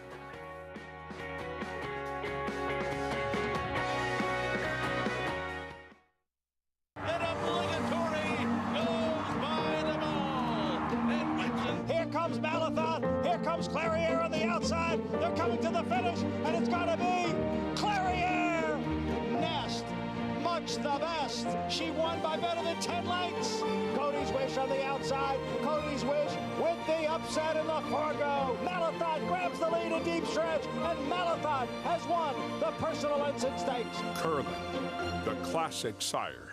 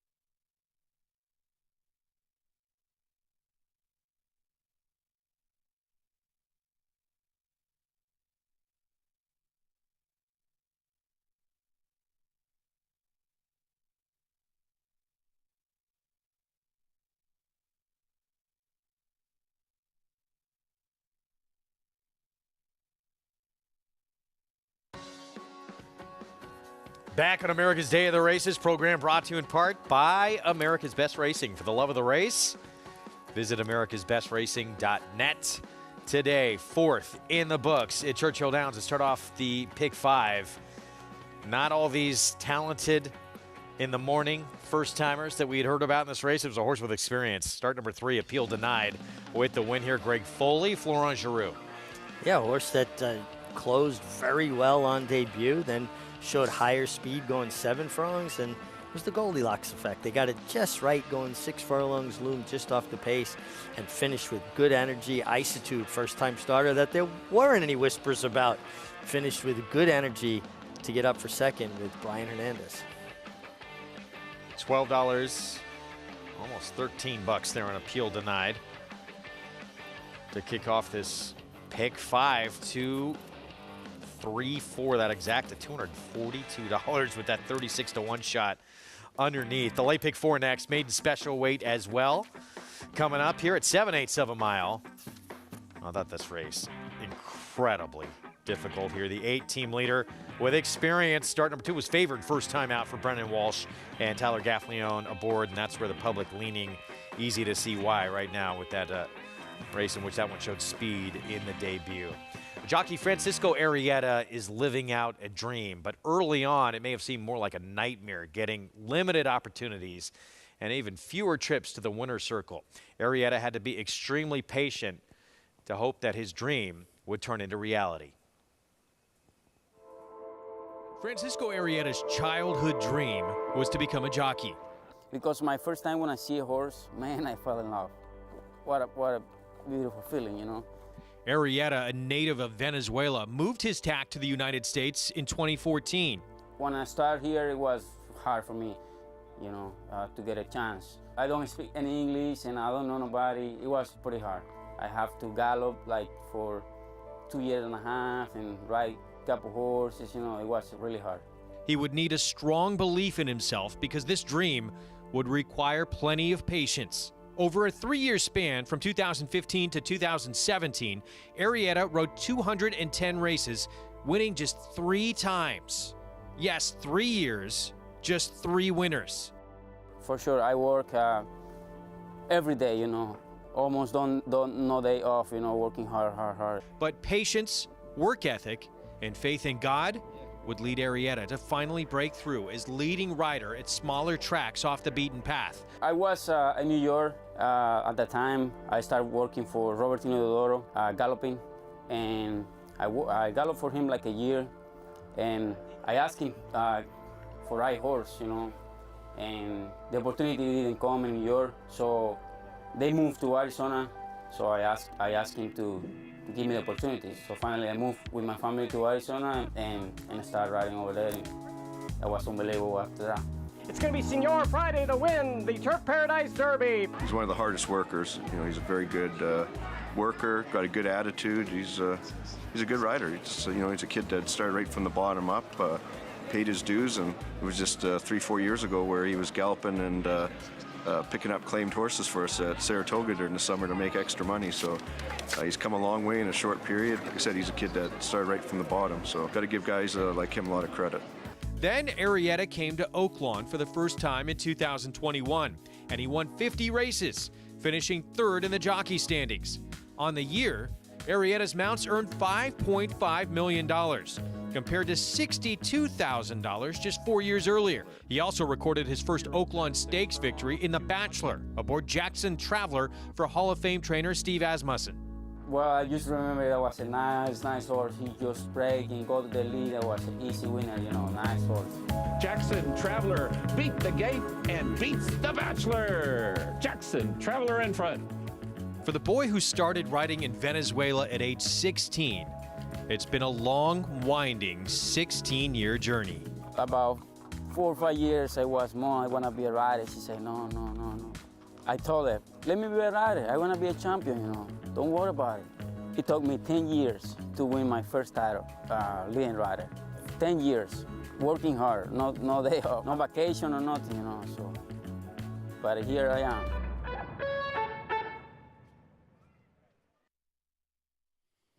Well, he came awfully close to that first riding title. Obviously, David Cabrera was out with injury. Sure. He wound up just one behind him, but he took a riding triple to end the meet 2021. He opened up last year with opening day with 4 wins on that 9-race card. Definitely a man who was in high demand in Oaklawn. Well, and you like to see hard work rewarded. You know, somebody that, you know, wasn't going to be deterred, wasn't going to get discouraged. And the thing I tell young riders all the time is you can't control when you're going to get an opportunity, but you can control your work ethic and being prepared and being ready for that opportunity when it comes and making the most of it. Obviously, Francisco Arrieta has. And he rode his first winner at the Meadowlands in 2015, Legendary King for trainer Phil Scott, on the turf. They don't allow apprentices in New York, 10-pound apprentices, to even ride on the turf, which I don't think is really smart. If you're going to be a rider, you've got to see every situation, and you got to allow these kids to be able to learn.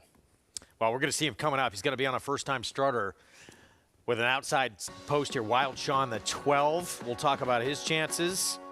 Everyone else in this group coming up, too. Team leader, though, Tyler Gaffleone, Brendan Walsh, the one to beat.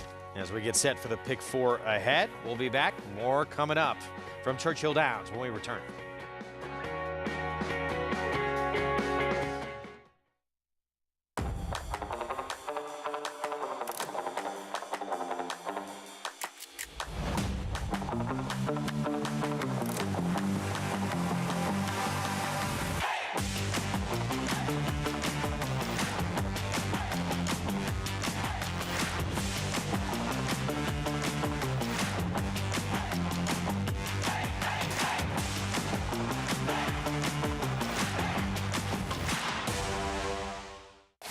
Who you betting on? How about an app created specifically for horse racing? Naira Bets. We specialize in thundering hooves, fist pumping, and boosting your bankroll with robust weekly promotions. And offer betting tips from actual horse racing experts. Bet all day and night, nationwide. Get the action and thrill of horse racing with Naira Bets.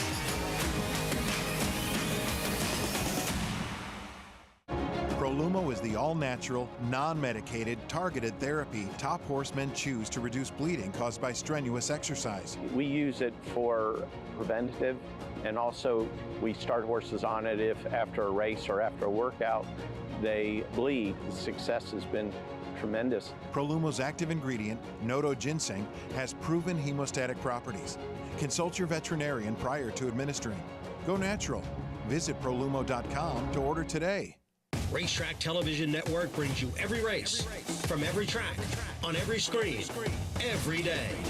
With monthly packages starting as low as $5, RTN gives you great value and access to more live HD streaming and race replays than anyone. Visit RTN.tv today to sign up and watch on almost any device, including Roku and Amazon Fire. RTN has packages that start at $5 per month.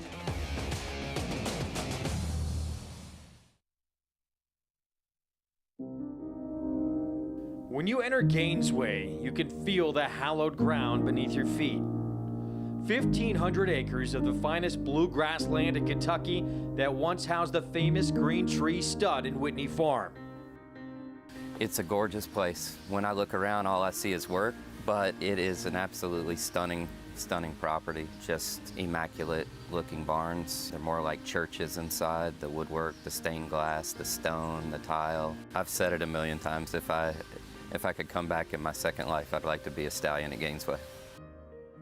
The Gainesway roster of stallions includes the generational sire Tappet and stallions ready to make their mark on the sport. Expectations are high for McKenzie. As Street Sense's best son, McKenzie is a Grade 1 winner at 2, 3, and 4, from distances of 7 furlongs to 1 mile and 1/8. He consistently ran the lowest Ragozin figures of any stallion set to retire in 2021. McKenzie as a stallion prospect is the first stallion prospect I was part of at Gainesway. You couldn't be more excited about him. The book of mares he got was unbelievable, so we're really excited about him at Gainesway right now. I felt the mares we got in his first book was a great group. We bred a lot of fast early mares to him. We bred a very nice, well-rounded group of mares that can do anything, so we're going to give him every opportunity. His first runners debut in 2024. August has been a banner month for Gainesway.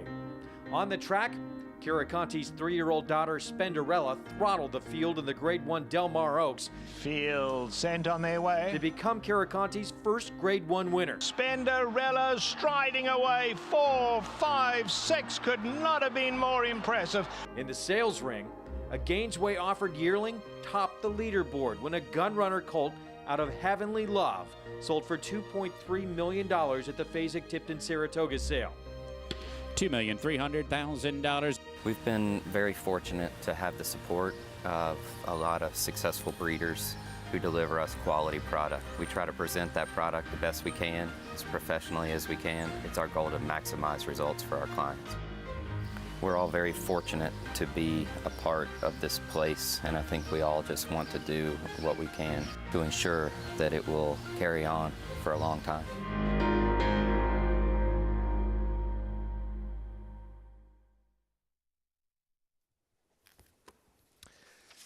There's a look at Ghost Nation. Son of Tappet, start number 2. Horse went for $230,000 at auction, debuted at Ellis, and now the blinkers come off. Yeah, I mean, he absolutely stood there at the break. Even the trouble line says dwelt start. And the fact that he even got back into the race after that start says a lot. He comes back off of another gate work. So his last work before he ran was a gate work.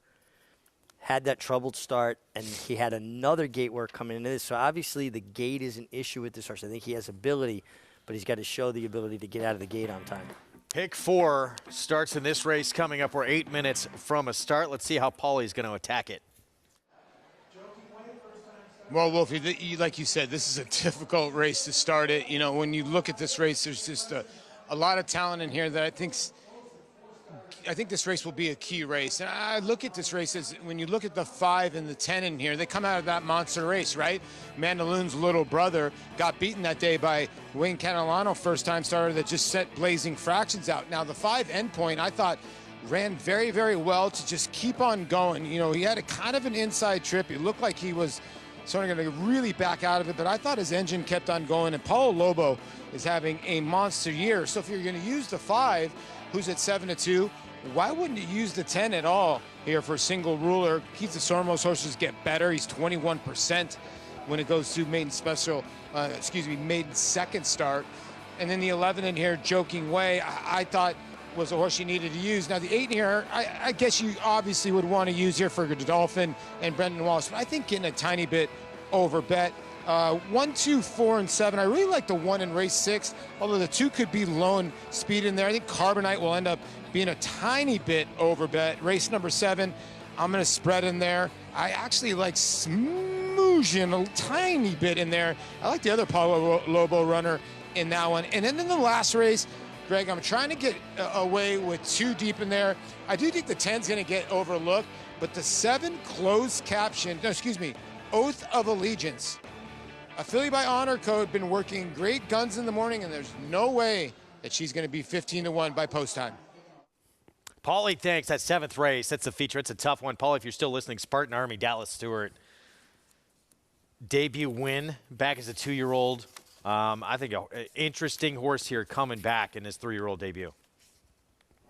I agree, Greg, 100%. I mean, listen, Dallas does not win first time out, and he was probably the last horse I threw out. My only issue is, okay, he won first time out against first-time starters. This is a salty, salty field from the rails. So now, is he going to have to take back and pass way better horses? I do think that the horse has got a ton of talent. But when you win first time out, it's really hard to sit on a horse this long. So I try to take a stand against, but I understand where you're going there. It'll be a fun race. Good luck, Paulie. Good luck, everybody, playing this late pick 4 coming up.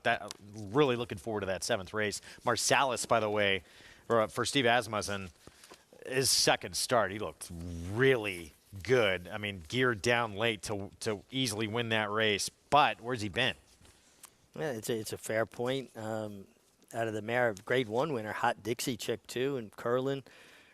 Steve, a little familiar with Curlin, huh? A little bit. Are you Brantford or a Winton guy? Winton. Trumpet? Yeah, I like that. I love them both. Yeah, and Hot Dixie Chick, like clever names. Yep. 5th at Churchill. Here we go. Pick 4 coming up. Post-parade. We'll start with the remaining half of the entry. Real Moon, first-time starter. Dale Romans. Yeah, more of a turf pedigree here. Maybe a place to get this horse started, not taking much money. Post 6 for Real Moon, by the way. That means Coops, the 2, gets the rail for Joe Sharp debuting. Yeah, by Gervin, 28% with his first-time starters, 31% with dirt sprints, 28% overall as a first-crop sire. We'll dig a little deeper in this pedigree when we get through this post-parade. Here's the one we talked about earlier. Blinker's coming off start number 2 for Ghost Nation. Yeah, listen, he showed ability to get back in the race. I look at first-timers. I want to see some place in the race they showed run. This horse did after breaking slowly. Needs to get away cleanly. Moe's Treasure the 4. He showed some ability on this track at Churchill back in July. Well, we saw Wayne Lucas win with a big long shot earlier in the day. This is a horse that's making his 8th start, so he's got plenty of foundation. He was not that far behind Curly Jack, who, of course, won the Iroquois for Tom Amos. And Point Paulo Lobo, second-time starter. Yeah, I mean, I thought he ran evenly on debut, was getting a lot of kickback, was down towards the inside, could improve second start. Ron Moquat with a first-time starter. King Russell. Yeah, comes in with a nice steady work tab. I like that he had his gate work 2 back and then one nice half mile since that off the pole. Leola not taking much money at all for trainer John Ortiz. No, and again, we try to let the board help us. It doesn't always work that way, but usually if they've shown glimpses of ability in the morning, it reflects on the board. I thought much the horse to beat, and talk about appearance. Wow, backing it up here. What do you think? Yeah, he really looks good in the warm-up. Love the way he's framed up under Tyler Gaffleone. He came out of race, captured the flag, who unfortunately is on the sidelines now, who I thought ran extremely well on debut. And here's the 10, single ruler, Keith DeSormo, 17-1. I think a horse that was green first time, kind of backed out, showed a little bit of interest late.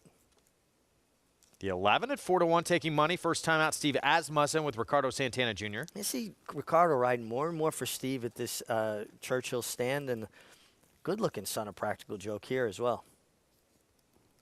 And Wild Sean, Francisco Arrieta, had the feature on him last segment. He's going to team up here with Donnie Von Hemel.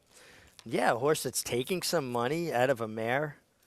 Oh, excuse me, I'm sorry, that's the 12. Excuse me, this mare, $1.1 million in earnings, a 16-time winner. She's only had one other foal to race. Her name was She's All Wolf. She's All Wolf, see? Earned over $600,000. 23-1, not taking any money from that outside post. As we're 2 minutes away from this pick 4. You got to follow me with the 2 coups here. Ready? All right, let's do it. Okay. By Gervin. Gervin, small sampling, 28% with his firsters, 28% overall with his 2-year-olds, first crop, 31% with dirt sprints. Sire of Damon's Mound. Very impressive in Saratoga. Didn't run well stretching out last Saratoga time. special winner. Yes. This horse is by Gervin out of a mare, Empire Maker mare, but on both Coops and Damon's Mound, Pulpit is the grandsire on the female side of the family. So you've got a very similar nick, a very similar line. This horse being Grandam being by Pulpit, Damon's Mound's Grandam by Pulpit, both by Gervin. Are you following me here? I am. Horse taking some money, tough post. I'm feeling it. Tough to win, going 7/8 first time out, and to do it from the rail also. It's 2 strikes, would you say?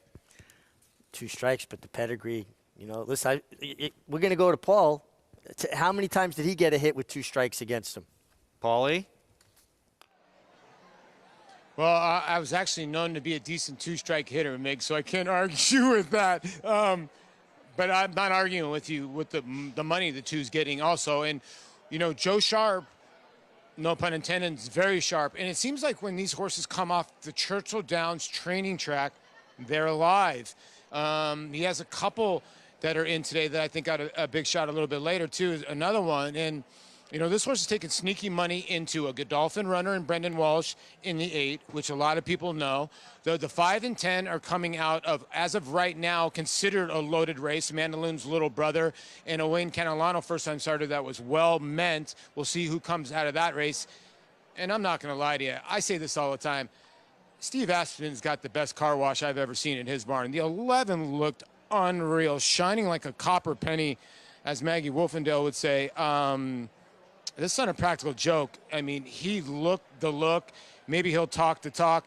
I will say this. His 6 has taken a lot of money here from 20-1 and 9-1. He was a little rambunctious in the post race. He actually almost threw Joe Talamo when they were going out on the jog, and then he took off a little bit. So I don't know if he's feeling his oats or not, but I'm going to stick with the 5.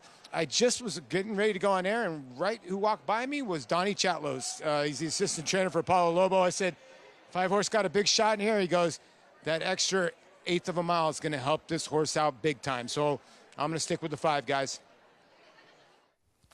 All right, Paulie, 9-2 on endpoint for start number 2 coming up. And, just a lot of times this 7/8 distance to have the foundation of at least a race under your belt can go a long way. Absolutely. It is a very tough distance to debut at. It's run like a sprint, an elongated sprint. So you're going to have to run more of the race, and having a race is like having 5 or 6 workouts. It's going to move you forward immensely from a physical fitness standpoint. Paulie's late pick 4 ticket, not even including the favorite, the 8 here team leader. Going 5, 10, 11 to kick things off. And that's why he was a great 2-strike hitter, because he didn't feel the pressure. He knew what he had to do. No question. Miss Paul. Miss him up in the office at Saratoga with us. We had some good times this summer, didn't we? We did. Especially when we were plotting him around the money room. Next year. Keep that between us. 2-1 favorite. Team leader hit the gate in that debut. Every excuse to have not run a big race first time out. Was a favorite. Showed speed anyway despite that, and had every right to tire. There's a lot to like with the 8. Yeah, and the fact that he took so much money. You know, he had obviously shown ability to take that kind of money. It was, you know, a smaller field, only 5 horses.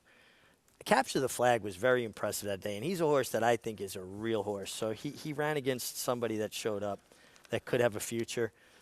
I like the 2 coops a little bit. The inside post is tough. Distance is tough. I know there's a lot to ask here from a horse, but I just thought the pedigree was so interesting. So much like bacon and eggs, chicken's involved, the pig's committed. I'm committed here. That's been your. When did you come up with this one? These are the things you hear with a lifetime on the racetrack. This is new for you, though. Always got to come up with something new, otherwise we're stale. Migism. 9-5 on team leader. Getting a little short here as we see the 6 act up. First-time starter for Ron Moquette. That was a shifty little move there, wasn't it? Man, these horses, for 1,000-pound animals, man, they could be like ballet dancers, huh? And that's why, as a rider, Joe Talamo, nice job staying on there. Yeah, it was a little side shuffle out of nowhere. I think Joe's got a little cowboy in him. No question. There's Wild Sean, Francisco Arrieta. Last to load as we get set for this pick 4 on this Thursday evening card from Churchill Downs. Let's go to Travis Stone. They're in the gate. And they're off. And Joking Way from the far outside is quickly racing for the lead. Endpoint comes on through from mid-pack to challenge. They race up the chute, come for the main track, Joking Way. Here comes Coops down toward the rail and Endpoint in between. Those 3 mixing it up early. 2 lengths back to Moe's Treasure. On into 4th. Team leader losing ground 5th. Ghost Nation on the move from 6th. Rio Moon is now 7th. Single Ruler 8th outside. Leola down toward the rail 9th. King Russell's back in 10th. And Wild Sean is at the back in 11th, about 12 lengths off the lead. And that opening quarter was just 23 seconds flat. On to the far turn. Coops goes head-to-head with Joking Way. Joking Way on the outside of Coops. Nothing between these two as they round the far turn. And Moe's Treasure revs up 3 wide. And Ghost Nation comes on 4 wide. Endpoint's in behind them 5th. Racing for the top of the stretch. And it's Joking Way who comes away with a narrow lead. Moe's Treasure right alongside. Coops in tight and behind. Heading for the 8th pole. Moe's Treasure digs in. Joking Way fights on toward the rail. Joking Way and Moe's Treasure head-to-head furlong to go. Ghost Nation 3rd and trying to close. 16th pole now. Moe's Treasure grabs the upper hand and is opening up to the wire. And it will be Moe's Treasure. A hard-fought winner by 2 in the end. Ghost Nation might have grabbed 2nd from Joking Way. That's tight. Endpoint was 4th. The most experienced runner in the field for the coach, Dwayne Lucas. 2nd win today for Dwayne. Moe's Treasure's 8th career start. It's a 2-year-old. Breaks his maiden. Yeah, and listen, you know, we saw Wayne win earlier in the day with a big long shot. 8th time the charm. We talk about 7/8 being a tough distance for 2-year-olds. Well, this horse in his 8th start gets it done, and nice to see Wayne in the winner's circle again. Big run from the 3 to get up, appears to get up for 2nd. Ghost Nation, that's the son of Tappet, who had the trouble leaving the gate first time. And a nice run also from the 11, first-time starter Joking Way, who was a part of the pace throughout and was fighting gamely all the way to the wire. And I will follow the 2 Coops back who contested the pace if they're not breaking sharply from the inside. I think that horse will come back and run better. Favorite disappointing in here really was a non-factor. Moe's Treasure, career start number 8 for BC Stables. Mitch Murrell in the irons for the win. And an upset to start off this late pick 4 on this Thursday evening card here at Churchill Downs. And wow, our producer Bobby Klatt should be a fortune teller. Had in the rundown, teasing to break, Dwayne Lucas. How'd he know he was going to win race 5? We'll talk Dwayne and his Kentucky Oaks winning filly lining up in the Cotillion this weekend at Parks when we come back. Stay with us.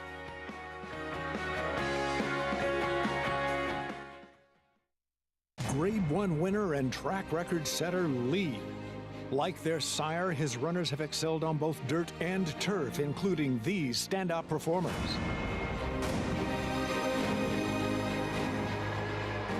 Leading by 3, Gibberish. And Dylan Davis. Out of a Galileo mare, this dual surface star has sired juvenile stakes winners on both dirt and turf. Lee, standing at Claiborne Farm.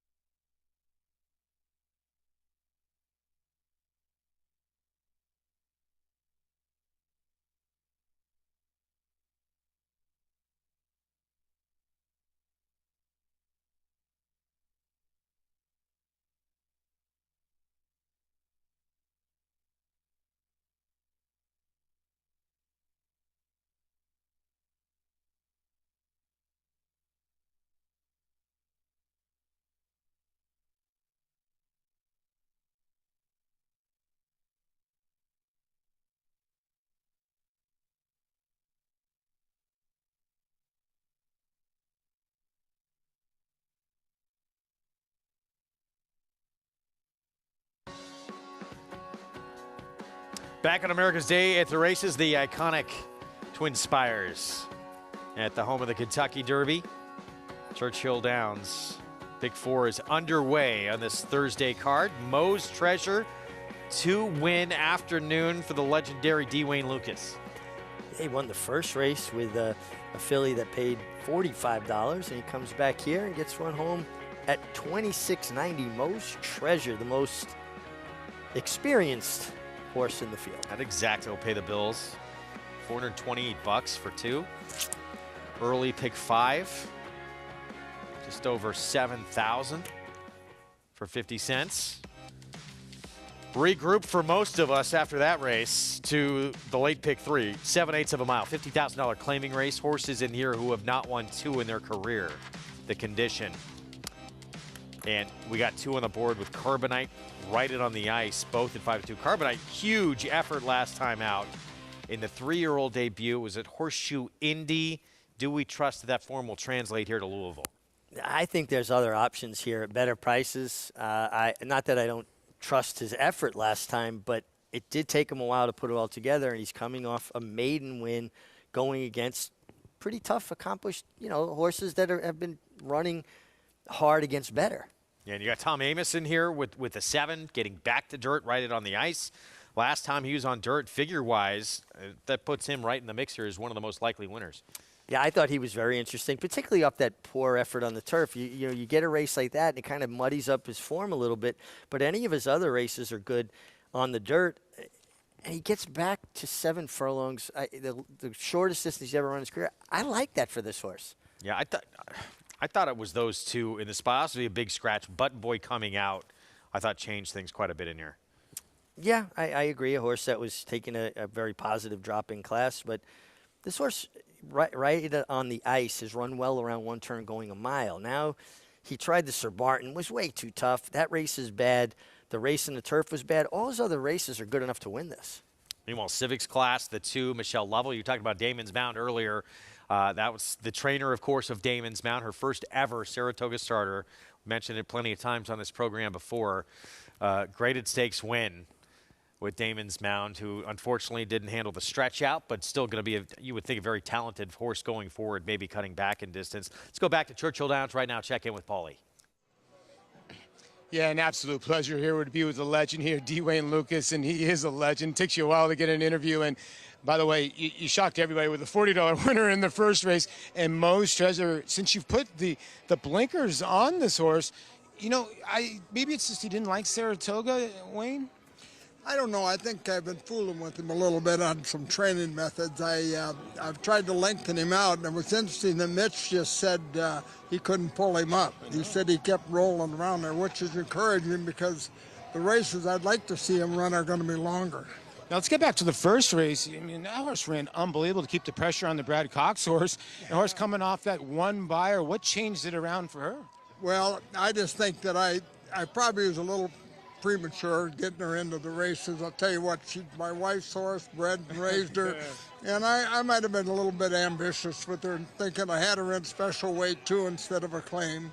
And reality set in, and I told my wife, I think we better get her where she's competitive, and that changed everything. Okay, let's get to the big girl. She's running in the Cotillion at Park. Secret Oath, how's she doing, Wayne? Really well. She's put on probably 30, 40 pounds. She's filled out. I think she's probably stronger right now than she has been. And, you know, it's a good spot. I like the timing of it. I like where it's at and everything. Not to say that the $1 million doesn't count, but I think it's a good timing for the Breeders' Cup and everything. And so I'm excited to see her run tomorrow. Kind of a tricky kind of racetrack shipping into Parks. Is there any secrets that you found when you shipped horses in there? I've had good luck there. I don't think it'll bother her. I don't think she's got such an efficiency of motion. She gets over the ground so well. I don't think she would have to take her track with her at all. I look for her to run a big one. Well, good luck with her. And by the way, I think that Travis Stone got it right, got it wrong. D. Wayne can still train? No, D. Wayne could always train. Thank you. You're kind. No question, one of the absolute best to ever do it. He changed this game, the great D. Wayne Lucas, the coach, and he'll have, of course, the Kentucky Oaks winner, the morning line favorite for that $1 million Grade 1 Cotillion on Saturday at Parks. And good news for Secret Oath, for everybody else in this race, they don't have to deal with Nest on Saturday. No, so, you know, Nest has asserted her dominance in this division, and she's been chasing Nest around there. Well beaten in the Coaching Cup American Oaks, a little better effort in the Alabama, but still just second best. But it feels to me like Secret Oath had to kind of lengthen or stretch out her run trying to keep pace with Nest, who obviously just is the best 3-year-old filly. But she stays on, and she's always resolute. Nest not in there, Secret Oath is going to have an easier time of it. Although, I will say, there are some fillies here that I think have really stepped their game up. This Cotillion is very competitive. You got 3 from Todd Pletcher. Green Up is intriguing on the rail. Monster effort at that racetrack at Parks with 100 buyer last time out. You got Bob Baffert with a Dare Manor. Gerrymander trying to return after that disappointing effort for Chad Brown in the Alabama. Let's look at a Dare Manor. Back to the Bob Baffert barn, and, you know, back as a 2-year-old, or I should say early on in her 3-year-old campaign. Back-to-back wins, including a Grade 3 by 25 lengths combined. Those back-to-back 94 buyer speed figures that made you think she was incredibly talented, and now back with Baffert, she looks like she could be very scary. Well, she was 70 cents on the dollar in the Santa Anita Oaks. She was narrowly beaten by Desert Dawn. Came back as your favorite in the Black-Eyed Susan, and got more of a stalking trip where she seemed like she'd been successful showing more speed. And she finished second again. Now, she ran well, but just kind of even. No big pop. Like, not what we saw earlier in the year at Santa Anita. Does she come back to the form that it looked like she early on in the season, you would have thought she's going to be one of the favorites in the Kentucky Oaks the way she was going. And it seemed that way. You know, and then obviously things, you know, went a little bit off track. But obviously another horse with ability. Like you said, the one Green Up coming off a big win at Parks. Parks can be a tricky track. And anybody playing Parks on Saturday, when we talk about the Cotillion, the Pennsylvania Derby, keep an eye on how that racetrack's playing on the undercard. Sometimes you cannot win on the inside at Parks. Then some years they'll soup up the rail on the big day. But normally Parks is a track where you want to be wide. You want to be outside. So you have to pay attention early in the card to see how things are setting up there. Could be potentially good news there for Secret Oath, post 6 in this race. Meanwhile, Pennsylvania Derby in that 3-year-old division. Haskell winner, Cyberknife runner-up in the Travers, distant runner-up to Epicenter. Zandon third in that race, going at it again. Stablemate Tawnyport will be there along with Cyberknife as well. Yeah, listen, Zandon ran extremely well, as did Cyberknife. They're no match for Epicenter, who is, right now got a stranglehold on the 3-year-old colt division. He was very good. Cyberknife is in really good form. He owns 2 Grade 1 wins this year, second best in the Travers. He's a horse that likes to run inside, though. So, again, paying attention to how that track's going to be. If it's not an inside track at Parks, which sometimes it's not, it could hurt him. Zandon gets Joel Rosario for the first time. He might be the perfect fit for him. And this is no reflection on Flavien Prat, who everybody knows I'm a huge fan of. I think Flavien is a tremendous rider. But Joel's a sit still, make one big run kind of rider, and I think Zandon is going to appreciate that. Zandon is going to be put to sleep early by Joel Rosario, hope things heat up on the front end, and come with that last run. And again, paying attention to how that track is playing early. And, I think most would agree Taba's the really interesting horse in this race. Just has shown a world of talent from the get-go. Third start of his career, he's in the Kentucky Derby. That's how good he was, and that Santa Anita Derby from him was just out of this world. Can he continue to follow that path and realize his potential? Let's go to Paulie for more. You make such a great point, Greg. I mean, it's the lightly raced horse in the race, 4 career starts. And when you think of Taba, you go, okay, this horse won the Santa Anita Derby in his 2nd career start. Like you said, ran in the Derby. And in the Haskell, you could say he was the best. But then again, I mean, here's a horse that does not like to be inside horses. It's been known that. He did it in the Derby, sort of backed up a little bit. He has to be outside of horses. Now, is that going to hurt him even more in a bigger field? Is Mike Smith going to try to keep him even farther outside or outside trip, and maybe he's going to lose ground? That's my worry with Taba. It's not his talent. It's that I got to worry if he's inside horses. What if he gets trapped inside horses and he ends up dropping the bid again? Now do I want him 4 or 5 wide? So he's kind of a tricky proposition if you want to bet on him. But when he got to the outside, he obviously kept on rolling. Now when it comes to Cyberknife, you wonder, okay, he went to the front end against Epicenter, who right now is the best 3-year-old as of this moment, and got put away. But I thought he was very courageous to hold on to 2nd place. And does he want to maybe go to the front end? Maybe he was trying to take a shot in the Travers going to the front end, but I don't think that's the issue. I think Florent Giroux wants to sit behind horses, maybe get that comfy little trip as well, and then go from there. So Taba to me is an interesting horse, but I'm also being very, very cautious with him, and I'm very, very cautious of the horses coming out of the Haskell, to be honest. Yeah, we'll see with Taba if Mike Smith on him decides to keep him outside of horses today, or I should say on Saturday. Well, again, if you watch Parks racing on a day-to-day basis, it's always a benefit to be outside. You'll see guys purposely stay in the 4, 5, 6 path. Now, sometimes on Pennsylvania Derby Day, they speed the inside up. Things kind of even out. That's why I'm imploring people, if you're going to wager on Parks on Saturday, make sure you pay attention early to how that track's playing and adjust your wagers accordingly. Now, we were kidding around earlier. It's gotten dark here. We got a crow. Really making it's a crow. We don't know what it is. I think it's a crow. Something's screeching in the background over here. A little bit unsettling, folks. We're going to put you on that during the break to go investigate. We're going to take a timeout. We will be back. Tom Amoss, Mr. 4,000. Tail of the Cat was that 4,000th win at Saratoga this summer. Curly Jack, his early Derby contender, the first points race for the Kentucky Derby. We're going to see Tom coming up with a contender in the next at Churchill. Stay with us.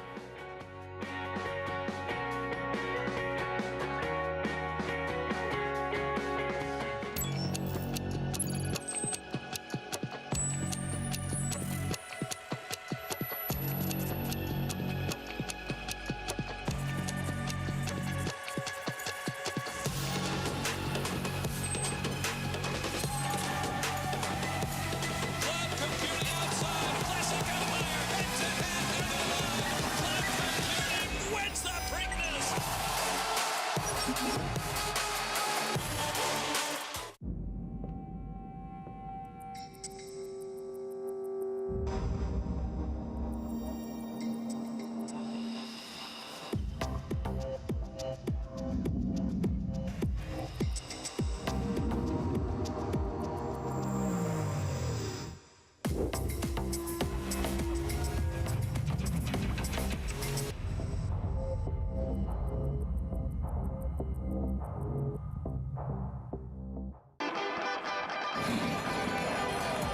to get your career in horse racing off to a fast start? Well, the University of Arizona's Racetrack Industry Program is your winning ticket. The Racetrack Industry Program has served as a springboard to some of the industry's most successful individuals, with a proven track record of job placement right out of college. If you want to earn a degree in the exciting horse racing industry, the Racetrack Industry Program can put you in the winner's circle. Blood Horse Plus, available through bloodhorse.com, provides exclusive, timely, and unmatched content to subscribers, including Fox Sports, Blood Horse branded weekly programs, a detailed stakes winners section, behind-the-scenes videos from Blood Horse staff, on-demand access to deeper horse statistics, and a $5 monthly credit to equineline.com. Upgrade to Blood Horse Plus today.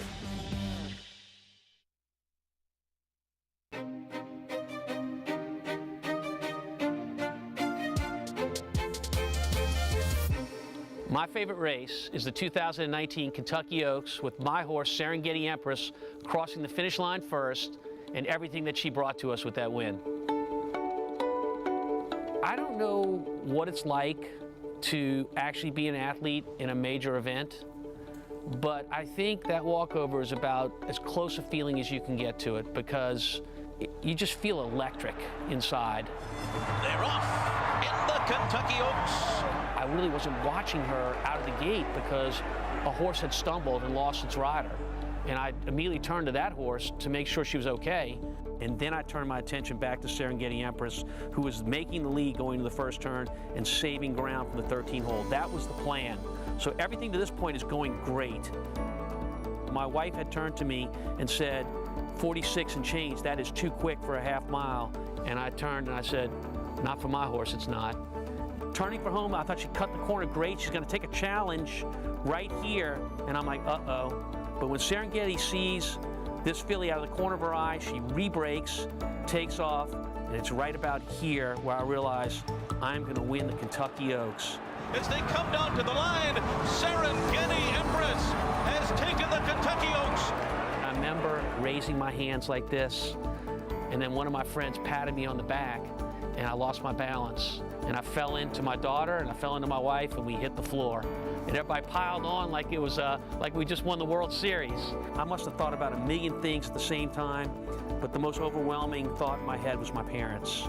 And I always hoped I could do something in their lifetime that would make them proud, a signature race, and this was it for me. I mean, how do you describe something that just makes everything in the world seem great? I don't know what's in the future for Tom Amoss Racing Stable, what big races might be out there, but for me, this will be the one, and she'll be the one. I'll never, ever forget her.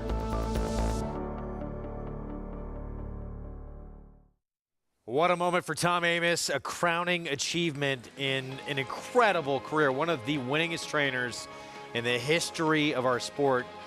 And we say it all the time, but among the top 20 trainers in terms of wins in the history of the game, he has the highest winning percentage. Highest winning percentage. It's amazing. And, you know, we always think about Serengeti Empress, but he's trained some pretty good ones as well. Heritage of Gold, Lone Sailor, Rise Up, Delaney, Williams, News. I mean, he's trained a bevy of good horses.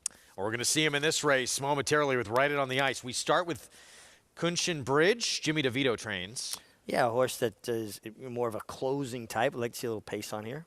This horse went gate to wire to break his maiden impressively. It was at Colonial against Soft. Yeah, 32 maiden claiming. It was much easier, though, there. But sometimes when a horse wins, their confidence goes up. Lansdowne won the debut at Churchill back as a 2-year-old. Has not won since. Well, Wayne Lucas holding a hot hand here. 2 long shot winners today. Carbonite, big figure in a maiden score at Horseshoe Indy for the 3-year-old debut. Yeah, he got a big figure there. Broke his maiden. I'm surprised he's favored, to be honest with you. That's what Han Solo was frozen in, right? Steinbeck, 701. Has had a lot of chances. Steinbeck would have to run one of his better races. Here's Tom's horse. This horse looks good. 7-2. Edgar Morales, his main man, will be aboard. That's who rode Curly Jack to that Iroquois win. I think he's very interesting riding on the ice. Great appearance from the 7. And then Oro de Moro Moro, Bill Morey trains. Broke his maiden for 30 maiden claiming, sprinting 6. Yeah, Bill Morey, a terrific horseman, does a great job, but this horse did win against much easier last time. 2 minutes to post here in the 6th at Churchill. Let's go back to Paul.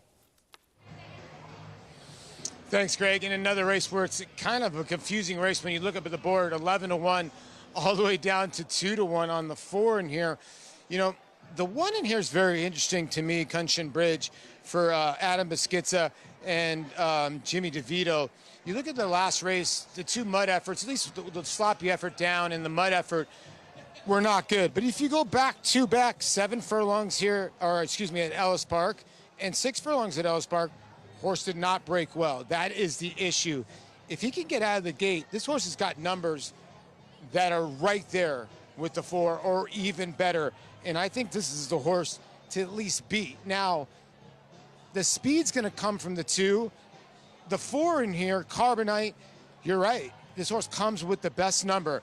Now, it seemed like at Saratoga and sometimes in the last meet, it seemed like the Indiana numbers weren't sticking. Now, we had 2 horses yesterday come in from Indiana Downs. One of them was an off-the-turf horse that had the best number, and they both came back to win. So maybe the 4's number at Indiana will stick, because a lot of people are trying to add a couple numbers to that thinking it's a lower rung racetrack, but maybe that's not the case. And then you guys mentioned the 7 here, writing on the ice for Tommy Amos. This is a horse that runs that race 2 back at Belmont. Going to be very, very tough. Claimed this horse out of the Rudy Rod barn. We all know Rudy Rod had a very, very tough Saratoga meet, so maybe this horse is live from off the pace. But I just can't ignore the 1 here from Adam Beschizza. If the Jimmy DeVito horse gets out of the gate, to be honest with you guys, this was my play of the night, the 1 in here. All right, Paulie, 7-2 on Cont Bridge. Paulie's play of the night. There's the Tom Amos runner again, the Grays. Hard to miss. I thought he looked exceptional warming up. We'll see if we can get back to him in a moment. Second choice on the board right now. But we go back to the 2 horse. There he is in the background. Civics class. Gate to wire win. It was a lower level 32 maiden claiming race, softer circuit, but did do it impressively and won by 7+ lengths. Yeah, I mean, listen, you can't blame a horse for beating what the competition was, but admittedly it was just a much easier spot. I also wonder about that Colonial form. Like the 5 Steinbeck ran at Colonial, ran well, finished a good 4th. Went to Saratoga, was beaten nearly 30 lengths. So it's just maybe a different level, particularly their dirt racing. I think their turf racing was extremely competitive, and it was a terrific meeting there. Visually, very impressive, but you just have to question what was behind him. Or maybe he figured out, he put it all together, has a win under his belt, and that could project him to go forward, that's for sure. Steinbeck, you know, he's got some races in the past that I think would be good enough, but more to the point, like, what were some of your favorite Steinbeck novels? Oh, man, I was supposed to read Grapes of Wrath in college and didn't go to class a lot. It was my freshman year. So I'm like, oh, I'll just watch the movie. The midterm was on what are the differences between the movie and the book. Ooh, yeah, that kind of stung, didn't it? That was a tough one for me. I know people know like of Mice and Men, Grapes of Wrath, but you know what my favorite was? The Red Pony. I have not read that one. There's more about his childhood and anything with pony in it. You recommend it? I highly recommend it. Okay. Believe it or not, and I know most people think that I just look at picture books, but I actually can read. 2-1 favorite, Carbonite. Someone must have said something to you. What, about reading? It's fundamental. I'm going to stick with Tom Amos's 7 here, right it on the ice. I know Paul really likes the 1 in here. Where are you going to wind up? I'm going to go with you because hockey season's starting soon. Let's go, Rangers. Got it in. All right. Edgar Morales on the 7. Here we go with a 6 from Churchill. Travis Stone, the call. They're in the gate, and they're off. And Civics class comes out running. Lansdowne is there as well. Ordo de Moro Moro on the far outside, not far behind either. So they move up the chute, cross over to the main track, and it's Civics class in front. Carbonite comes on to grab second, and Steinbeck is there third. Ordo de Moro on the far outside is right there too in fourth. Lands down right in behind fifth with Kunshan Bridge. Right it on the ice is the trailer down the backstretch run. Outside of 4 furlongs to go, Civics class, very tight pack in behind. The opening quarter goes 22-4. Plenty of company, though. Carbonite is right there second. Steinbeck is 3 wide. Kunshan Bridge saving ground on the far turn. Lands down there, too. Right it on the ice. Needs to find a way through. In tight, but only 2.5 lengths off the lead. Ordo de Moro has tailed off to the back. Top of the stretch now. Civics class turning for home. Short lead. Carbonite set down for the drive. Steinbeck is let loose now. And in behind is Kunshan Bridge angling to the far outside. 1 furlong to go. Steinbeck fights to an arrow lead. Carbonite is still there. Civics class. Kunshan Bridge switched out for running room. And running he is doing. Kunshan Bridge runs down Steinbeck. Carbonite was third, and Civics class was fourth. Kunshan Bridge, Paul LaDuca's play of the night. Wins impressively here. Good call, Paulie. Jimmy DeVito, Adam Beschizza at 2-1. Yeah, great call by Paul. Got this horse home, was in behind horses, waited for room, sifted out to the clear. Adam Beschizza, very strong finisher. Imported this horse, jumped back to his left lead, but great call by Paul, and Paul hit it out of the park, pun intended. Protonico, 3-year-old. We've not seen a lot of Protonicos in the winner's circle. We did see one win the Derby, only to get DQ'd about a year later. Medina Spirit. And here's another Protonico with a win. Yeah, I love it. Paulie's play of the night gets it done here. An interesting trip he had. He had weight behind horse, but he got to save all that ground. Long stretch of Churchill Downs. He sifted to the clear. And like I said, Adam Beschizza has always impressed me as a guy who can really finish on horses. Very strong finisher. A little bit of that European style going on, but gets a lot of run out of a horse. And he ran down Steinbeck, who ran well at a good price under Rafael Bejarano. Has been having a good night. Paulie, if you're listening, break out the hairspray. I want to see it. He'll know what that means. Kunshan Bridge at 2-1. Nice pick. 6th at Churchill in the books. We'll have those prices coming up in a moment. We're going to take a timeout when we return. One of the many disciples, well, the man who's won 2 today on the card, the coach, D. Wayne Lucas. Dallas Stewart will have his story next on America's Day at the Races.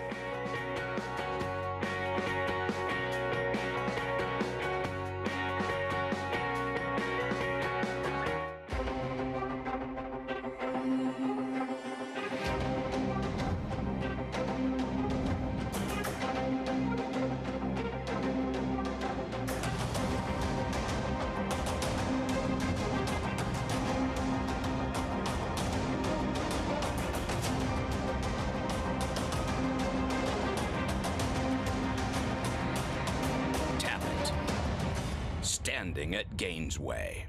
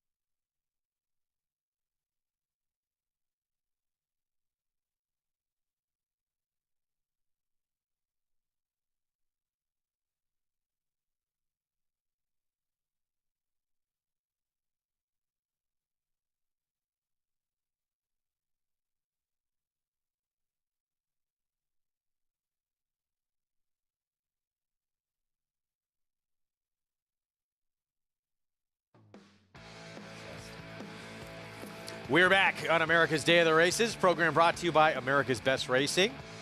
Dusk in Louisville. Bridge, look at where he is and this winning move into the stretch. Yeah, no panic here from Adam Beschizza. Just sitting in there, no place to go, but all right, just take my time. Sifted out, didn't angle out, just kind of shifted slowly to the clear. Horse jumped back to his left lead when he got in the clear, but kept finding and got it done. Great call by our Paul LaDuca, and terrific ride from Adam Beschizza and Jimmy DeVito. Trainer has been getting it done for a long time. You feel some riders might have taken that opening and not been as patient? Yeah, you know, listen, this comes with experience. When a guy, there's no panic and say, I got time. We'll figure this out. I'll get to the clear. And Bridge at $6.52. Bridge, play of the card from Paul LaDuca. Bust out that hairspray, Paulie.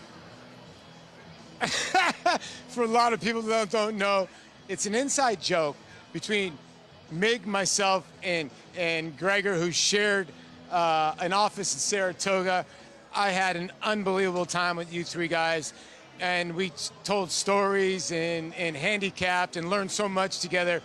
But it goes to Greg Wolf. If you actually threw a softball, it would bounce off of his hair. That's how beautiful his hair is, but he puts a lot of Aquanet on it. So for me, to keep my beard nice and colored, I figured why not let's spray my whole head and hair, and for some reason, it got a laugh out of everybody.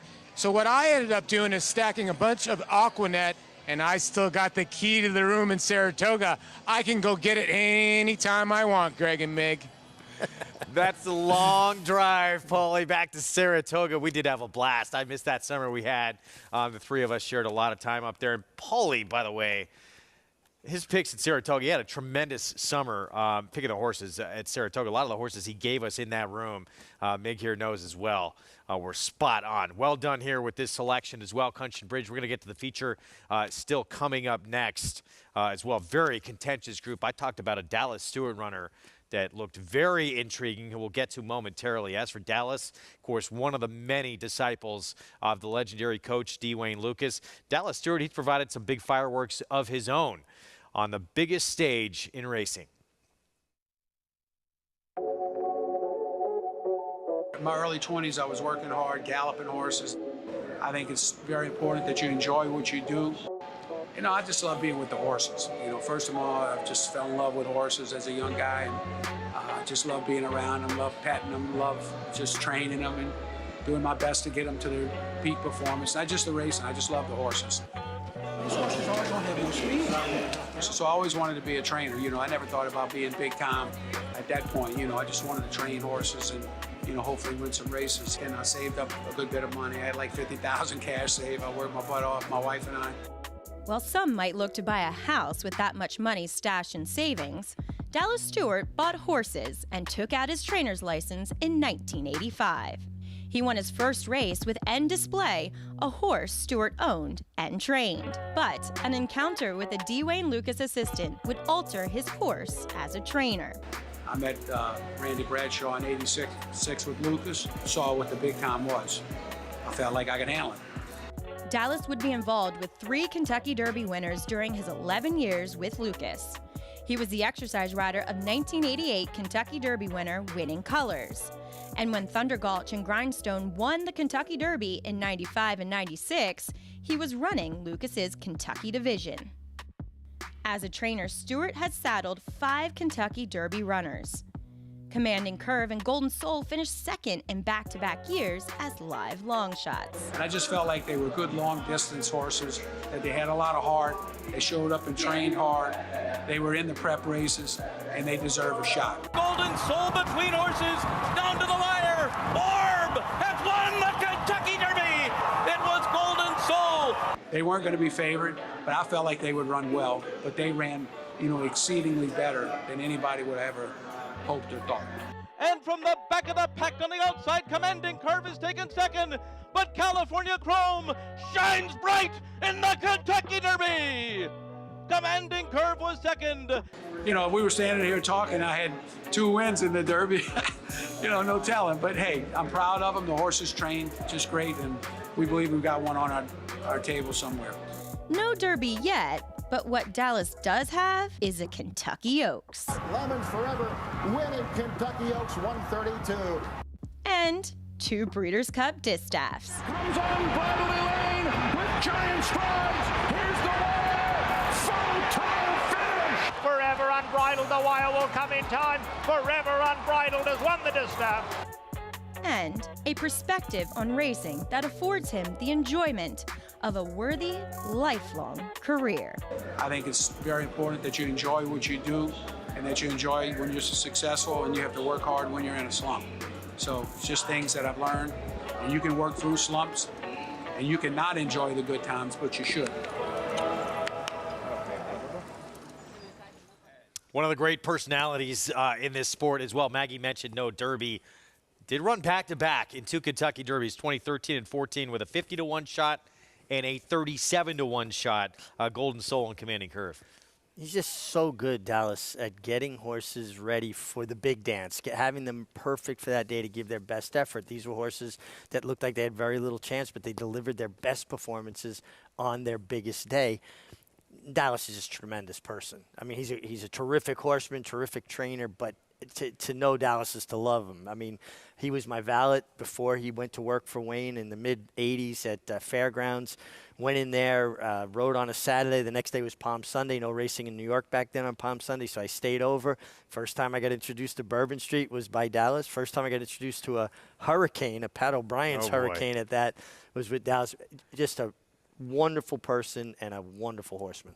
What were you guys doing out that late? Hey, you know, young people, we gotta experience things. I mean, if you could do Bourbon Street with Dallas Stewart, that is a VIP way to go. Absolutely. Dallas going to send out a contender in the Harrods Creek on Saturday. We're going to see Conager in there, Gunite as well, Strava for Dallas Stewart. Winner 2 starts back. Last time at Churchill, in fact, he was a winner back on June 4th. Gunite, though, even money favorite for Steve Asmussen, who was just second. In a great one, Alan Jerkins to Jack Christopher. Yeah, listen, he faced who very well could be the most talented 3-year-old. Some distance limitations for Jack Christopher, but Gunite's very, very good. He's got a good outside draw. He should, you know, be well placed from the outside. And you can see he's game. He fights for it. He's got a good record at Churchill Downs like he does at Saratoga. I'm kind of interested in Conager because I think he gets a different pace setup than he got in the Alan Jerkins. And I think he might be loose on the lead. And even though he was well beaten by Gunite last time, different pace scenario this time, Greg. Could be kind of interesting. And don't count Dallas out with his horse Strava either, who is turning back in distance. Well, that's going to be a good one. That's race 8 on the card on Saturday. Stakes-filled lineup on that Saturday card. Dogwood, Grade 3, Bourbon Trail, Harrods Creek, Seneca Overnight, all coming to you on Saturday. We'll have all that action for you. And yeah, Strava for Dallas Stewart, interesting. We had a 90 buyer the last time he was at Churchill in that win. Second off a short layoff for that 3-year-old. I've become a fan, though, of Gunite his last couple of starts, even in that defeat to Jack Christopher. Well, his Amsterdam, which we showed, he was so game. Looked like he was collared there by Akrativ, but he kept fighting. Then last time, listen, Jack Christopher is a serious racehorse. You know, they tried to stretch him out in the Haskell. He showed that he probably doesn't want to go that far, but he's undefeated around one turn. And Gunite ran extremely well. Gunite has kind of evolved into a very professional racehorse. And he's going to show up, and you're going to have to run hard to beat him. Again, I thought Conager was kind of interesting because last time from an inside post, didn't break well, had a rush up under Joe Rocco Jr. I think he gets very loose here. Huge fan of that horse. I thought he was a potential superstar in the making, and we're going to see better from him, I hope, on Saturday in the Harrods Creek because he's shown a world of talent in those couple of victories before he got beat.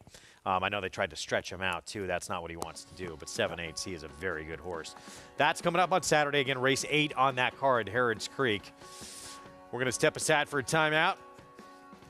California Queen. We'll see in the Athenia. Going after, yes, that elusive Graded Stakes W. We'll be back.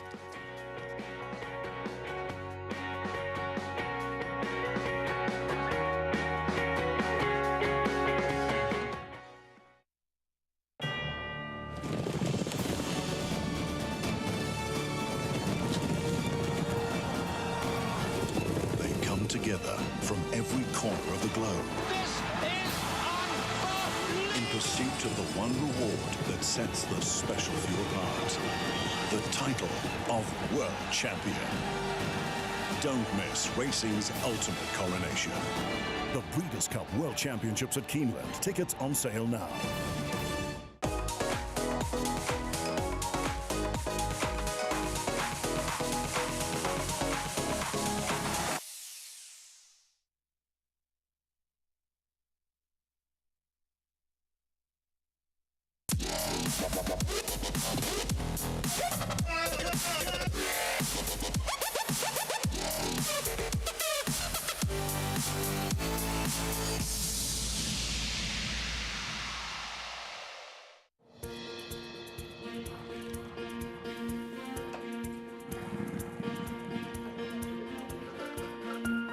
We take pride in what we do.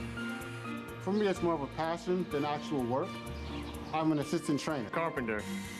I'm a peace officer. I'm a jockey. I'm a gardener. I'm a groom. Clocker. Assistant starter. Trainer. ESL teacher. I love what I do. There's so many jobs that come together every day.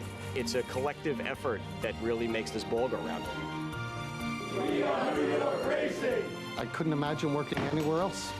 For me, riding horses in the morning is the best thing I can do. New York Racing helps support my small business. It's extremely important to New York economy. Like my dream come true. This is like a big family. We are New York Horse Racing.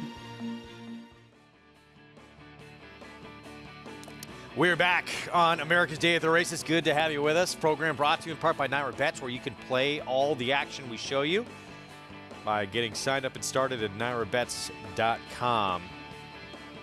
NYRA Bets contest. Don't forget every Saturday of the meet. Belmont at the Big A Saturday contests.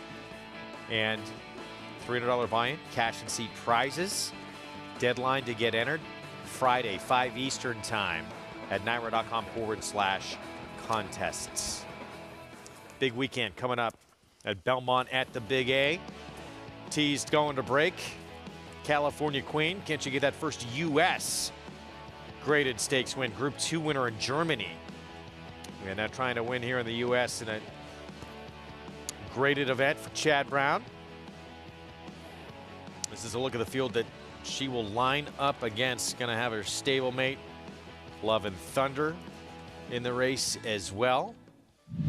As we look at the EP Taylor Group 1 north of the border, she's been off since October of last year, but we know this barn has them ready to roll off the bench. Yeah, layoffs don't seem to be an issue or a concern there. Very game here, going 1.25 miles on yielding ground. And listen, she was beaten by Muta Makina.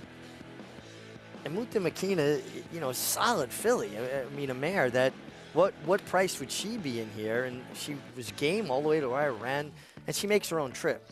She's tactical. She has speed, but she doesn't need the lead. She can place herself where she needs to be in a small field. It's so important, and she looks very, very formidable here.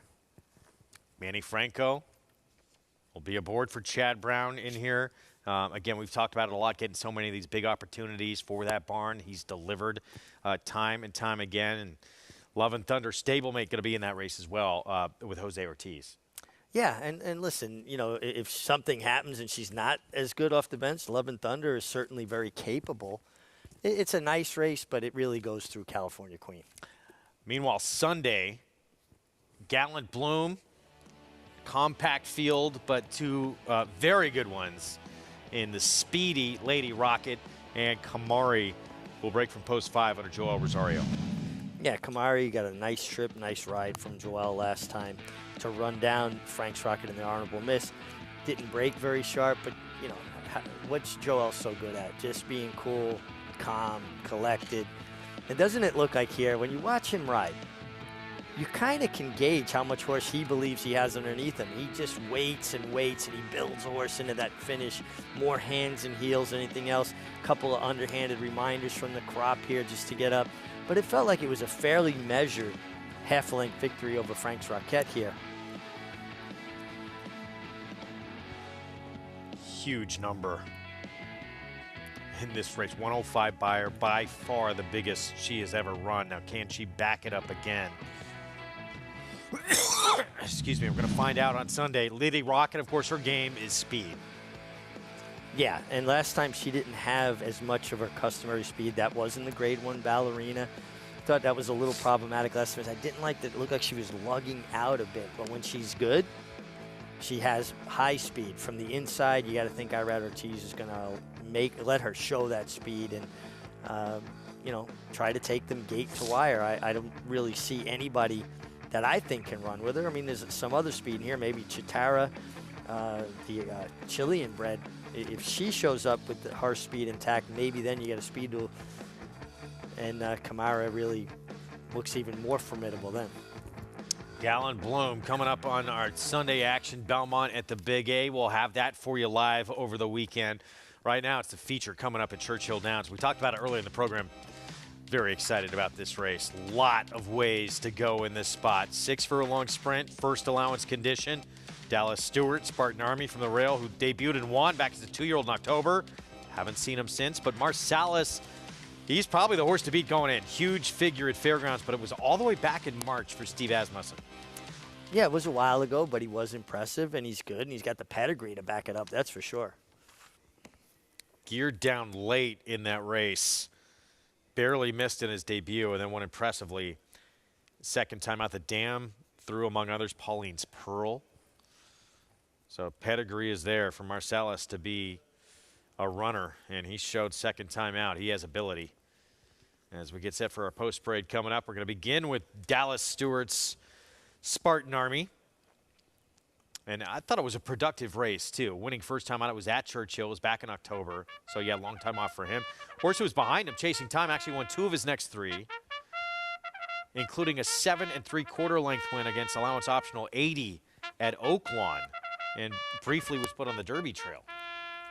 Yeah, and Spartan Army got a good figure and a good number as a 2-year-old, and that number is just supposed to inflate as an older horse now. He won first time out, so you know he's capable of winning off the bench. Florent Giroux on improbable journey for Larry Jones. Yeah, it was last seen in June, finally breaking his maiden in his 9th try. He's going to have to take another step forward. Looks like he's got a bit of an outside extension blinker, a little bit of an elongated blinker on the outside there. He's marching 35-1 for Robert Medina. Yeah, making his second start for Robert Medina, who used to be assistant trainer to Shug McGahee, who trained this horse earlier in his career. Wow, that's a big price on a horse who looked very good in his 3-year-old debut badge ball.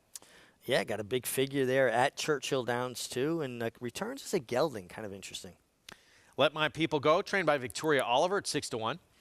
Yeah, another horse that's got a couple of races, particularly the last race, that you would think could make him in the frame. Here's Marsalis for Steve Asmussen, Stone Street Stables with Ricardo Santana Jr. aboard. Yeah, impeccable pedigree, a horse that was very impressive breaking his maiden. Paul had given this one a look at his pick 4, Schmusen. I'd like to see a little bit more energy level from this horse in the warm-up. Here's Embrace, Tom Drury Jr. Yeah, a horse that broke his maiden last time at Belterra, a little bit easier circuit. Page 1, this horse won first time out. It was last year at Ellis, and the horse he beat would come back and win the Grade 3 Canadian Derby this year. Yeah, comes off a 13-month layoff almost to the day, but has shown ability. So on a run happy, the 10 run classic off since March of last year. Impressive maiden win, so impressive they put him in the Grade 2 Louisiana Derby.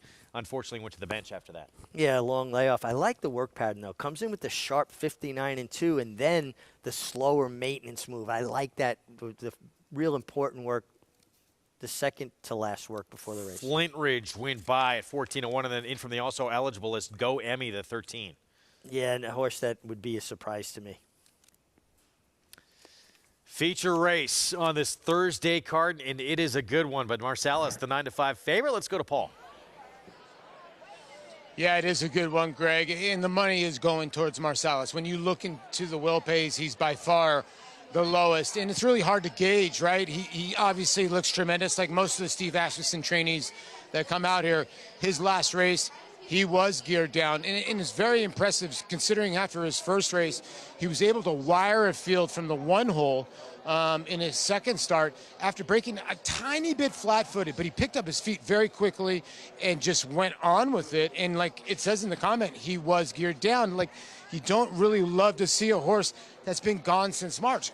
That is your worry here, but they're not going 7/8 of a mile or a mile, so 6 furlongs is probably doable in here, and I would think they'll have to deal with the 2 Improbable Journey maybe early in this race.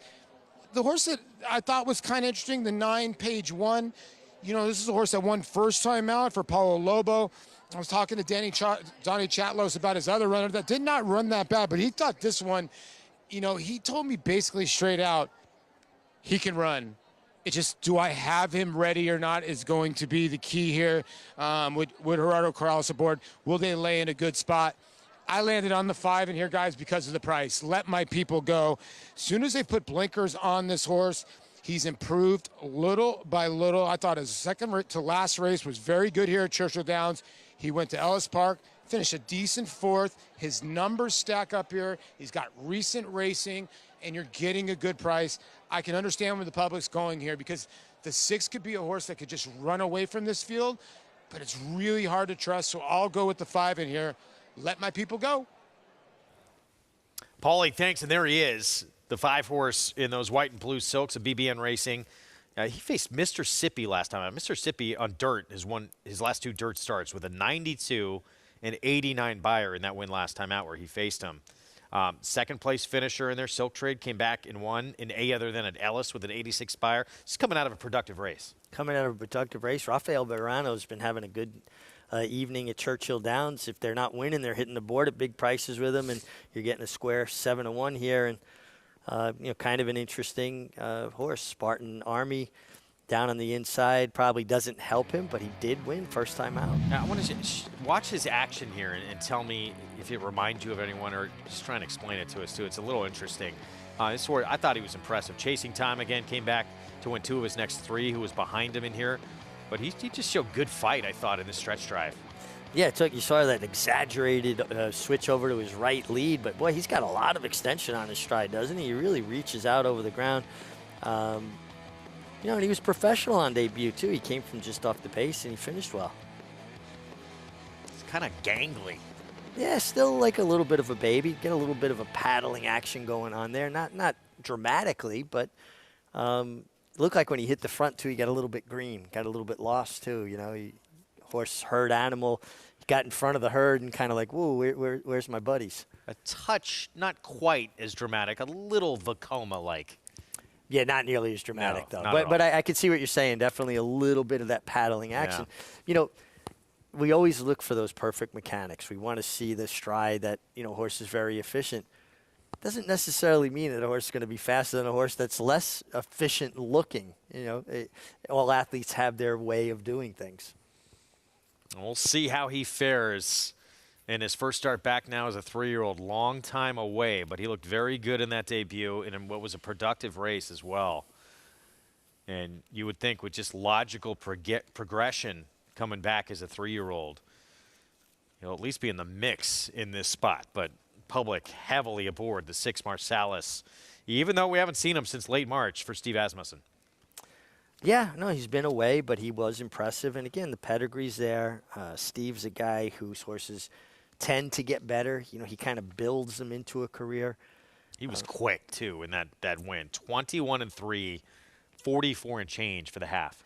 And you know Joel Rosario is not a rider that's going to send him into the teeth of a pace, so he must have been doing it well, must have taken him there. So he is the one to beat from post 6. Ricardo Santana Jr. will be aboard for the return. Badge ball moving. I thought just from a pure number on the board, when we last saw him anyway, I know the odds are gone, he was 9-1. That was an impressive number coming back, and he did it at Churchill. 82 buyer speed figure in the return. New gelding, second time Lasix. I'm going towards the outside, the 10 Run Classic. His first start was good sprinting after kind of getting bounced around into the turn. Came back and won going long. Louisiana Derby was too much, long layoff, but I love that 59-2 and then the slow half in 52. Son of Run Happy. I think there's a lot to like here with the 10-run classic. And by the way, 12-1 on Badge Ball, and you can look at that maybe as a negative because he was 9-2 morning line for Greg Foley. Marsalis, the 6th, the one to beat. Let's go to Travis Stone, the feature on this Thursday card. They're in the gate, and they're off. Improbable Journey, here's Marsalis, and toward the rails, Spartan Army. Those three across the track early. Improbable Journey, the quickest of the three, is up for the lead. Marsalis runs second. Spartan Army inside third. Flint Ridge on the move from fourth. Page one comes away fifth. Let My People Go racing in sixth. Badge Ball in tight seventh. Run Classic on the move while wide eighth. Three back Embraces ninth. Marching 10th as they hit the far turn. Go Emmys in 11th, and Schmoosin' is the trailer. And they tear through that quarter, 21-2. Round the far turn, Marsalis is coming after Improbable Journey. These two head-to-head. Right to their outside is Flint Ridge third. Spartan Army's in tight, very tight toward the rail fourth. Page one's right there too, in behind fifth. Run Classic coming on. Let My People Go's bottled up in behind horses. 1 furlong to go. Marsalis fully extended. Run Classic trying to run this one down. Embrace down the center. Spartan Army up the rail. 16th pull. Run Classic and Marsalis. And Run Classic got it on the wire. Run Classic runs down Marsalis. It's tight for third between Spartan Army and Embrace. Year and a half layoff, Run Classic. Nice call. Mig, Son of Run Happy with the win off the bench. Great job by Brett Calhoun to have this horse ready to fire. Son of Run Happy.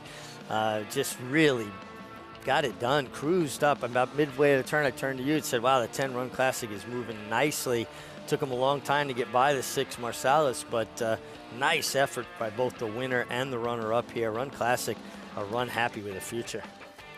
Remember we talked about a horse that was by the same dam that dropped Warrant? This horse finished ahead of Warrant in his debut. I believe was an 8-time winner. I think the same horse? Maybe not. Not sure. Run Classic, nevertheless. Year and a half layoff for Brett Calhoun, Son of Run Happy.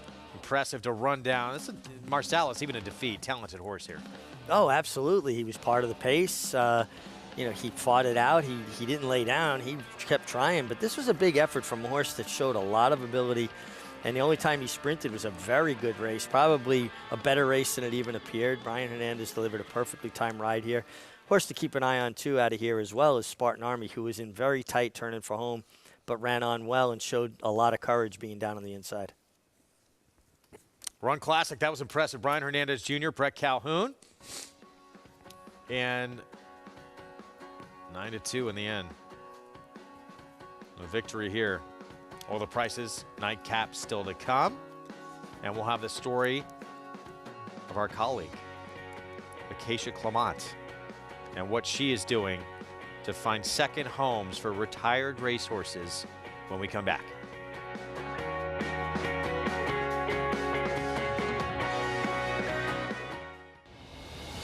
Here comes Tama.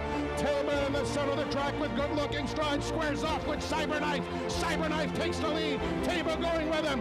These two in a thriller. Cyberknife just in front, and Cyberknife has won the TVG.com Haskell over Tama. Jack Christopher finished third. The running time 1 minute 46.24 seconds. Come dream with us at Three Chimneys.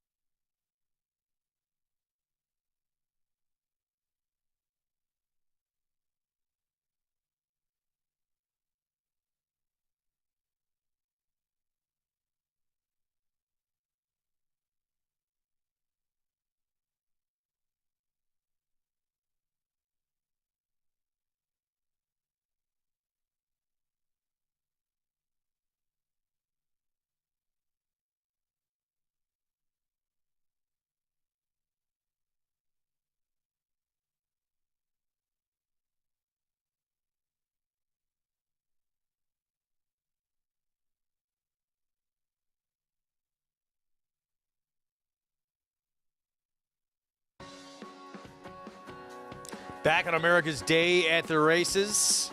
Evening nightfall setting in Louisville onto the Twin Spires. We just saw an impressive run from Run Classic. Brett Calhoun off that year-and-a-half layoff. This horse did finish ahead of the horse we had talked about earlier, Warrant. Grade 3 winner who was Grade 1 placed. That was his only time sprinting. Back to sprinting off the bench. This horse looked very nice in the return. A very talented son of Run Happy, who's capable of going longer. Started off the bench here after a year-and-a-half off to win, going 6 furlongs, beating a really nice prospect in Marsalis. I think all in all, this was a very powerful race, and Run Classic at $11.52. And the horses won around 2 turns, too, so you would think they want to get him back going longer as well. Could be a fun horse down the road. Let's go to Paul for more. Yeah, Greg, with winning training here, Brett Calhoun, a tremendous training job here on Run Classic. Brett, and Brian Hernandez jumped off the horse. He said, wow, good horses just know where the wire is. Yeah, he is. I mean, we've thought a lot of this horse for a long time. It's been tough not having him in the barn and missing a lot of racing. We actually had a lot of confidence going into the Louisiana Derby. I know it was a big ask, but we like him that much. And he came out with a little injury, and it's just been some nagging stuff along the way. 2 steps forward, 1 step back, and it's good to have him back. And he did today what we've always thought of him. It's kind of crazy when you have a horse this talented. It's a double-edged sword. What you want to do with them, if you want to bring him back to the races, but you brought him back. It took you a little while, but he just showed you the talent that he has. Were you really expecting him to give this kind of effort off this kind of layoff?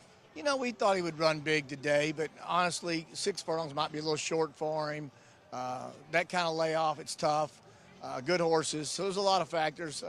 I think the post position was great for him tonight. He was able to get his feet up under him. He's a really big horse.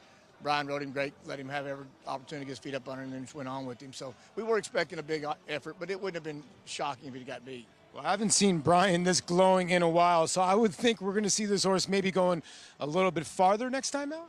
I would hope so. I hope we get an opportunity to stretch on out, get the right opportunity. Well, great. It's a phenomenal trading job here by Brett Calhoun as Run Classic gets some money here in the feature. Beautiful shot right there. Thank you, Paulie. You know, this is a horse who obviously they had high expectations for, to put him in that Louisiana Derby in just the 3rd start of his career off a maiden score. Maybe they'll get aggressive with him again if he can show next time out. He's still got that same ability. Yeah, a horse that has a lot of ability, and love that shot at Churchill Downs there. We saw the sun set over Jamaica Bay over here a little while ago. Not bad in its own right either, but oh, that is so nice, isn't it? 8th at Churchill to close out the card. Restricted maiden special weight, by the way, at 6 furlongs. You can see Mig and I in that left-hand corner of your screen. Wave, Mig. I'm waving, and thankfully the Raven went to sleep. Yes, he did. We lost the Raven. Taking care of our equine athletes once their racing careers are over, that should be at the top of this game's priority list. Luckily for this sport, there are organizations throughout the country, like one created by our colleague Acacia Clement, that make it their mission to not be for profit, but for the care of the horse. Racing for Home is the brainchild of Acacia when she was a teenager. We decided we wanted to get a thoroughbred, and we thought we'd go to the racetrack. Racing for Home is a 501c3 nonprofit that's dedicated to retraining, rehabilitating, rehoming thoroughbred X racehorses. We've been in existence since 2010, and we're accredited by the Thoroughbred Aftercare Alliance, meaning that we meet a very high level of standards as far as aftercare organizations are concerned. It's run by me and my mom, Sherry, and it really is a family affair, and it's a labor of love at the end of the day. We have a different business model than many of the other aftercare organizations, and I feel we all fill a niche. Some of them do adoptions where they come in and go out quickly. We don't do that. I often take horses that other organizations can't or won't take because the injury is a long-term rehab situation. I had some horses be in some pretty bad situations, and it's amazing to see the transformation. There's no fear in them. There's no anger in them. They become like giant lap dogs, really, that just want to love on you and get their treats. And that's because my mom is this amazing individual that loves them and makes them feel safe. I think we've had, 40 horses go through the program now, and I couldn't be more committed to what I'm doing. Right now, Sweet Flattery, who was a Christophe Clement trainee, he only raced once and he came back to racing for home. My mom retrained him, worked with him, and he's now up in Saratoga at the Oklahoma training track as my husband Miguel's pony, getting all of the 2-year-olds ready for the meet. More needs to be done for these horses that do everything for us, give us thrills, happiness, make people fortunes, to make sure that they all have the life that they deserve, because horses can live well into their 30s, and typically they're done racing 6, maybe 7 years old. This is a nonprofit organization, and we truly do not profit. It's a labor of love, and like I said, it's something that we've taken on willingly because horses have given us everything.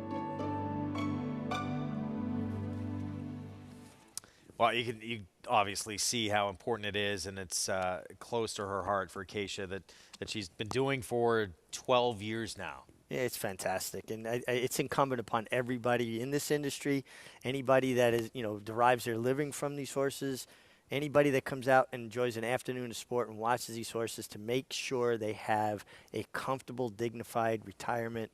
And it's just amazing organizations like this, and so many good, well-intentioned organizations. And how about people like Rick Schosberg, who works tirelessly to make sure these horses have an outlet when they're done. So many people. My dear friend Dennis Brida, horses at his place in Virginia. Racing for Home, TRF, Second Chances program. We talk about them all a lot, but they all do such important work. Yeah, old friends. I mean, just incredible. And then so many individuals as well.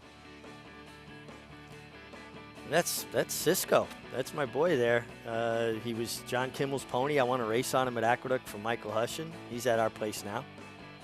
Takes a little doctoring here and there. How many horses you have at your farm? Right now at home, we only have 2 right now. But he's been a resident there for coming on a year. There's my dog, Lila, eating out of a feed tub with Skeptical, who was by Chris S. out of a Fabiano mare. Yeah, that's a beautiful horse right there. Skeptical. Are those 2 good friends? No. No. Lila's friends with all the horses because she likes to sit under their feed tubs and catch the feed, and she'll come back up to the house when they're done eating, and she's got feed all in her hair. And you got to get all the grain, sweet feed, and oats out of her hair. Love to hear these stories. We heard Paul tell us a story at Saratoga this summer of a horse that he owned, actually, and someone came up to him at the ballpark and was yelling at him, and finally went over, and it was a little girl who had actually adopted the horse. It's just fantastic, and these horses are amazing. Thoroughbreds, for a long time, I think, got a bad reputation for being too high-strung and too hot. Meanwhile, they're the smartest, gamest horses, and they'll learn any kind of discipline if given the opportunity to learn it properly. And you see them be successful in so many other second careers, and sometimes it's just nice to have a really beautiful pasture ornament because, like Winston Churchill said, there's something about the outside of a horse that's good for the inside of a man. Well, we're going to take a time out. When we come back, this guy's going to be the star of the show again. Show us how horses break from the gate. It's the first time you saddled up in how long? Oh, over 12 years. We'll rate his form when we come back. Stay with us on America's Day at the Races.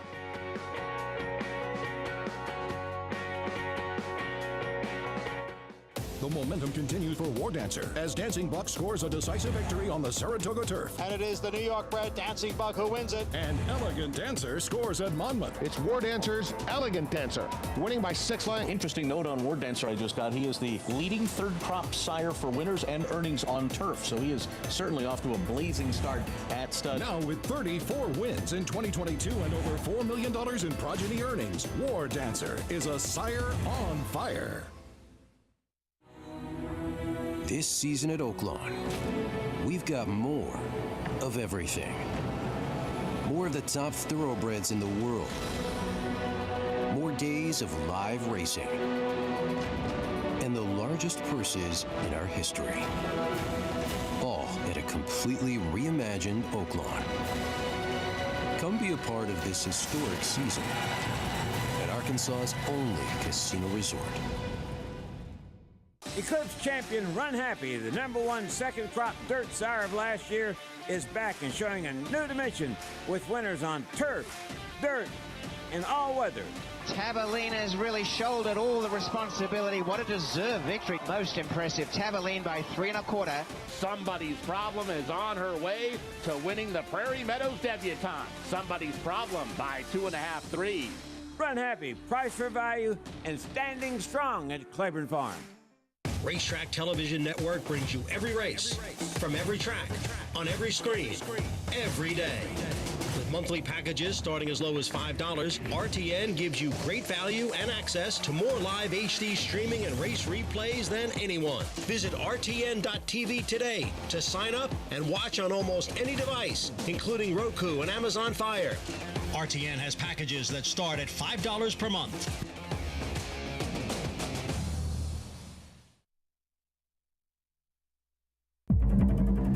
The post, the barrier, the stalls, the iron monster, the starting gate. There are so many key and important times in a race where jockeys have to make quick decisions, when to move, when to sit, wait behind horses. But to me, one of the most critical times in a race is leaving the starting gate. If you don't break cleanly, you can get shuffled back, taken out of position, and it's hard to get a horse in a good rhythm.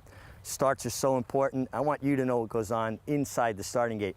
Come on with me. What are we doing? Hey, wait for the truck. All right, yeah. Key to breaking sharp from the gate is having your horse warmed up, alert, but settled. You want them relaxed. We got a great gate crew here in New York, and they know all the horses, their habits, what to expect. Put them in the gate, get them square, looking down the track, and be ready to go. Try to get as relaxed as I can on my horse before we go in the gate. And once I get in there, I want to let him walk in and take a deep breath and make sure the gate guy get up, because I want to make sure he starts setting his feet correctly. And you know the ones that's going to sit in there and be still, but I just want to keep it as relaxed as I can going into the gate with the horse, where the horse can feel like he's going to do his job. I'm going to just stay out of his way. You get one that cuts right to the gate, sometimes they'll balk. It's a kind of a closed space. Some horses are a little claustrophobic. Important to pick up your feet so you don't get your legs caught on the side of the gate. You could feel their energy. Sometimes you'll feel their heartbeat beating on your leg. Again, want to keep them relaxed, settled, get them square. The assistant starters are so good at getting the horse nice and balanced. Sometimes you get one that's leaning a little too far, you'll take your leg, push off the petition, get them where you want them to be. Looking down the racetrack, all 4 legs square on the ground. Last horse gets ready to go in, you're going to take your half cross, take a piece of mane, one hand, other hand free in case horse breaks left or right, you can correct them, and you're going to be leaving here in a hurry. Well, a lot of people wait on the guys to say 1 out to get all set and ready. You know, I'm not, you know, you can hear the guy say 1 out, but I'm mostly paying attention to the guy with the button. That's how I break so fast out the gate, you know. I'm a button guy, you know. Or I listen to the last door sound and the button. And after that, early position wins the race most of the time. So many moving parts that make a horse break well or break poorly. It's important to have great communication between the rider and the assistant starters, as well as the official starter, and working with the trainers to make sure that if a horse is a little bit nervous, they school them, they get them where they're relaxed around the gate. It's not always the horse that's the most keyed up that breaks the best. It's the horse that's alert and settled and balanced in the gate. Then you can leave the gate in a hurry.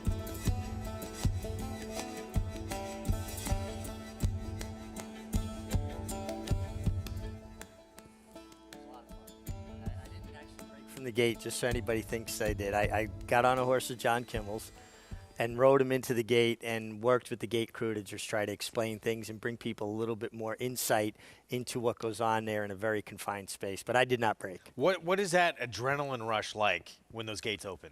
It's great. I mean, it's something I miss every day. Even, I'll be honest with you, I was full of emotion just getting on a horse and going in there, because it had been over 12 years since I had even gotten on a racehorse at all. So it was a lot of fun for me, but definitely brought back a lot of emotion.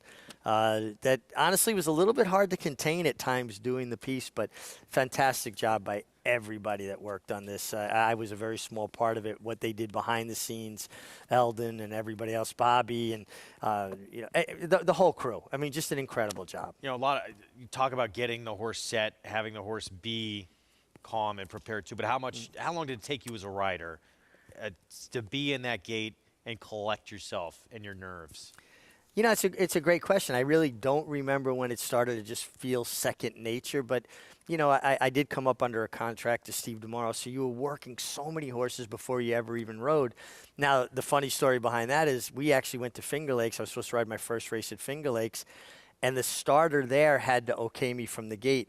He didn't give me my okay. He said if I ever became a jockey, he'd become president of the United States. Well, I did become a jockey, and no, he did not become the president of the United States.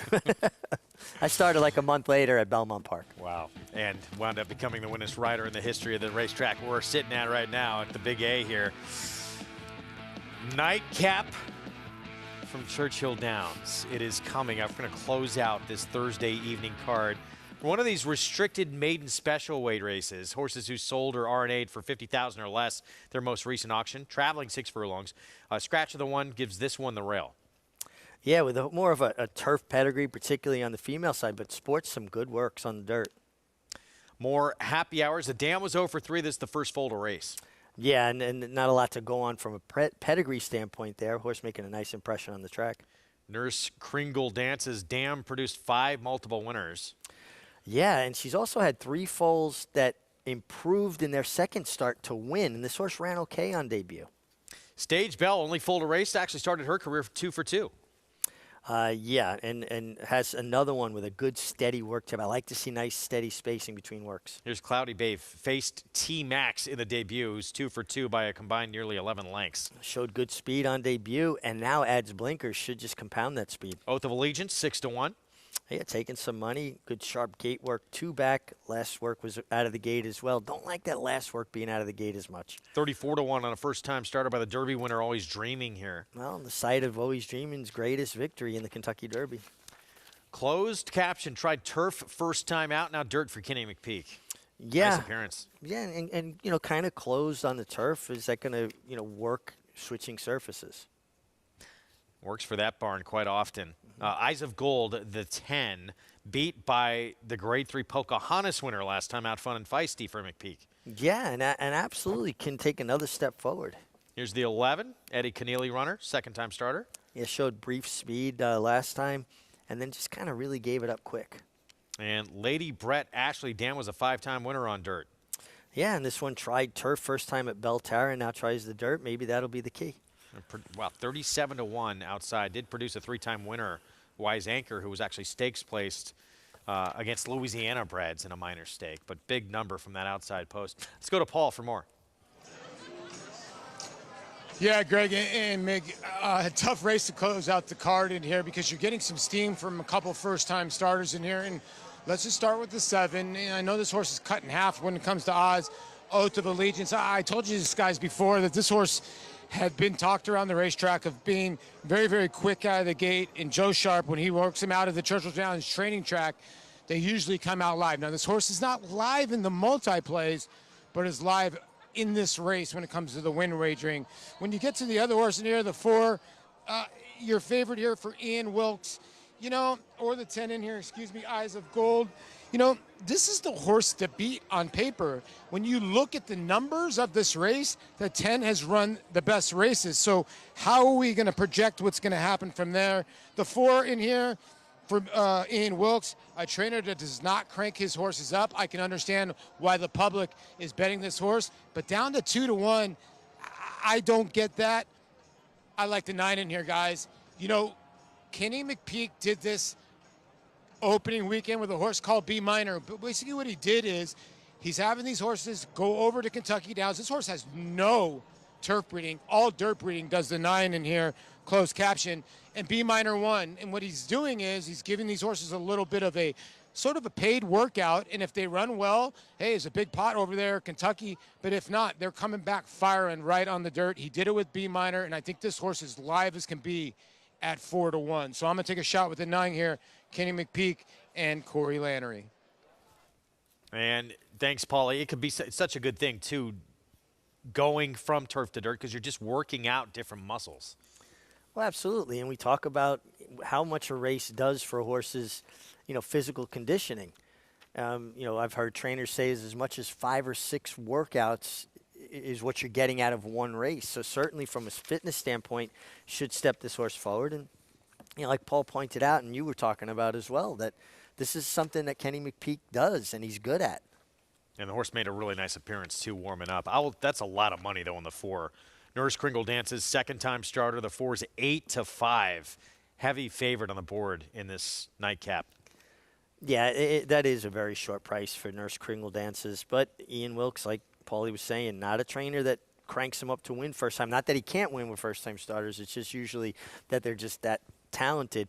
I thought it was kind of interesting. And these are little things that I look at when we're looking at, races and, researching for the shows.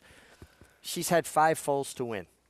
3 of them improved in their second start, that they didn't win on debut, but they won in their second start. Now, that could mean nothing, but I just found it an interesting pattern that 3 of her 5 foals that won improved in their second start.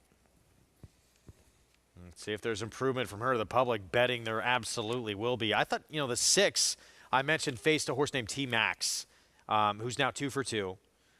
Nearly 11 lengths combined winning in those 2 starts, and took a big move forward buyer-wise. 11 points in that second win. Horse completely blew the turn in that debut. Was 3rd, I know, beat 11 lengths, but showed tactical speed, and if can work things out around the turn, could be a lot closer today. Well, also, she's the one on the hard chase of T-Max, who maybe was a superior foe. That is very debilitating for a horse, to chase a horse that has more natural speed. And now she adds blinkers, so maybe that's addressing her blowing the turn, bearing out off the turn last time. 5-1 on the 6 here. Tyler Gaffleone for Christopher Davis. 7-5 favorite stepping in right now in those purple silks of That's Amore stable. That is significant money to pay attention to in this 2-year-old race. Don't you think the 10 was too big a price at 7-1? No question. I mean, faced by far the best competition last time out. Fun and Feisty, grade 3 winner last out. Wonder Wheel as well. I mean, she's come out of some quality races and hasn't done poorly. Debutante winner who was second in the Spinaway at Saratoga this summer. I'm with you. Nightcap from Churchill Downs. Nurse Kringle Dances, the 4, the favorite. Let's go to Travis Stone.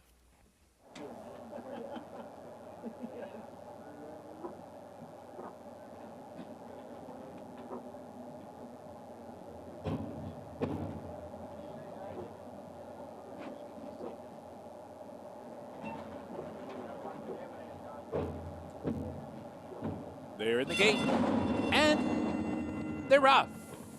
Eyes of Gold breaks on top. Margot in a bubble bath is there. Cloudy Bay sent on for speed and quickly comes on through. So it's Cloudy Bay in front. Margot in a bubble bath second. Eyes of Gold comes away third. Connemara toward the inside fourth. Closed Caption comes on to grab fifth. Ladybird Ashley on the outside in 6. More Happy Hours toward the rail 7th. In between, Nurse Kringle Dances advancing up from 8th. Far outside, Stage Bell in 9th. Dreaming Always in 10th by 4. Oath of Allegiance is at the back. Outrun so far. Cloudy Bay through a quarter in 21 4. Rounds the far turn with an oncoming Margot in a bubble bath right there. And Closed Caption comes on 3 wide. Eyes of Gold is in behind horses for the run to the quarter pole. Nurse Kringle Dances. Angles outside. Still 5th. Top of the stretch. Closed Caption has come on to take the lead. Closed Caption by 2. Margot in a bubble bath back into 2nd. Eyes of Gold. Nurse Kringle Dances. Everybody else 16th pole. Closed Caption still clear, and Closed Caption keeps on going. 2-length winner in the end. Eyes of Gold got 2nd. Nurse Kringle Dances was 3rd, and Margot in a bubble bath was 4th. Closed Caption, turf debut from Kenny McPeek.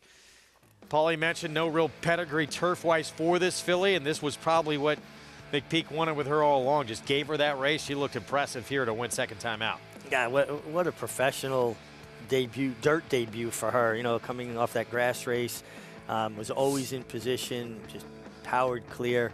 The 10, Eyes of Gold, another good effort from her to be second. And Nurse Kringle Dances rallied from off the pace for third. 9 and 10 were very logical. Great call by Paulie. Paulie had a really good night. We're seeing the ball clearly. Yeah, well done. Nice call, Paulie. Closed caption, daughter of Tapiture, Kenny McPeak. Harold Lerner owns, and Corey Lannery aboard for the winning ride to close out this card. Fun time with you, man, covering these races late into the evening here. Yeah, really a good time, other than the Raven a little while ago kind of getting me a little unsettled. This was a lot of fun. Great racing, too. We had some really good racing. Very, very impressed with the winner of the 7th race, the son of Run Happy, Run Classic. We're going to have to get you a nightlight. You're going to have nightmares tonight. I sleep with the light on, don't worry. Closed caption winning the dirt debut. And, you know, the 10 Eyes of Gold we liked because she had faced a Kenny McPeak filly who went on to win the Grade 3 Pocahontas, fun and feisty. This is another one who maybe has some ability in here. Yeah, I think this was a real solid maiden race here and good way to close out the races. And good time with you on the set and good to be paired up with Paul again. It felt like we were back in office in Saratoga. Yeah, good having Paulie out there. Nice work tonight. He had some really, really good handicapping from Paulie. We've got a big weekend coming up. We're going to be going late into the evening again actually on Saturday with action from Charlestown as well. I'll be on that super late coverage. But Grade 1 Pennsylvania Derby, cotillion for the 3-year-old fillies, Kentucky Oaks winner for the coach, D. Wayne Lucas, Secret Oath back in action.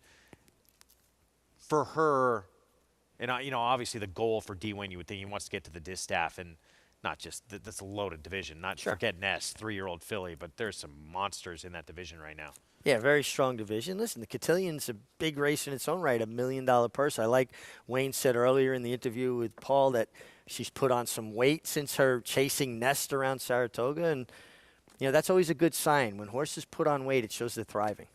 As for Pennsylvania Derby, what do you think? Coming out party for Taba, or you think it's?